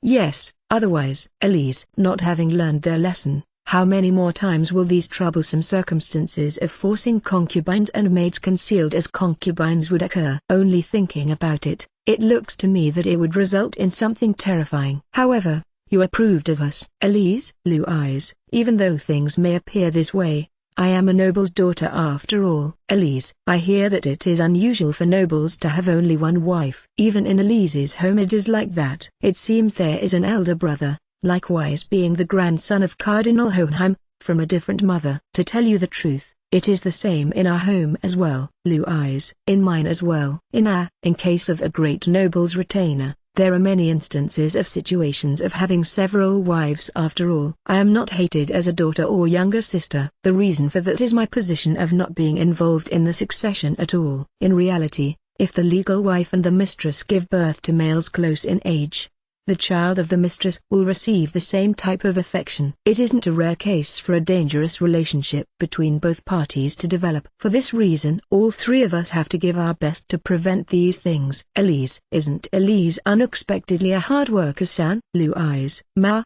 it's better than the three of us not getting along. Speaking of troubles, it would be a lot more problematic to increase the amount of mistresses cooperating here will prevent there being even more rivals. In a certain sense, those also are troublesome opponents since it's different from defeating a monster. And furthermore, Elise, there is still more. Yes, it is Wendlin-sama's birthday. Elise, it can't be helped that a large-scale birthday party will take place at the residence of Margrave Brithhilda. It seems Elise wants to consult about the modest birthday party held in this house, which is supposed to be only for concerned parties. Since I will prepare the cake, I would like to request you two to handle the cooking. Elise. All right. Even for Vul, such a party should be unpleasant. Blue eyes. As for Vul, he couldn't simply state his reluctance as the birthday party will especially be managed by Margrave Brithhilda-sama. As it was the duty of a noble, it is obvious for us to attend, even if unwillingly. At any rate, the three of us have to promise to not hinder each other. Elise. That's for sure. But that's unexpected. Blue eyes. Really? Elise. Listen to me without getting angry. It hasn't been long since Cardinal Hohenheim told you to become Vul's fiancé, right? In Vul's eyes, he still doesn't think that you like him so much. Blue eyes. Even for us, it hasn't been a year yet since we got to know each other. It hasn't been such a long time since Blue eyes and I became acquainted with Vul. For Elise it has been even less time. Even though she is sort of his girlfriend, at the current time one could doubt whether she likes Vul. I can't talk about other people's circumstances overly much either. That's true, isn't it? At the time when I was told by my honorable grandfather Sama, I was surprised at first. Elise. I hear that there were many marriage proposals offered to Elise up until now. Regardless of appointed nobles or nobles with territory, there were dozens ranging from baron households up until viscount households. There were even more, marquis households, margrave households and even duke households who wanted her to enter as a mistress. Elise said that they wanted her fame as a prominent holy healing magic user, which earned her the title Saint of Hohenheim. Since they are nobles, certainly you could expect them to desire something like that. In fact, even now there are many nobles swarming around Vul due to his reputation as a dragon-slaying hero. Jiji-sama continuously refused such approaches. I am sure that somehow he realized that I hate these. Elise. Because she is a noble's daughter, she can't simply refuse marriage proposals offered by her home. Therefore she seems to genuinely be very grateful. Well, in fact, right after the rumors about Wendlin-sama subjugating an ancient dragon came up, Elise Vul had his audience with the king and obtained immediately afterwards the status of associate baron. It looks to me that she heard about it from Cardinal Hohenheim all at once. Elise Poff dash. Elise, your husband has been decided. It is Associate Baron Bormister Dono Hohenheim. Bormister-sama, that dragon-slaying hero-sama? Elise. That's right. It's exactly the dragon-slaying hero Hohenheim. Although that is fine with me, the dragon-slaying hero-sama seems to only be an associate baron. Elise. Even though it is a troublesome story, the Hohenheim family is a viscount household. Until now we even rejected the appeals of duke households. Without even being at the very least a baron, it can be expected that there will be complaints about this. There is no problem in regards to matching the family status. His Majesty told me that he would become a baron soon. Hohenheim, does this maybe concern the Pulkania grasslands? Elise. Because of the state of the current church, since the army will be dispatched to the Pulkania grasslands, I was told that I would participate in the expedition as one in charge of medical treatment. As there will be other healing magic practitioners, and also priest-samas, who will join to hold memorial services for the casualties on site, I am told that it will become a work of being a front-line healer. Although I wondered whether it would be alright to face the Elder Dragon as an opponent who repelled many punitive forces in the past, I felt relieved when I was told that the dragon-slaying hero Sama also departed to the front in an advance party, even including us. The main body of the expeditionary force wouldn't participate in the fight against the dragon, it seems. In addition there would be my uncle, the royal head magician, and the trump card of the Margrave Brithhilda household, Burkhard-sama, a very renowned magician. Apparently the kingdom is bent on capturing the Pulkania grasslands by putting its back into it. As soon as Associate Bourmister returns from the expedition, I plan to hold the ceremony of real baptism at the headquarters of the Holy Church. At that time I will introduce you to him. Hohenheim. I understand, Elise. I honestly pondered about what kind of person he is. Born as the 8th son of a poor noble, in name only, household, which was made fun of by the retainers of the household's patron. That is what I heard from Jiji-sama. Such a person ended up becoming the head of an independent noble household after subjugating a dragon. I wonder, what kind of frame of mind does he own? And, as the Pulkania grasslands expedition began, I was only able to think about such things while performing medical treatment to the wounded in the medical station established next to the troops' headquarters. On the way, one by one the reports about the vanguard group of Uncle Sama came in. Uncle Sama had suppressed the movement of the dragon by using his prided magic of combat magic. Meanwhile the dragon-slaying hero Sama prepared a strategic class spell, and in the end the dragon seems to have met its demise quickly. As for Burkhard-sama, it was said, he just took it easy as there was nothing left for him to do. But then again, if Associate Baron Bourmister Donor hadn't been there, it might have become dangerous. Although Uncle Sama overwhelmed the elder dragon with his combat magic, the consumption of mana is so extensive that he wouldn't have been able to fight on after a few minutes later, it appears. I was fortunate to have calculated the mana consumption after all. If I weren't able to kill the opponent within 8 minutes of using my whole energy, it would have been myself who died. Armstrong. I heard that this was what Uncle Sama reported to the soldier who went there for reconnaissance. And even after the death of the elder dragon, Uncle Sama's group continued to subjugate the remaining monsters at their front. They kept thinning out the monsters which were dangerous for the army and adventurer volunteers. As for the medical station, the number of wounded brought in easily exceeded 100 per day. Even though I was earnestly performing medical treatment, apparently this was considerably according to what the elder priests told. It was an inevitable future as in my youth I participated in the Pulkania grasslands campaigns due to the order by the king. Old priest. Back then, thousands met instant death with a few shots of the elder dragon's breath.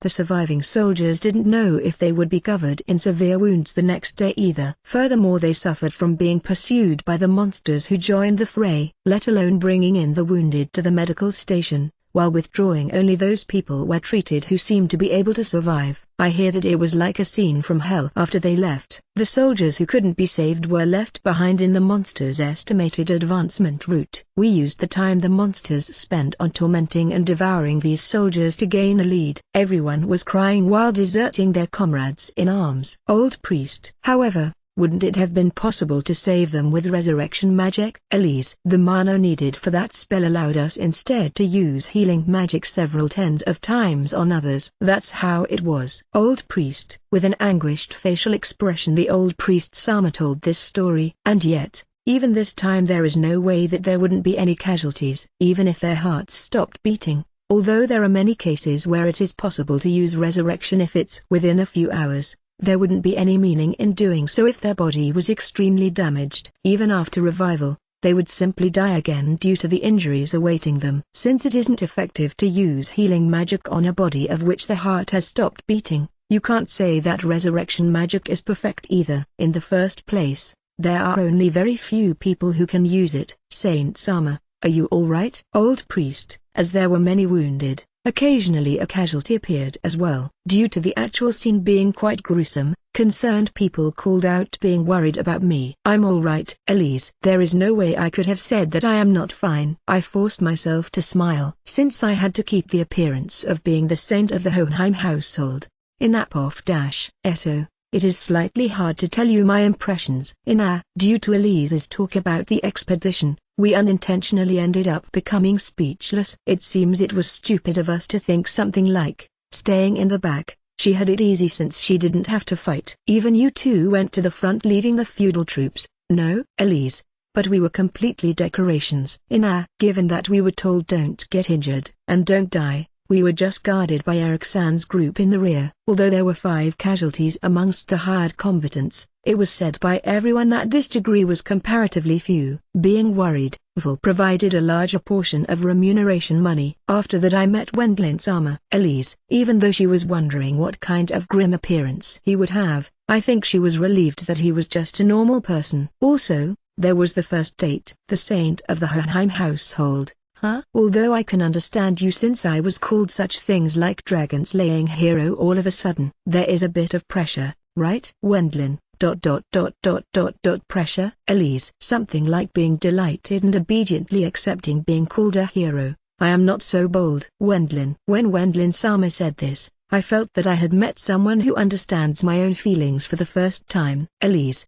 Having the talent in healing magic since birth, she used it to heal a lot of people and earn their reverence. While thinking that she was pitied by Cardinal Hohenheim, she hardened her heart as a noble and used the healing magic for the sake of the Hohenheim household. And thus she also continued to put in great effort in order to meet those expectations. Even if Cardinal Hohenheim didn't want to use her as she is his granddaughter, it would also be wrong for her as a noble not to be used. Elise understood this quite well too. But it is a fact that she felt stressed due to that. As a matter of fact, Wendlin-sama didn't really consider me to be a saint at all. Elise, about this, weren't you angry? No, on the contrary, I was happy. Elise, he didn't think of her being an excellent magician, as she is only specialized in healing magic. But this evaluation made her happy in reverse. But when I decided to make a meal before Elise, when she participated in the periodic food distribution of the church by making sweets for the children of an orphanage, he praised her skill as remarkable. Elise, you are quite skilled in cooking. I feel like you are quite used to it. In my case, I can only prepare rough, guy-type things. Wendlin, I think that Wendlin-sama's cooking is delicious as well. Elise, just a little bit, though the flavoring is a bit unusual. Wendlin, certainly, I have never seen that black liquid and light brown paste before. Although they appear to be called miso and soy sauce, it seems to be something produced with Vol's own original magic. Even though the flavoring was unambiguous and the naming criterion wasn't very good either, it was popular with Burkhardt-san and Armstrong Doushi and the aforementioned Palkania Grasslands expedition. I think it is similar to a show. Elise. What is a show? Louise. Towards Louise's question, Elise answered, show is a seasoning produced at the eastern coastlands of the kingdom. Such things like small ocean fishes and shrimps are put into a big earthenware pot and large amounts of salt are added to it in order to let it ferment. Although it has a slightly peculiar smell and appearance, it seems to be imported and sold in the royal capital as well. I hear that there are many loyal fans in the capital too. Since the smell is weaker than show, soy and miso, might become popular if sold. Elise. It's getting dangerous. I thought she wouldn't have a clue of cooking since she is the daughter of an important noble, but speaking of experience, she might be superior, or more precisely, she can also make tea and skillfully prepare sweets. As a woman of the same age, I irritably feel a slight sense of defeat in the end. Furthermore, Elise's style is excellent as well. Louise. Because that is embarrassing. Elise. Due to Louise's undisguised old man remark, Elise's face turned bright red. For the male's side, all of their stares go towards those that is, those breasts. Though telling them to not look might be harsh in reverse. I know. Even I keep staring at those breasts. Louise. As a matter of fact, Wendlin-sama as well. Elise. Vol is a guy after all too, because he steadily gazes at Elise's breasts. It can't be helped if it's a guy. Rather, you should think of it as an asset. Louise. Is that really so? Elise. That's how it is, isn't it? In reality it is a fact. Although I think it is still fine for as hers are normal, I am in serious trouble. Whether they will grow from now on or not. Elise is lucky. At this rate you will become a winner even after you become an adult. Louise. As the talks proceeded after that, only concerned parties would carry out Vol's birthday party, excluding the decision that the cooking would only be handled by us. It became only pointless chatting afterwards. But I think that's fine as it was enjoyable. I also think that we became even closer to Elise. Interlude 12, The Lord's Weird Instruction. Nay, what's the deal? There is something important we have to talk about, just the two of us. Louise. Although it was Vol's birthday party, It was held in the mansion at the royal capital of Margrave Brithhildesama, just as planned. The invitees numbered above 200 despite it only being large and small nobles and merchants. Even Margrave Brithhildesama himself unusually turned up. Burkhardt seemed to have done a careful selection of those allowed to attend beforehand. Since the participants included Finance Minister Ruckner, Cardinal Hohenheim, Minister of Military and Naval Affairs Elger, Minister of Agricultural Affairs Bruckner, and those others of worthy social class, I considered it to be my own defeat if I weren't to participate myself as well. Afterwards, lad, happy birthday, Armstrong. Armstrong Doushi, who lately monopolized all the talks on the street and was called Muscle Doushi by Wend, appeared.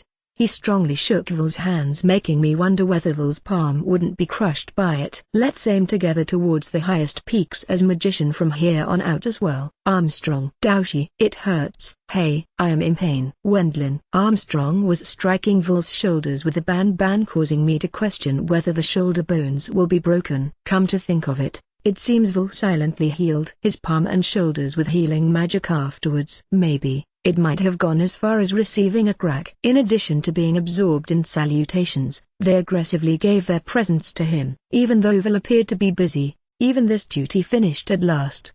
The birthday party next week would be only held for concerned parties. The participants would be Erwin, me, Louise, Elise, Burkhardt-san, Armstrong Doushi, Arthur-san, Eric-san, Paulson and Helmut-san. Also it had been decided that Eric-san's wife Miriam-san as well as her parents, the Brandts, would participate. Although Arthur-san, who is called a businessman with political ties, unexpectedly decided that he would take part as well, it might be due to his skill in crafting strong personal connections. As for the cake, Elise is the main. As for the cooking, it will be us. While receiving help from Miriam-san and the Madam Madam being the wife of Rudiger-sama, Marian-sama. Because she had married into the family from a knight household, she is generally good at cooking. Also, there are various hardships for women of lower-ranked noble households. I want to talk about Vol's present. The person himself said I don't really need anything. Simply celebrating with a party is more than enough for me. But it seems that everyone is preparing something for him. Since the time Eric-san left his home,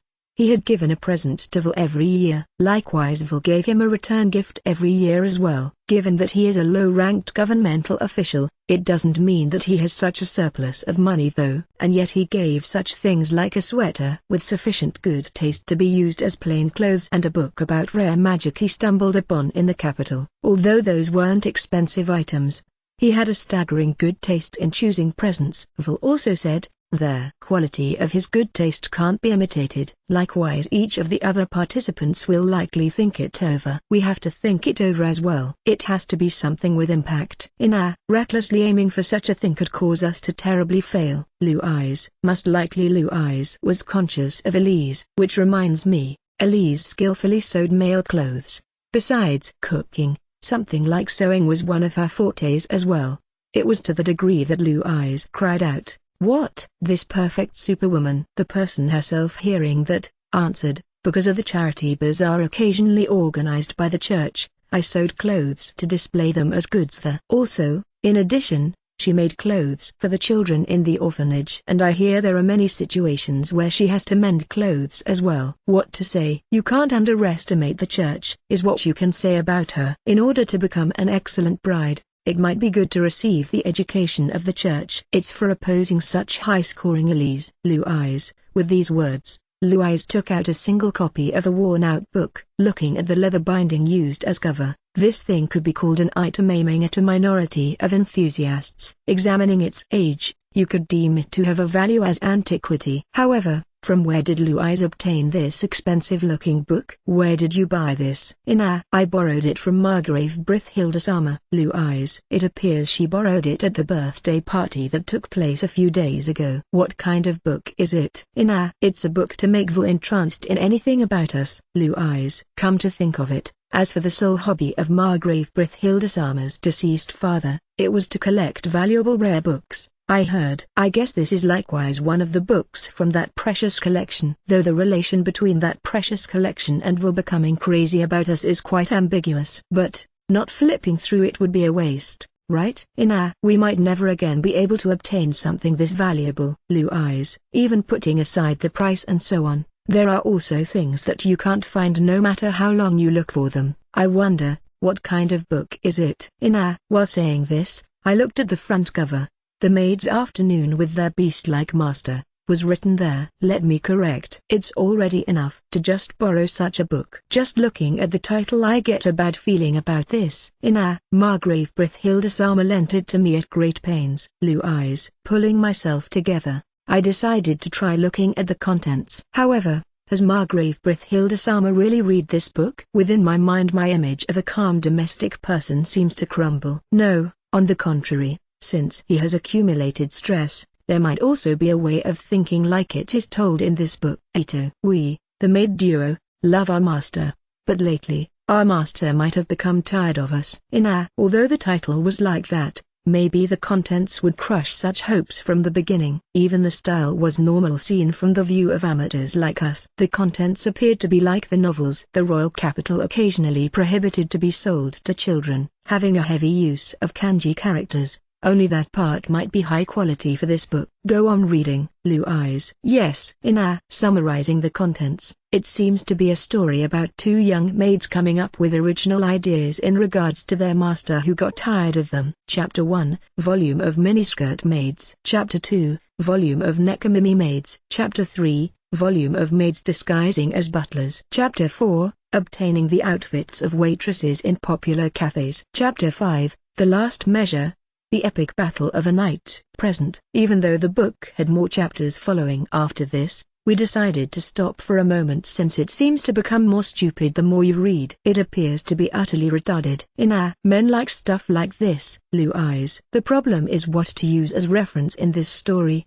The maid clothes with the staggeringly short skirts? Or should we attach a tail to our behind and wear cat ears on the head as decoration? Cross-dressing as male? Or should we obtain the uniforms of popular cafes in the current capital? Ina-chan, I think the last is good. Blue eyes. Isn't that the most embarrassing one? On Master's birthday party in the nude with only a ribbon coiled around. We are the present. Is what is written in the book to be done. In reality that is a very unlikely spectacle. But I guess if it is important nobles, they might actually end up doing such a play. I have a feeling that I am starting to gradually becoming unable to judge normally. Isn't that shameful usually? Or rather, doing that will end various things, I think.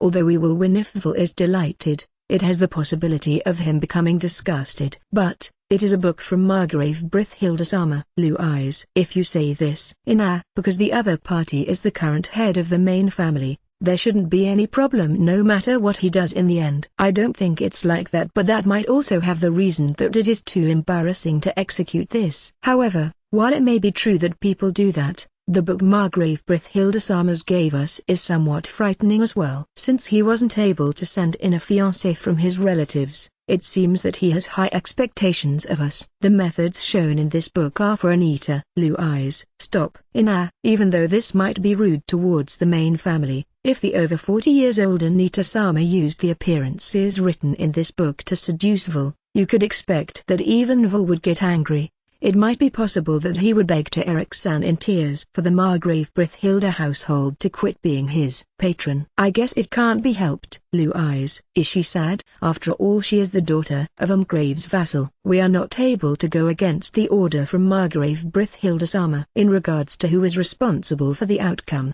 that is something we don't know either. As for the ribbon's colors, mine will be blue and Ina's will be red. Blue eyes. It matches the color of our hair.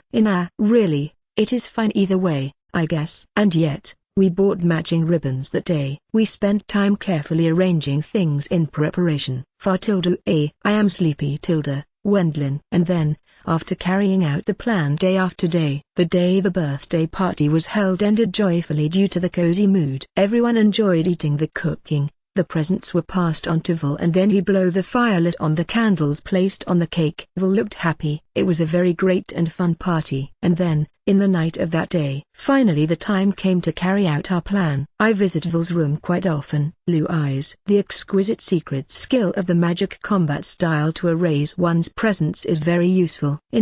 Although it felt like a waste to disclose such a precious secret, it is a fine due to the expectation of entering Vol's room with this afterwards. I am not ashamed. This is also for the sake of Vol. For myself, I don't think you have to justify your actions like this. Taking part in something such as this is absurdly enjoyable. Louise. Incidentally, as they were talking about this, Vol opened the door of the room while rubbing his sleepy eyes and entered inside. Now, the battle shall begin from here on out. Hito. Wendlin. Suddenly seeing the nudity with the ribbon passing through the embarrassing parts, Vol was easily able to see Louise and me with the bow knot part on top of our heads. Vol appeared to be surprised about the unexpected situation. There was no other choice but to press on as is after this. Being awkwardly bashful here would become all the more disgraceful later on. That was written in that stupid book as well. In order to connect it to a future victory, it is surely better to let loose here. We can't turn back at this point anymore.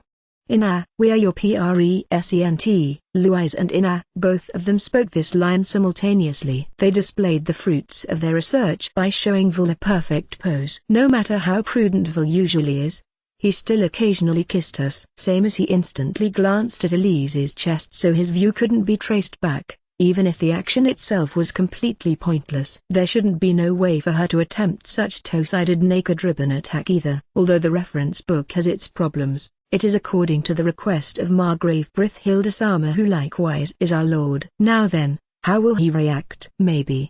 While also bearing in mind the possibility of Vol getting stimulated, I, together with Louise, was watching out what Vol would do. Then Vol followed up with embracing me all of a sudden. Louise was likewise surprised by this unexpected conclusion. Vol.